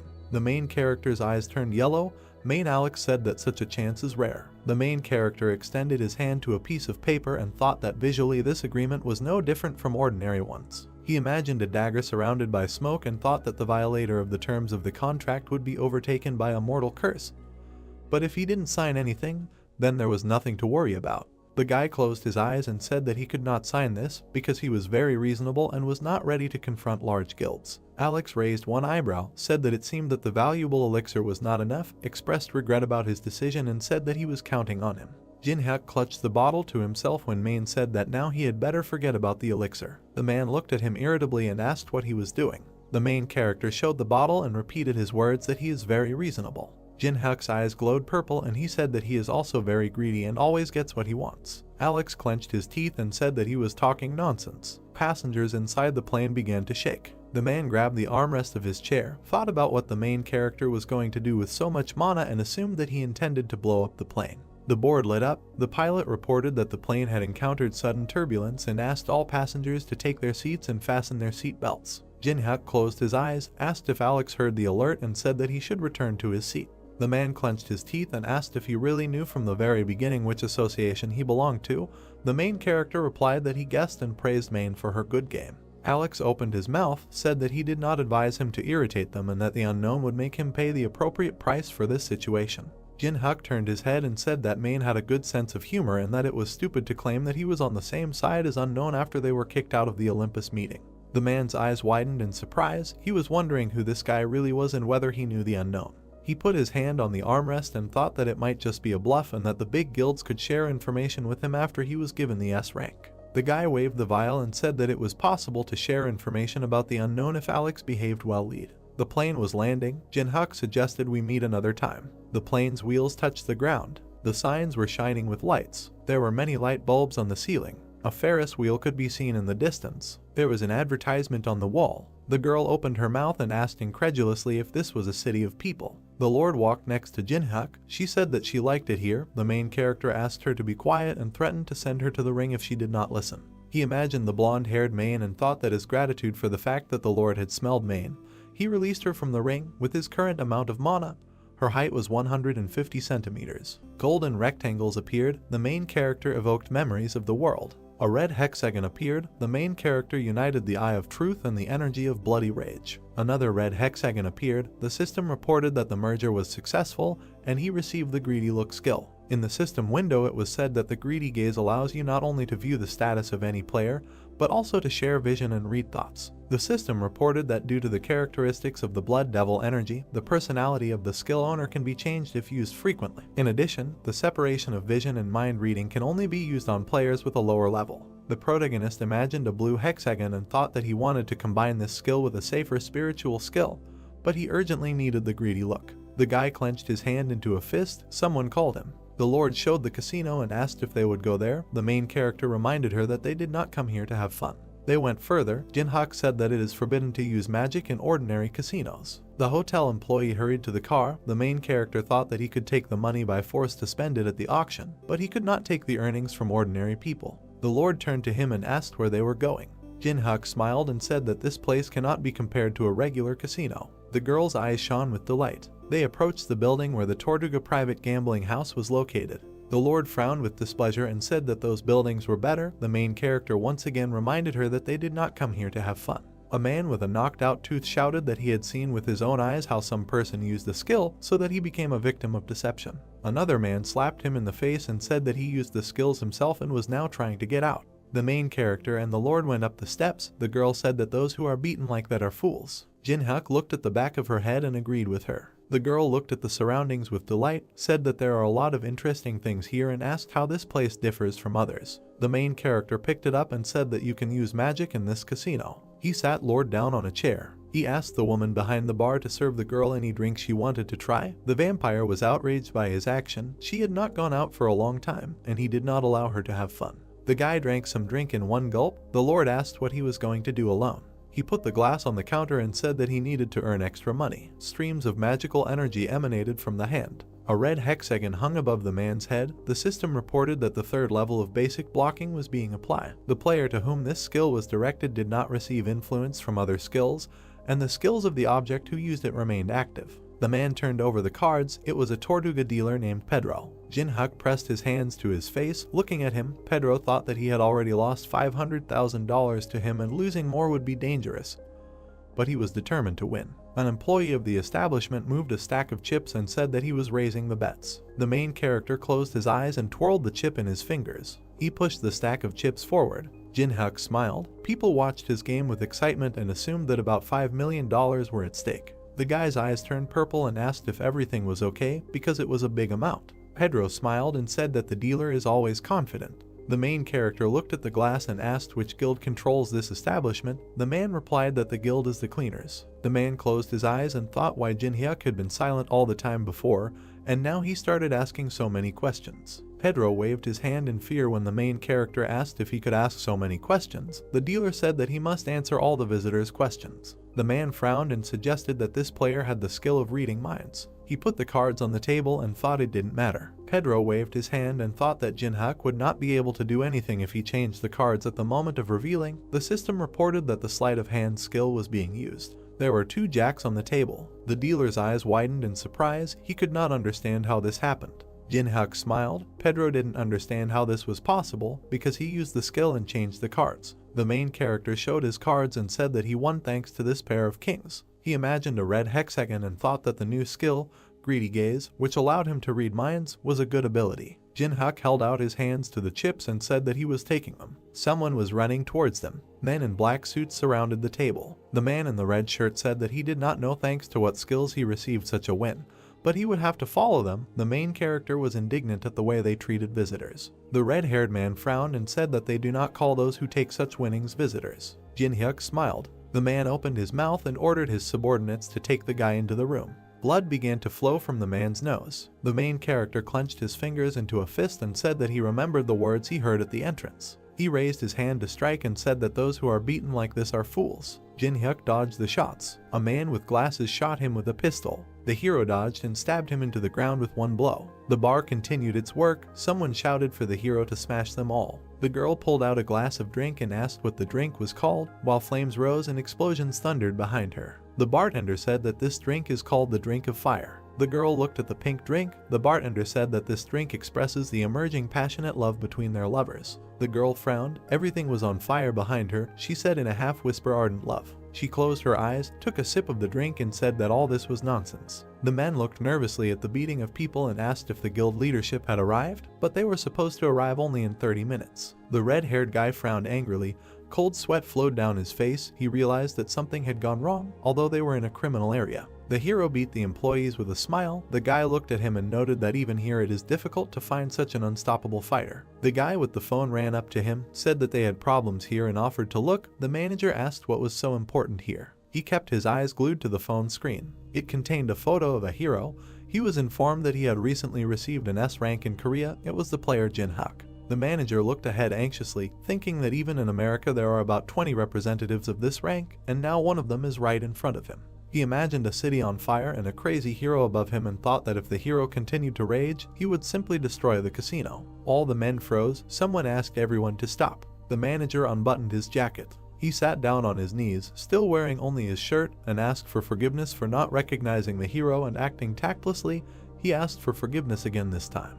Jin-hyuk bit his lip nervously and asked why the manager was suddenly apologizing. He asked if the guy really thought that it was in vain to contact him after learning his rank. The guy crawled closer to the hero and said in a trembling voice what he meant. The hero interrupted and said that this was all absurd. He leaned towards the guy with a malicious smile and asked if this place wasn't like this originally. He clarified that the one who is beaten is the fool. The hero began to bend his fingers. He said that he made a bet, won the average amount, but they intervened and then caused moral damage, so if you count everything. The guy looked in horror at the hero, who said that $10 million would be enough for him.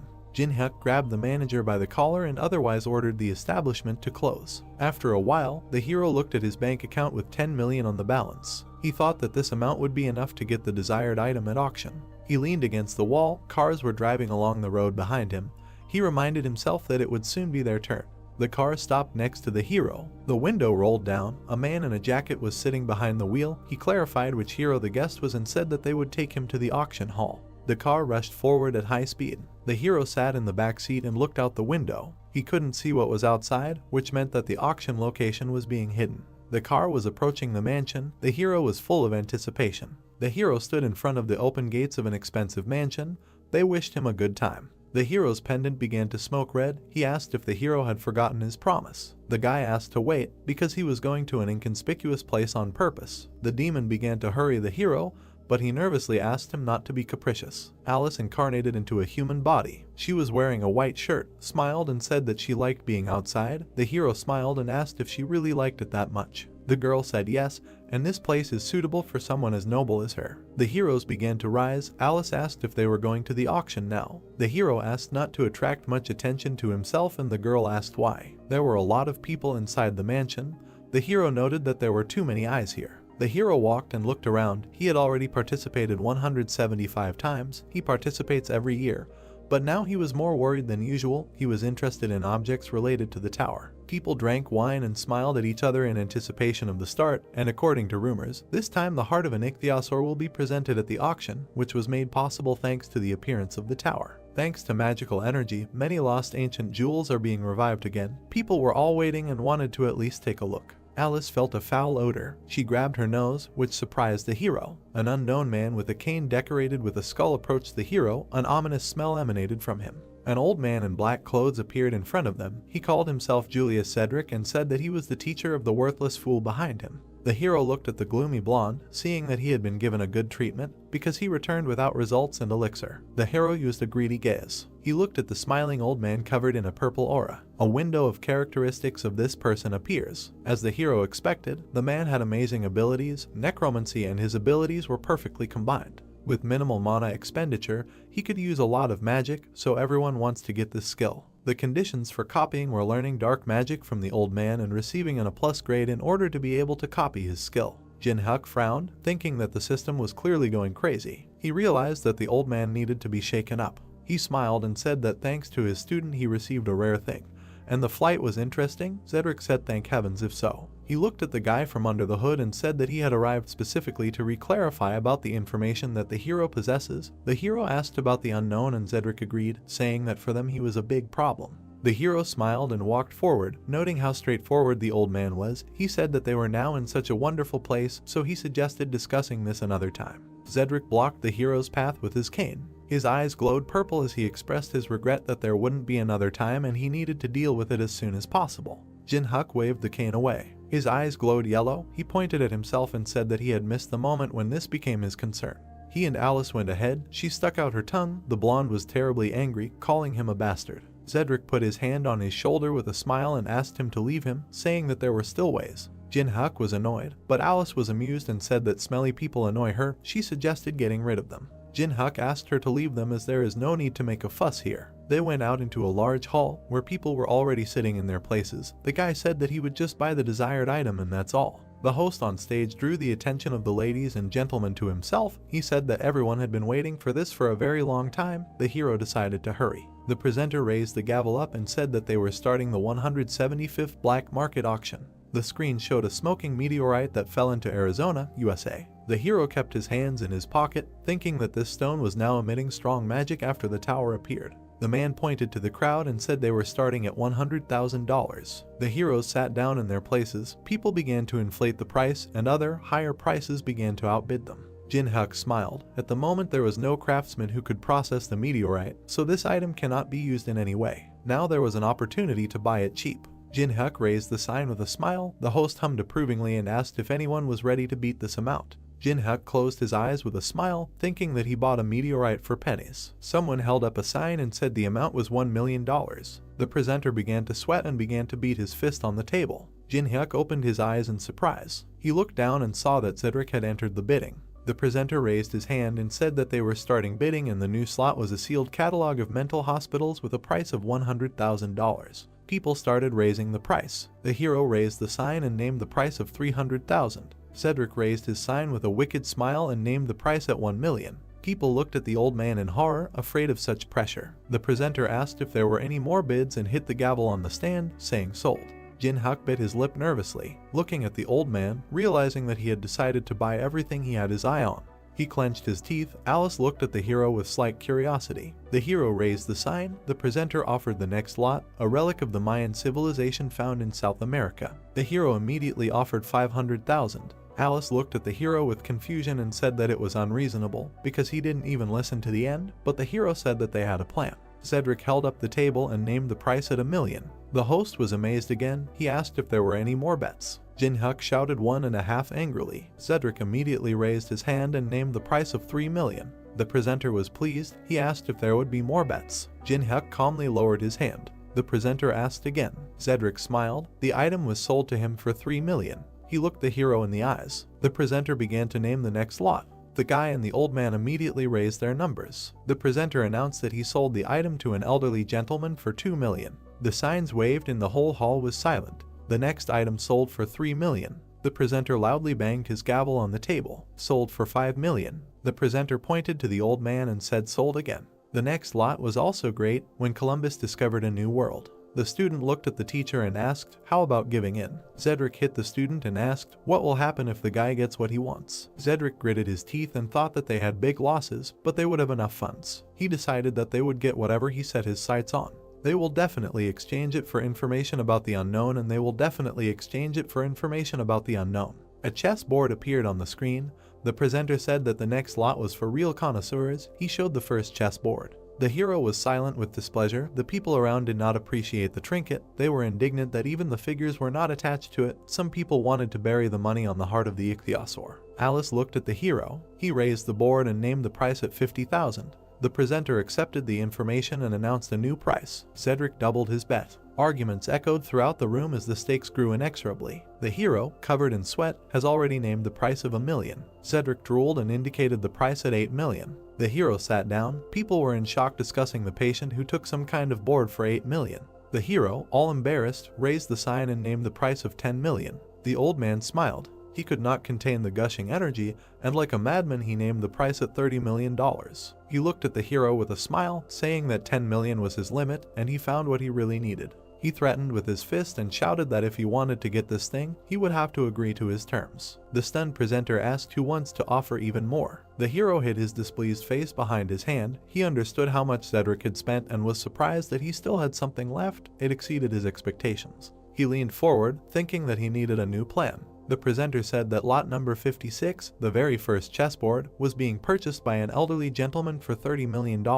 Alice stood up, folded her arms across her chest and named the price at $100 million. The old man, without expecting it, opened his mouth in surprise. He didn't understand why the hero needed some kind of board worth 100 million. He looked at Alice and the hero, not understanding who this little guy was. Cold sweat was running down his face.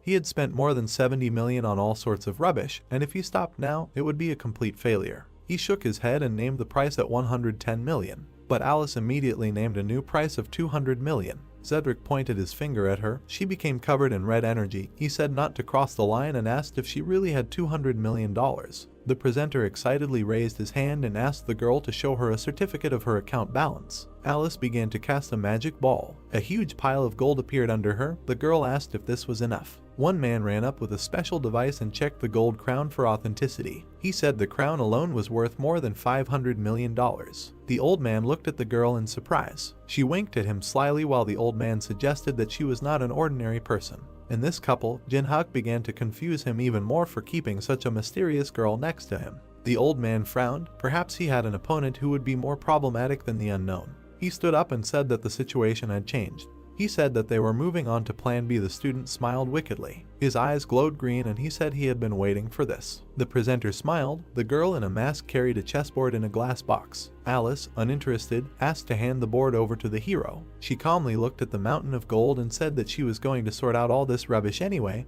and more importantly, she can't stand to see how these fools are looking high at her contractor. The hero exhaled, looked at the girl and thought that she knew how to speak words worthy of praise. There was an explosion behind the hero. Everyone began to take cover from the flying debris. The roof over people's heads began to crumble and fall. Auction employees began escorting people out. People ran in panic and pushed each other. The blade of the sword waved. Someone asked where are people in such a hurry. The student, enjoying himself, killed one person after another. He called people victims who he needed as raw materials. Alex used melt magic. A magical rune appeared above his hand. The floor under people's feet began to crack and emit light. People's skin turned gray. One man grabbed his head and said that it was torn. People fell to the ground. The little boy was crying and calling for help. The hero was covered in energy here. He looked at Alex and said that he was crossing all boundaries. He called him a psychopath. The souls of people left their bodies, flying out like green smoke from their withered bodies. A bloodthirsty monster appeared. The hero prepared for battle, calling his opponent an abomination. 2 more monsters appeared in front of Alex. Alex said that they were beautiful. The hero gritted his teeth and stood in a fighting stance. Alex said that this was expected of an S rank. He smiled and said that he remembered very well how the hero insulted him on the plane. After the order to eliminate, the monsters ran to attack. The guy said that he no longer needed to hold back. Jin-hyuk calmly looked at the approaching monster. A bloodthirsty hand was approaching his face. There was a flash and stones flew in different directions. The hero jumped to the side. 2 monsters stood in front of him. Alex called the hero agile. The monsters were slowly approaching. Alex asked where that little rich girl ran off to. A sword began to appear in the hero's hand. He said that she didn't like these nasty guys, so she ran away a long time ago. He noted to himself that her body had disincarnated, since it would need all the magical energy. The damage will gradually stack. Jin-hyuk frowned. Monsters, covered in flames, ran to attack the hero. He understood that there was no point in wasting time and decided to end the fight as soon as possible. He took off. The sword graveyard has activated. The hero ended up behind the monsters, inflicting a bunch of cuts on them. The monsters disappeared in 2 black flashes. Alex looked at the hero in admiration and said how amazing it was.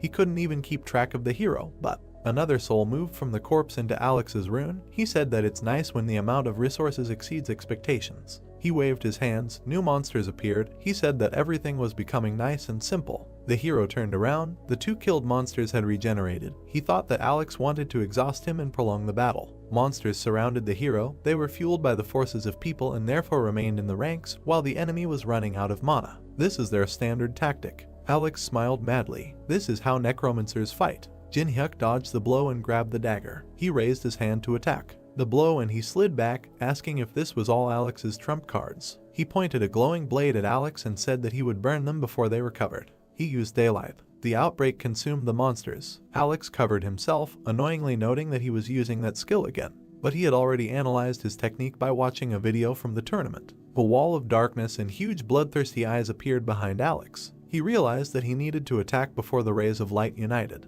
Alex watched as the rays of light incinerated the monsters.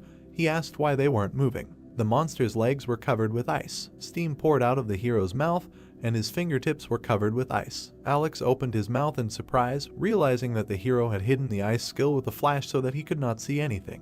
"Leave me alone." A cold flash appeared. A deadly beam hit Alex from it. A powerful light came from the mansion. It became as bright as day. Alex was lying on the floor. He looked at the hero, saying that this was impossible. He looked at the bloody scraps that were left of his cuties. The hero came up from behind and said that the cuties were a little blown away. Alex waved his hand, but a beam of ice hit him. The hero waved his dagger, and a light flashed in front of his face. Alex jumped out of the cloud of smoke. He was sweating. He realized that he had lost, but he had a huge advantage. He decided to quickly run and find a teacher. An invisible blade pierced his body, and a knife blade protruded from his stomach. Alex began to fall to the ground. The hero was hiding in the smoke. He stood in a throwing stance and smiled. He approached the wounded Alex and said that he had created chaos and asked if he was really going to run away. Blood flowed from the guy's mouth. The hero grabbed the handle of the knife. He said that he would tell Alex how he would die. Blood sprayed from the guy's mouth. Jin-hyuk said that for the next half hour, blood would accumulate in his lungs, and when they were filled with blood, the guy would begin to choke. The hero's eyes burned. He said that in the first place, perhaps death by fire, but suffocation is no less painful. He said what he thinks. What can make sure a guy doesn't suffer for too long? He showed a bottle of elixir and said that if he tells about the main association, Alex decided that he could survive. Anu smiled and grabbed the hero's leg. He couldn't speak because he was choking. He clenched his teeth. Blood seeped through them. He decided that he could write in blood. Jin-hyuk stepped on his hand. He smiled and said that if the guy can't talk, then nothing can be done. Alex realized that he was not going to listen to him. The hero put his hand in his pocket and said that he didn't need it now. He threw something to the guy and offered to take it away. Alex's business card fell into a pool of blood. The hero asked to do a favor. He turned around and walked in the other direction, asking the guy to die as long and painfully as possible. The entire auction hall was in ruins. Something caught the guy's attention. He saw a safe created by Michelangelo in the heart of an ichthyosaur. With this combination, he can create a subspace for items. He combined both artifacts. He clenched his hands and pulled out his tongue from effort. The system reported that the hero had successfully created a huge subspace for 5 tons of inventory. The hero twitched. Someone turned to him. The leader behind him smiled and thanked him for saving them. The boy pressed himself close to the leader and said thank you to the guy. He thought that he would have to pay for these items. He frowned and said that he didn't take the items for nothing, but the host said that everything was fine. Jin-hyuk looked questioningly. The presenter smiled and said that he lost consciousness, and then he saw the hero and he saved their lives. He hugged his only son. He said that he had never even thought of informing on the hero. Jin-hyuk was silent in surprise. This was the first time for him. He closed his eyes, smiled and walked away, noting that this was not a bad feeling. Third floor of the Tower of Challenges, Cathedral of Hate. The door opened leading into the corridor. The girl covered herself from the arrows with the tabletop. She threw it aside. She asked why they put up so much protection. She slouched and said that you have to go through this every time. A man with glasses stood behind her and asked her to stop complaining, as he was in a bad mood because of Alex. Melina turned around with displeasure. She put the snake dagger to his neck and asked if she should really worry about his bad mood. He replied that if she did not want to die, she would have to. Someone appeared in front of the couple and asked them to stop. There was an inverted cross on his robe, and the man in the plague doctor mask said that he couldn't even believe that they had survived together for more than 10 years. The couple turned away from the unknown. He asked why they are always like cats and dogs. They sat down on different benches. The unknown person said that the reason he called them was the appearance of a new character who required special attention. It was about a hero. Melina waved her hand and said that he probably played before too, but that does not mean that he is stronger than other rankers. The unknown man turned around and asked the girl to be vigilant. Perhaps he had already risen above them. Melina said that those who rose to 20 are considered covered. She did not think that he could. The man said that he also thought that they shouldn't have done that. He looked at the unknown person and said that they had chosen the unpopular virtual reality, the Tower of Tests, to hide from the surveillance of the international police, and therefore they knew the tower well. Melina said that others simply had no need to bother themselves like that. She leaned back and said that perhaps the hero was playing this heartless game out of idleness. She looked at the chandelier and said that only a sick person could try to get into this game.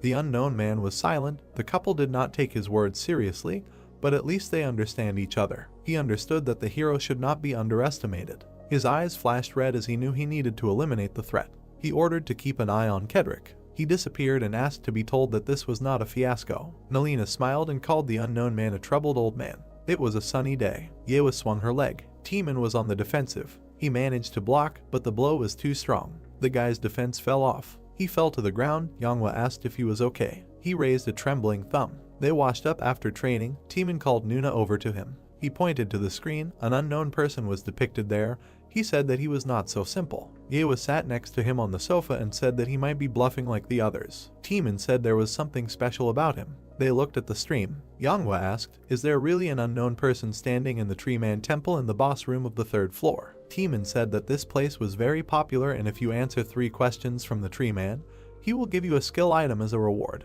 Teeman tensed. He said that the problem is the complexity of the questions that the tree asks. An unknown person stood in front of a tree with a human face. An unknown person was commenting in the chat. The tree smiled and said that it had not had visitors for a long time. It asked if he had come to solve its riddles. The unknown person put his hands in his pocket and asked to ask the most interesting questions. The tree frowned and said if a person guessed 3 riddles, then it would give him a leaf that he would choose. Wooden legs appeared. It said that if a person even makes a mistake. The unknown man was surrounded by several wooden giants. The tree said that otherwise it would punish the hero. It announced the first question. It introduced a sea dragon and asked what is the optimal depth and temperature for a Kellhorn to live in seawater. Teeman and Yewa looked at the screen in confusion, asking who could know the answer to such difficult questions. The unknown person raised his hand and said that the depth was 175 meters and the temperature was 1.5 degrees Celsius. Yanhwa and Teeman froze. The tree opened its mouth wide in surprise. The unknown person suggested asking the next question. The tree said that it had not yet answered whether the answer was correct or not, but the man said that he knew that the answer was correct and therefore suggested asking the next question. The tree frowned and said that the next question was not an easy one. The guy and the girl watched the stream in bewilderment. The tree asked how to use Feliani's spongy body. The unknown person said that it was necessary to simmer for 5 hours the salt of the sunny desert and the holy water of a priest who had changed his profession. The tree said that this answer was correct. The unknown remained calm. The tree called the last question. The giant eagles from the heavenly plateau only mate once a year. When? The unknown person pressed the button. He pointed his finger at the tree and said that when the first snow falls in the tower. The tree smiled. It laughed and said that the answer was correct. The unknown person rubbed his nose through the mask and said that he was interested in talking about the tower. The hour was going crazy. The tree calmed down and said that it would give the man the leaf he chose. It suggested choosing red, yellow, or green. Red is a fire modifier, yellow is a defense boost. Teeman smiled and said that he knows that green increases movement speed. Gawa proudly pointed to herself and said that there would be a long battle with the boss. She was interested in what the unknown would choose. She said that she would choose speed. The unknown person said that he did not need these sheets. He said that he wanted to get something else. He touched the tree and asked for the black leaf it was hiding. The tree looked at the man in fear and asked how he knew about the black leaf. The guy and the girl looked at each other, not understanding what we are talking about. The tree smiled and said that it couldn't give it to the hero, but agreed to give the hero an extra green leaf if he chose red. Wouldn't it be beneficial? The unknown man turned around and deliberately said that the great and venerable tree man said that for the correct answers he would give the leaf you wanted. He said that it would charm his teeth. He extended his hand and asked to give the black leaf under the threat of calling the tree a dishonest liar. The tree was oozing tree sap from excitement. The unknown person asked what the managers would think about this. All the leaves fell off the tree. The system reported that the spirit had kept its promised word and the hero was receiving a well-deserved reward. The hero received 1280 black leaves. The unknown person squeezed the piece of paper in his hand and thought that the last element of the puzzle was ready. He asked if it was time to start. He took out a lightning dagger, looked at the tree giants and said that he would deal with them first. One guy turned to the other and asked if he had heard. Two guards stood in front of the portal and one said that the unknown person had already started a raid on the boss of the third floor. The second asked, "Is it really so fast?" They told him that they could sit here and go home. There were still soldiers in front of the guards. The guard asked if there was any point in protecting the entrance. "Will someone come?" "Only crazy." The second guard said that they were ordered, so they are on defense. He ordered them to do what they say. The guy smiled and said that they had a plan of action, and if he bothered too much, nothing would work out. The soldiers in front of the guys turned into purple smoke. Their weapons fell to the floor. Black circles appeared under the guards' feet. Purple lines wrapped around the guy's legs. A man appeared. The guard was wrapped in ribbons. The unknown person ordered to absorb and conserve all the energy since they need everything and they have no time to hesitate. Zedric stood in front of the portal with his sect. Zedric said that he had already started. Leaves were flying over the temple. The unknown man turned around. Behind him a headless giant fell to the ground. Chat admired the unknown's battle. The camera followed the hero. Someone in the chat expressed skepticism. The hero said that he didn't care whether they believed it or not. He said that he already had enough problems, so he asked them not to bother them. The chat was surprised that the unknown approached them. This idea began to refute this theory, saying that the unknown would not communicate with the audience like that. The unknown man looked at the camera and said that he was telling this to them. He said that if they want to watch, then let them watch. But if they don't want to, they can leave. Many streamers curry favor with viewers to increase views. The guy looked at the phone in surprise. But if from the very beginning I come out with a concept, I do what I want. The guy smiled and asked what is he doing. Then a fandom will be formed from those who are interested in such a concept. In the chat they admired the hero's audacity. The hero walked silently towards the gate. There was a purple flash above the mountain. The hero turned around, surprised that there was someone else here. He grabbed the camera and asked to cancel the broadcast. This was not appreciated in the chat. The system reported that the broadcast was completed. A bunch of warriors ran to attack another group. The magicians put up purple runes. Warriors in armor ran to attack. Stone statues defended their positions. The evil spirits attacked the soldiers. The battle has begun. The hero watched what was happening from the cliff. It seemed to him that the sides were equal. The evil spirits destroyed the stone soldiers. The hero assumed that their side was stronger. The sorcerers put out runes. They shouted that the blow was aimed at them. Someone hit one sorcerer in the shoulder. The sorcerers saw fragments flying at them. They began to demand that the shields be turned around. The fragments began to bounce off the magic discs. The sorcerers could not understand where the attack was coming from. They saw a masked man behind the stone army. The sorcerer ordered the undead to eliminate the masked man. Skeleton archers began to shoot at the hero. The hero began to hide behind the stone soldiers. He put out his hand, rays of light swirled in it. He used the protection of heaven. A flash of light illuminated the undead. The sorcerers looked at how the undead suffered from the blow. They realized that they could not control it because of the holy skill. They decided that they needed to concentrate on controlling thoughts. A huge warrior in a horned helmet began to attack the sorcerers. One of the subordinates shouted to the master that Team 3 had been destroyed. Zedric clenched his teeth and said that he could see it that way. The unknown ran forward. He thought that there were 4 teams created to effectively control the undead. He presented the battle plan. One of the teams was destroyed. If you destroy the first one and break the network, then control is completely destroyed. A fiery flash appeared next to the hero. He attracted attention. He attacked the stone golem, asking if he could really catch it at that speed. The fighting statue of the Moe ran after the hero. The sorcerer pointed to a huge approaching head and said that the enemy was coming in their direction. He was ordered to stop him. The unknown person found himself behind the sorcerers. Moe jumped. The sorcerers looked in shock at the approaching death. The statue stuck into the ground with a roar. The sorcerer shouted to the master that the first team was destroyed, and if this continues, they will be surrounded. Cedric said that he knows all this. He shouted furiously and asked what kind of enemy they were facing. He said that he throws ash into the cooked rice porridge every time. He held out his staff and began to activate the Pyramid Guardian. They shouted to him that if he used this skill, he would have no mana left to attack the boss, but he ordered him to shut up. His eyes glowed and he said that he would concentrate all his power and kill him. He ordered to wake up. Ghosts and bandages began to appear around the necromancer. These were the guardians. Exhausted, Cedric fell to the ground. They asked him if he was okay. The old man replied that he was a little overtired. He turned around and ordered to come closer. He grabbed the sorcerer. He looked in horror as the master's hand began to suck out his life. In an instant he withered away. Cedric regained his strength and said that if the guy twitches, the pain will only get worse. The unknown dodged the attacks, noticing how Cedric absorbed his own comrade.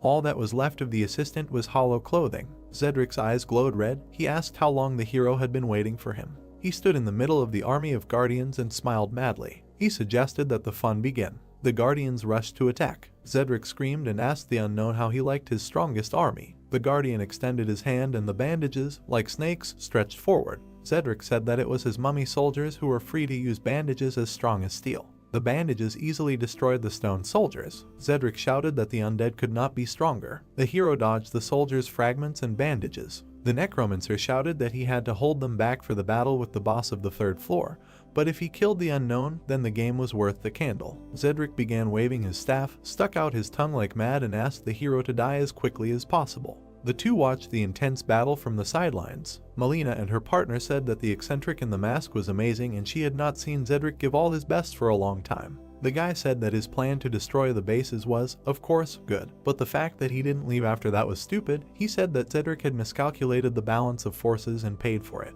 The steel giant swung his sword. The guy said that after seeing the skeletons and death knights, he thought he could handle it. Cedric burst into laughter. The guy noticed that he had quite a few problematic abilities. The guy touched the glasses and said that there was no point in interfering with them. Melina turned around. She looked at the powerful explosion. The unknown man dodged his enemies, destroying one after another. He was serious. He recalled that time, that experience. He remembered the old man who said that the hero's sword is strong and sharp, but he is very tense and his mistake is the dissipation of strength. He took the rope and offered to look at it. The old man smiled and said that a true master is able to deliver a good blow using a minimum of force. He waved. The rope shattered into pieces. He asked to imagine that it was moving freely, like the wind. It was responsive and pliable, impermanent. He waved, saying that at the right moment. The hero looked in surprise at the master, who said that at one moment you release the energy of her movement.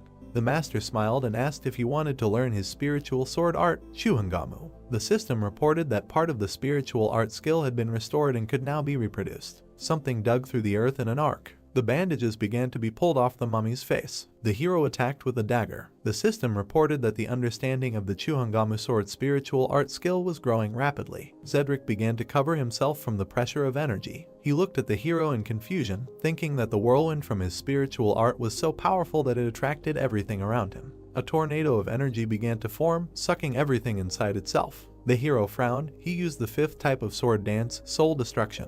The entire battlefield lit up brightly and began to collapse. Cedric was able to stay on his feet, but all his mummies were scattered in different directions. Double shield activated. Cedric covered himself with a shield from the attack. He knitted his eyebrows, thinking that only 6 months had passed since their world had changed. He asked where he got such strength from. The skull on the staff began to crack, and a moment later it burst, spewing out energy. Cedric was thrown to the side and screamed. The tornado went out, leaving only twilight. The necromancer lay among the debris and bodies. He looked ahead and realized that he needed to run. He realized that he could not win this fight. He looked at the pile of bodies around and the approaching army and began to ask to protect himself and delay the enemy. He shouted that this was an order. A hero approached him from behind and said that the apple does not fall far from the tree. He compared him with his student. Cedric turned around in horror. The hero said that he first boasts of his advantage, and when he realizes that he needs to run, he immediately runs. Cedric called the hero a bastard. He realized that the unknown was Jin Huk. The hero asked to say hello to his student. The necromancer's pupils shrank in fear. He screamed, covered in fire. The old man was completely covered in flames. The hero asked him to tell him that he was worried that he would be bored alone and that's why he sent him. Jin Huk silently looked at the burning body. Energy began to flow out of the undead. The sorcerers began to look at the crumbling call. They were surrounded by stone soldiers. While the crowd was being beaten, the deified skeleton of Cedric was already lying behind them. It was not easy to use soul destruction at this level. The hero walked down the stairs of the temple, suggesting that he was even overtired. The system reported that the hero purchased a solution for replenishing medium-level mana, 4 pieces. He held 4 flasks in his hands. He understood that if he didn't come here now, everything would be at a loss to him. He used all 4 vials and told himself that he needed to wait a little longer. He approached the shield, surprised that it had flown all the way here, and remembered that he used to love shields. He threw it on his back, starting to feel nostalgic. He took the shield in his hand, got into a fighting stance. He looked at the stone soldiers. The giants began to advance. Temple Guard, Lord of the 4 Principles. The hero stood in front of 4 giants. The giants attacked the hero. He began to repel attacks with a shield, saying that he liked their silence. He began to accelerate, dodging blows. He began to make cuts on the giants. He asked them to spit out the key already, as he was tired. The giants with evil faces continued to attack. One of them has already fallen to the ground. Jinhyuk grabbed the shield with both hands and asked if they had such a pattern. The giant held a golden bud in his hands. He used the pagoda of knowledge. At the end of the golden bud was a key. The giant squeezed the flower. It shone with green energy. The system reported that the key leading to the main hall was responsive. The hero's mask began to disappear. The entity behind the gate responded to the call. A huge orange flower appeared above the giant. The hero frowned, realizing that the enemy had decided to act for sure. The flower was shining. Golden hands appeared. A golden sage appeared with a bunch of hands. The bodhisattva appeared. He looked at the destroyed giants and said that he had not been summoned for a long time. He smiled and said that he didn't think there would be a person among the visitors who would pose a threat enough to use the key. The hero lowered his hands and said that he would only destroy the boss of this floor. The deity smiled and called the man interesting. He said he was not sure about the rest but acknowledged the man's bravery. The hero jumped back and said that he wanted to finish everything quickly since he was terribly tired. The deity said that he would like to continue the conversation. The hero jumped. He covered himself with a shield and said that chatting with statues was such fun. Spears appeared in the hands of the statue. He said that every moment of life is a gift. He called the hero a stupid child. He swung a bunch of arms and ordered the hero to enjoy it while he could. He said when death comes, he will miss this moment. The hero frowned. The statue smiled. There was a green flash. The hero fought off a powerful green beam with his shield, which began to crumble the ground. The shield began to crack. He bent down, thinking that the attack was so powerful that when he simply blocked the blows, it seemed to him that his body was crumbling. He ordered himself to endure. He will only have one chance. The statue smiled and said that the hero was able to withstand sound attacks. A bunch of hands attacked the hero. The hero took a stance and began to cover himself in cold steam using ice creations. Huge ice growths appeared in front of him. A moment later they collapsed. The statue's spears easily destroyed the hero's defense. The statue frowned and called the hero a boy. He frowned, saying that he was using Western magic. He swung with both hands, and he caught the shield with one hand. He smiled, saying what pathetic tricks he uses. Suddenly a black flash appeared in front of him. The hero remained in the throwing stance, looking at the statue's displeasure. The statue's hand was pierced by the hero's dagger. He said that poison did not affect him. The hero clenched his red fist and said that it was called blood energy and said that if you wound once, you could deal damage continuously. The statue tore off its own hand and said that it did not matter, and such a trick would not work twice. The hand fell to the ground with a crash. The statue asked what the hero would do, because he only took away one hand. The hero leaned on his hand and said that he was right and one would not be enough, and he said that he knew that he did not use the same method twice. He pulled the pearl from the statue's hand and said that he had received exactly what he needed. The statue frowned, realizing that the hero had been aiming for the hand with the gem from the very beginning. The hero began to combine the artifacts and told the deity to blame himself for giving away one of his hands so easily. The grimoire and the pearl began to unite. The golden dawn of S-rank Lemageddon has appeared, allowing one to learn magical abilities. The hero used a greedy gaze. He began to study the characteristics of the statue, but could not see anything except the name. The deity bowed its head in disappointment. The conditions for copying were as follows. It was necessary to infuriate the opponent within 5 minutes using ice magic, and to fulfill the conditions, suitable music and attire were needed. The hero froze in bewilderment in front of the system window. He didn't want to believe what he saw in front of him. He thought that the system was going more and more crazy. He pressed something and was glad that he could do it. The statue asked what he was doing. The hero ordered the gramophone to appear and said that the conditions are strange, but he cannot give up. He said that if he takes the lower 25 floors, then he can only get the mandala here. The deity got angry and asked what the boy was doing. Music started playing. The hero rubbed his head and asked not to ask anything else from now on. He created a woman's wig for himself. He said that he was also not happy with what was happening. The veins on the face of the statue bulged. He asked what the hero, in the name of the saint, was doing. The music was gaining momentum. The statue furrowed its brows. He screamed and raised his hand to attack, asking if he was going to play jokes in front of him. Avalokiteshvara activated the mandala skill. Weapons began to appear in his hands. He began to attack and told me to feel the pain that follows a millionth samsara. The hero waved the book. A huge wall of ice appeared. The statue began to attack the hero's defense. The hero stood calmly. Shards of ice flew past him. He said that he was getting an excellent result. The deity looked angrily at the hero. 1,000 attacks hit blocks of ice. Melina and her partner watched from the side. Melina said that she couldn't believe that the hero's ice magic had reached such a level. They were lying on the slope of a cliff. Melina asked what kind of wig the hero had. The guy stood up, noting that his actions could not be predicted. The unknown defeated Zedric and is now fighting with the 1,000-armed statue.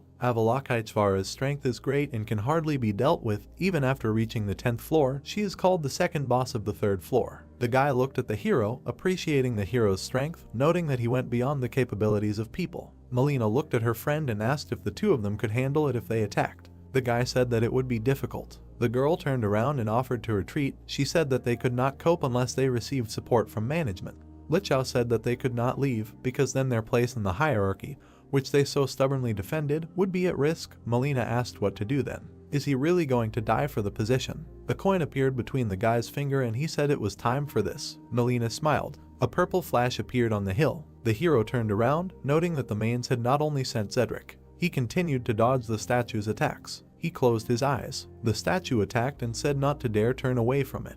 The hero sat down. His hand caught fire. He used the element of fire and apologized to the statue. The grimoire flipped through the pages on its own. He straightened his hair so he couldn't concentrate. Ice creation activated. A pile of ice shards rushed towards the statue. The hero said that thanks to him he even worries. The statue screamed furiously and attacked again. The hero used ice magic. The ice blocked every attack from the statue. The statue called the hero a fool. The barrier trap was activated and the green dome covered the statue and the hero. The deity waved one of his hands and asked if the hero could really only defend himself. She asked where the confidence went. The statue jumped and attacked again. The blows began to ricochet off the dome. The hero fell into a trap from a pile of golden cuts. He used ice magic again. He covered himself with an ice dome. The statue watched as a bunch of cuts ricocheted inside the dome. He squeezed the dome and said that it was useless to resist. He took advantage of disfavor. Huge palms appeared around the dome. The system reported that Avalokiteshvara activated the divine spear. The statue swung over the dome.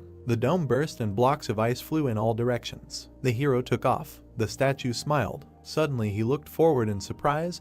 The hero asked if the same attacks wouldn't work twice. He looked down. The hero was running at his feet and said that they were going through quite well. He stood in a throwing pose. The statue looked angrily at the blocks of ice that appeared at his feet. He was completely covered in ice and screamed. The hero slipped back and asked if he knew how offended he was. The statue was writhing in rage, locked in an icy prison. The hero asked why someone who has achieved nirvana through self-improvement is so prejudiced. The hero reached out to the wall of ice. An installation of the middle finger appeared next to him. Jinhyuk said that for compulsive disorders, there is nothing better than shock therapy. The statue's face expressed fury. He shouted that he would send the man to endless suffering in Abysai. He said that he would make the hero reborn into an insect thousands and millions of times. The system reported that the copy conditions were met. The hero successfully copied Mandal's ability, which is capable of imbuing weapons with special powers. The hero took off his wig. Magic symbols appeared behind the hero's head, like a statue. The deity clenched his teeth in fear. The hero touched the icy middle finger while the deity asked how he was able to obtain this ability.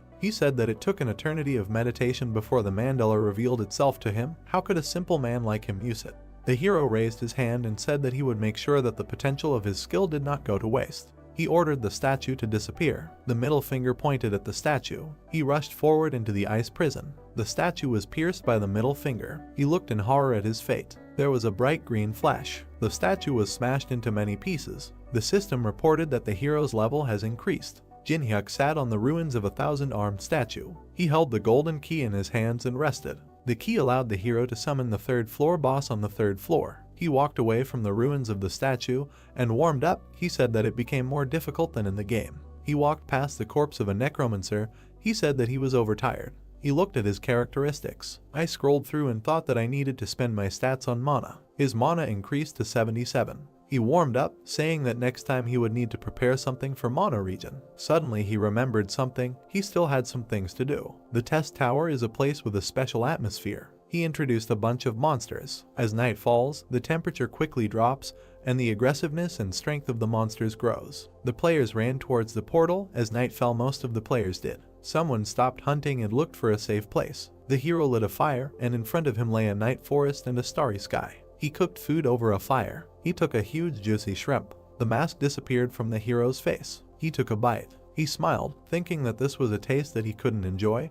He decided that next time he would need to copy the cooking skill. Someone made a noise among the bamboo. Strangers appeared and said it smelled delicious. It was Melina and Lichao. The girl said that they would also have to spend the night here. Could they stay with the hero until dawn? The hero silently looked at the unknown people. Melina smiled. The hero agreed and offered to sit down. They sat down and introduced themselves. The hero held out a bowl of food and offered a treat. Milna's mouth watered. Lichao waved, thanked the hero and said that they do not eat what strangers who hide their faces offer. The hero put the bowl on the ground, asking if the mask really bothers them. Lichao said that it is worn when there is something to hide. Jinhuk pointed his finger and said that he could take it off if they were embarrassed. They were sitting by the same fire. The couple was surprised. Jinhuk raised his finger up and said that he wouldn't take it off just like that. He suggested holding a game.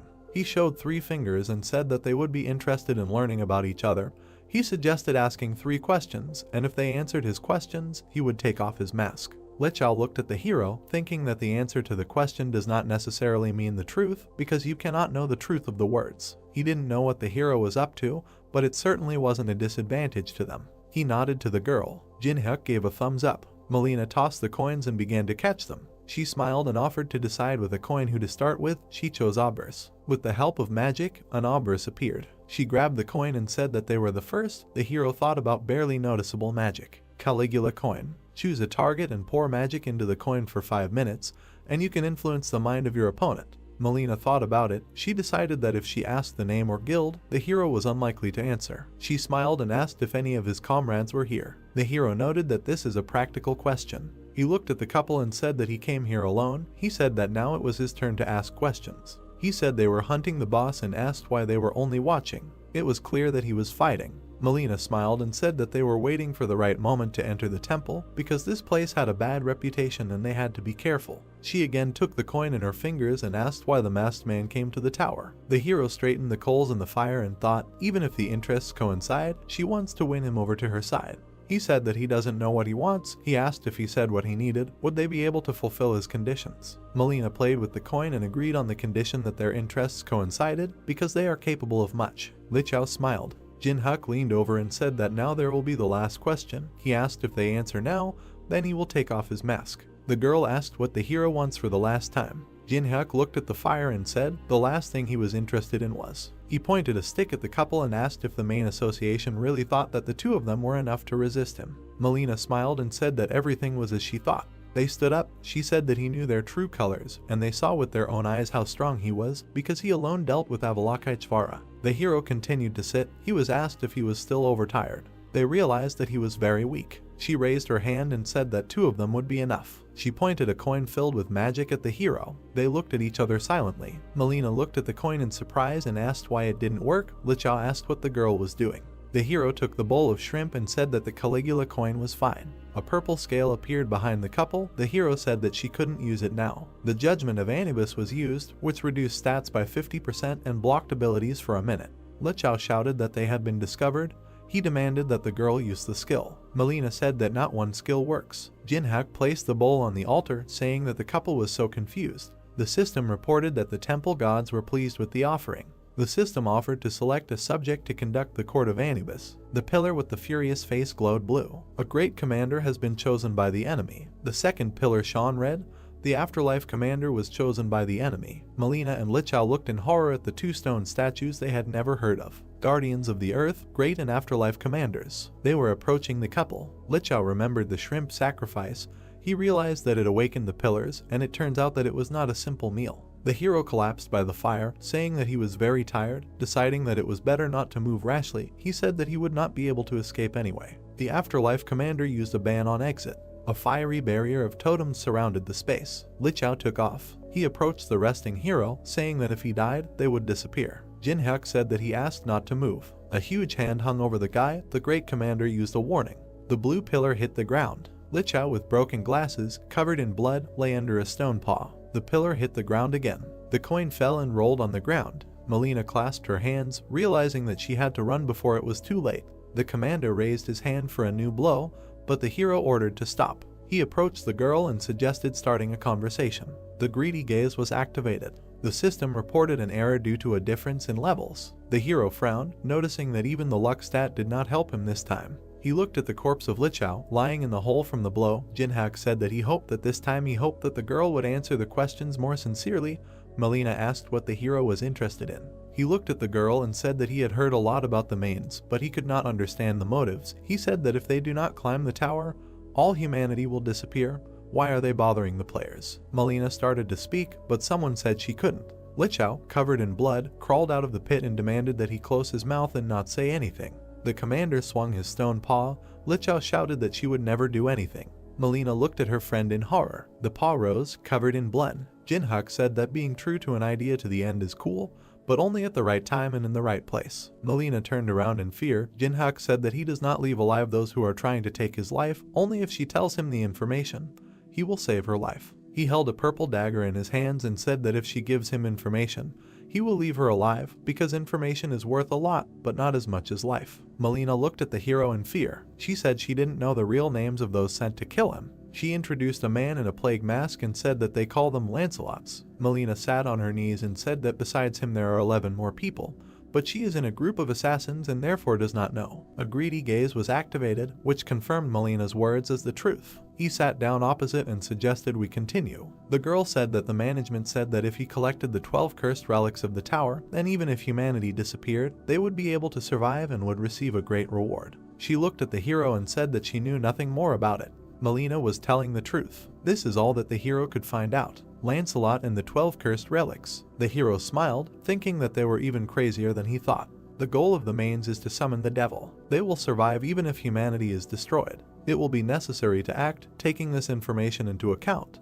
He stood up and thanked the frightened girl for the necessary information, because she would be useful to him. Melina smiled and asked if she could go. The hero said no. Melina began to say in shock that the hero said that he would leave her alive if he left her alive. The hero approached her and said that he would keep his promise, but only after concluding a contract. His hand shone. Melina did not understand what he was talking about. The hero smiled and used the soul brand. He said that the contract stated that she would listen to him. Melina looked at the hero in fear, thinking that this was 100 times worse than death. However, if she can survive. Tears flowed from her eyes. It was a bright, warm morning. Jinhyuk decided to replace the broadcast of the fight with video. He removed the system window and said that he had lured people with the broadcast and said that of course they would be annoyed. He moved on. There was a temple ahead. The hero suggested starting. He smiled and held the key in his hand. He used the call. A purple beam shot out of it and something began to appear. A purple sphere shone in the air. The birds flew away in different directions out of fear. The boss of the 3rd floor answered the hero's call. A gate appeared and began to open. A stone foot stepped out of the purple portal. The stone army began to appear. A man came out with a cup of sake. He asked who dared to disturb his rest. The hero activated his greedy gaze. The system reported that the luck and adaptation stats compensated for the difference in levels. The boss of the 3rd floor appeared. A long-haired man sat on a stone throne. His name was Muhan. The system window of its characteristics opened. Copying was impossible due to the difference in levels. Muhan drank sake and said that many tried to fight against his army, but only the hero summoned him using the key. He sat on the head of a huge warrior, under which there were also many giants and warriors. It was a huge Muhan army of 100,000 souls. Jinhyuk smiled and asked about his army. He activated the first chessboard. He extended his hand, and a projection began to appear under it. He hit the plate. The system reported that the first chessboard had opened. A huge chess field opened up under his feet. 2,851 magic chess pieces volunteered. A row of pawns appeared in front of the hero.